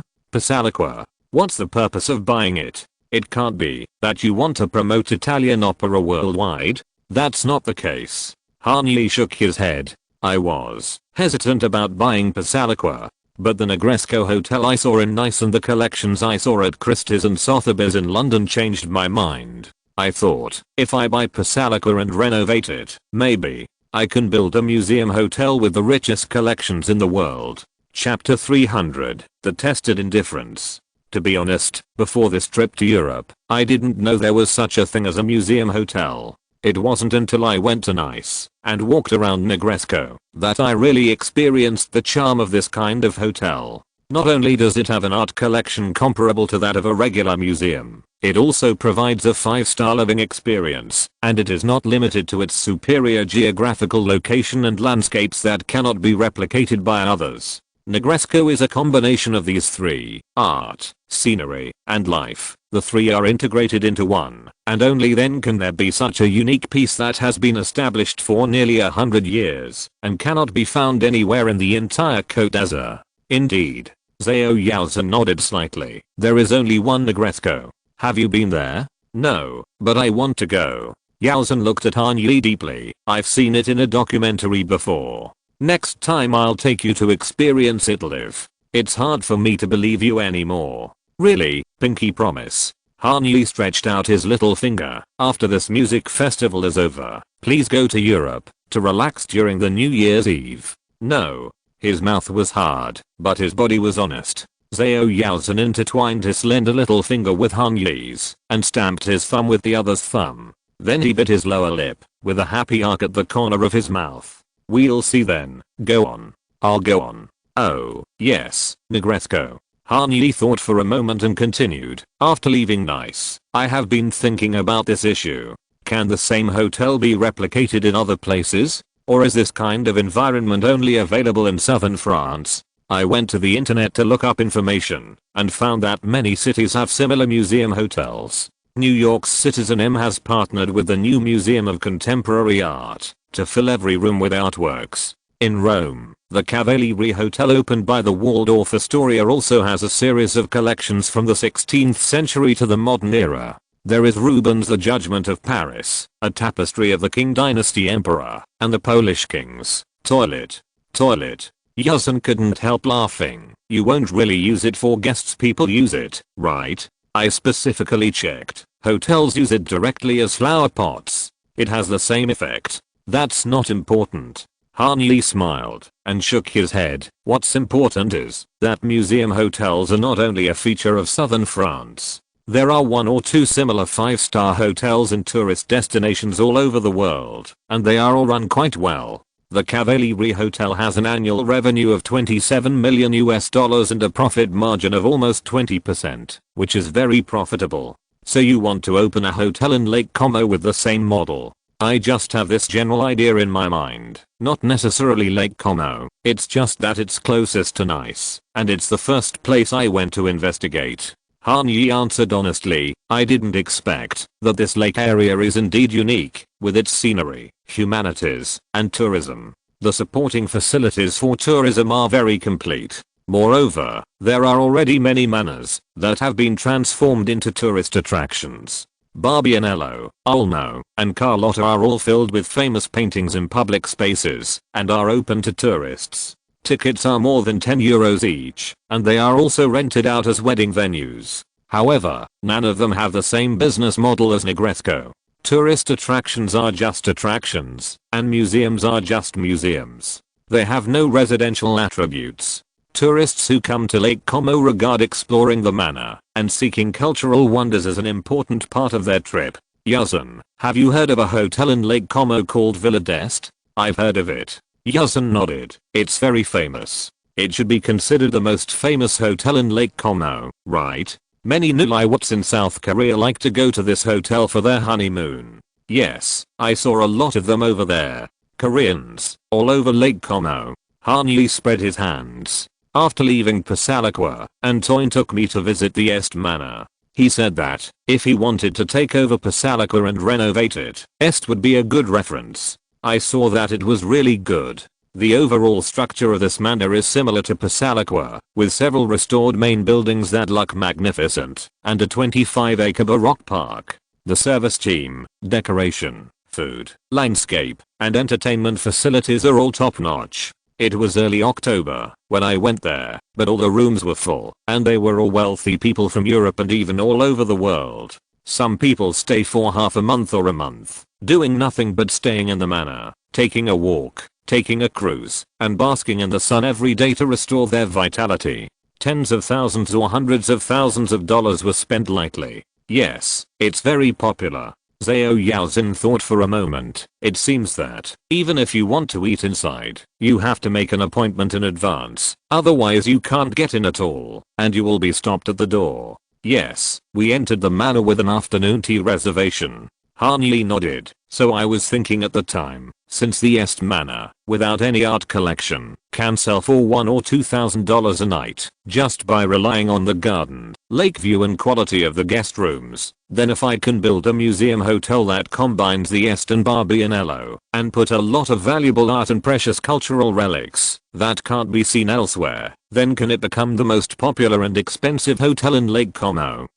And even the entire northern Italy? So, you went to London, because you decided to buy Pasalica and turn it into a museum hotel? No, going to London was a long planned trip. I was going to take advantage of the Frieze Art Fair to see if there were any suitable art investments. Han Yi replied, before I visited the exhibition halls of Christie's and Sotheby's, I actually had doubts about whether Pasalica could be transformed into a museum hotel, because I didn't know where to find so many artworks. But when I arrived in London, I understood that there was no need to look for them at all, and I could just collect them directly from these auction houses. There should be a lot of good works in the exhibition, right? I mean Frieze. Zhao Yaozin asked. After all, it is the largest art exhibition in the world, with more than 100 galleries participating. I just went to Regent's Park for a long time, and then I never went there again. Why? There are actually not many artworks in the main exhibition that fit the theme of Pasalica.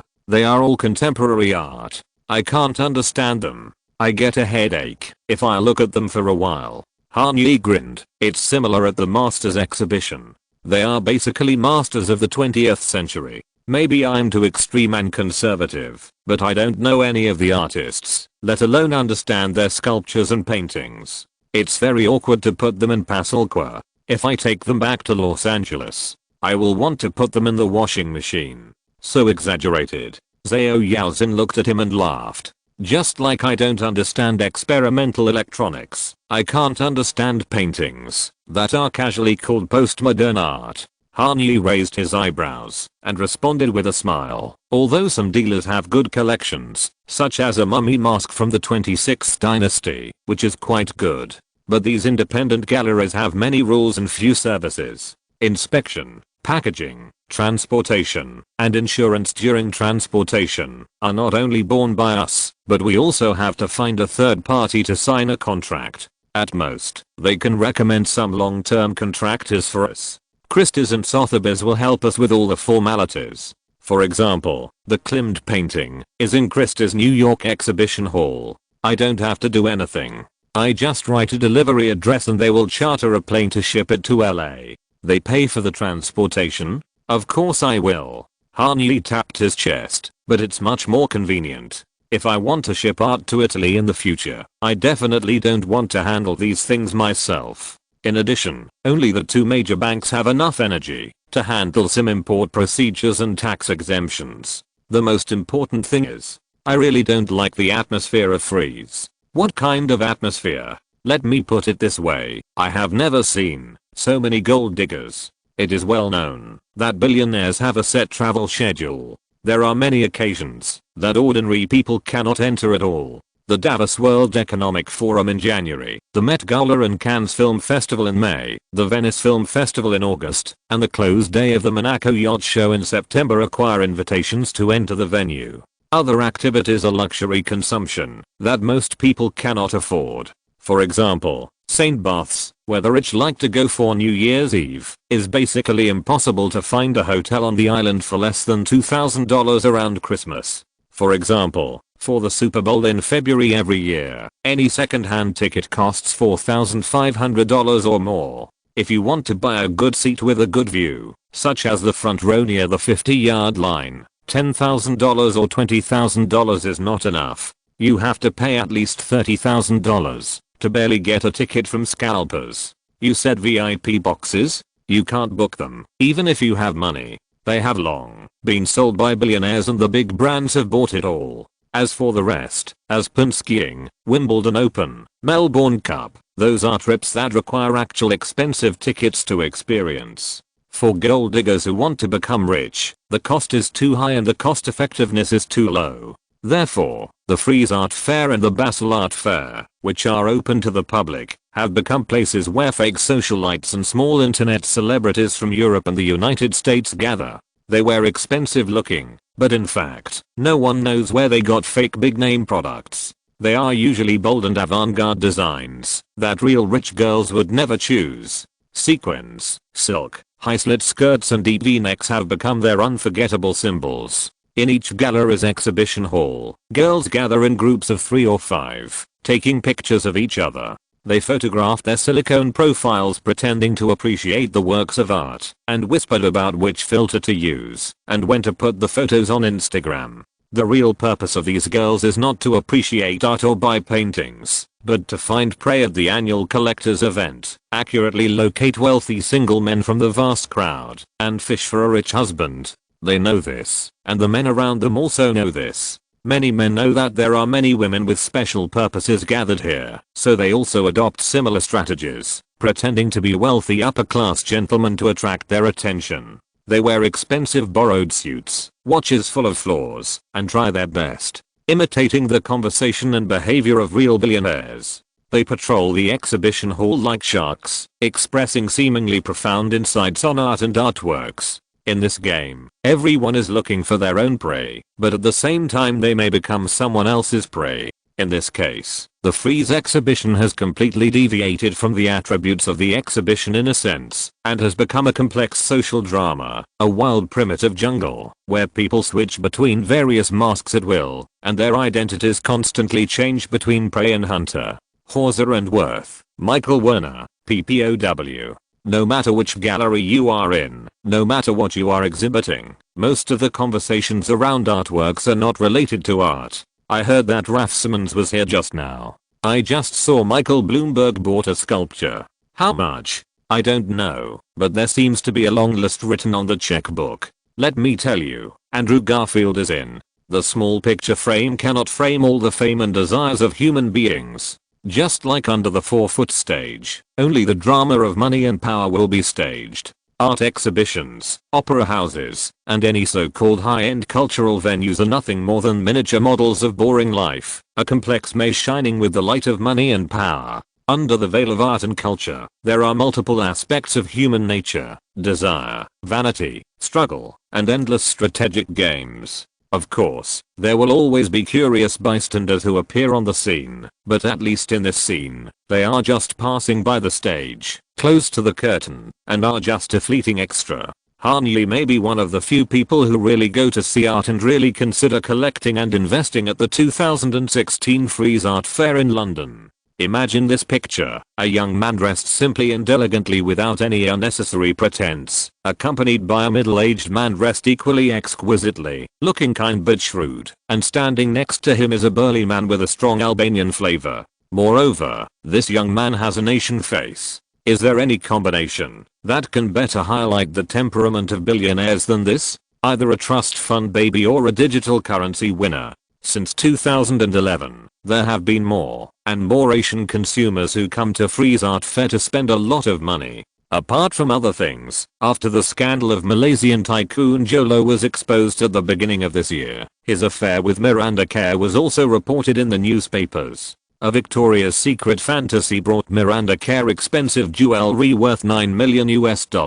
And this is the physical gifts that the US Department of Justice can find, not including cash. The reputation of Asian tycoons, especially Chinese tycoons, as high quality hunting targets has been consolidated again. They don't have as many bad habits as European and American tycoons, nor do they have the disgusting habit of Middle Eastern tycoons who treat people as porta potties. They are generous and rarely haggle. This kind of top-notch rich man is a good deal, if you catch him. Isn't it much better to go to Hong Kong and Tokyo to enjoy the prosperous urban life than to be on tenterhooks all day in London, afraid that your family will find out, or to go to Dubai to swallow big mouthfuls of food, sob and vomit all night? So, in just half a day, the female hunters at the Frieze Art Fair showed their talents and gave Han Yi a vivid Rizology course. The first professor of the course was Andrea Rosales. In front of the immersive light installation created by Kane Griffin Kirkland Gallery in collaboration with light art master James Terrell, Andrea sincerely asked Han Yi about the meaning of this art installation.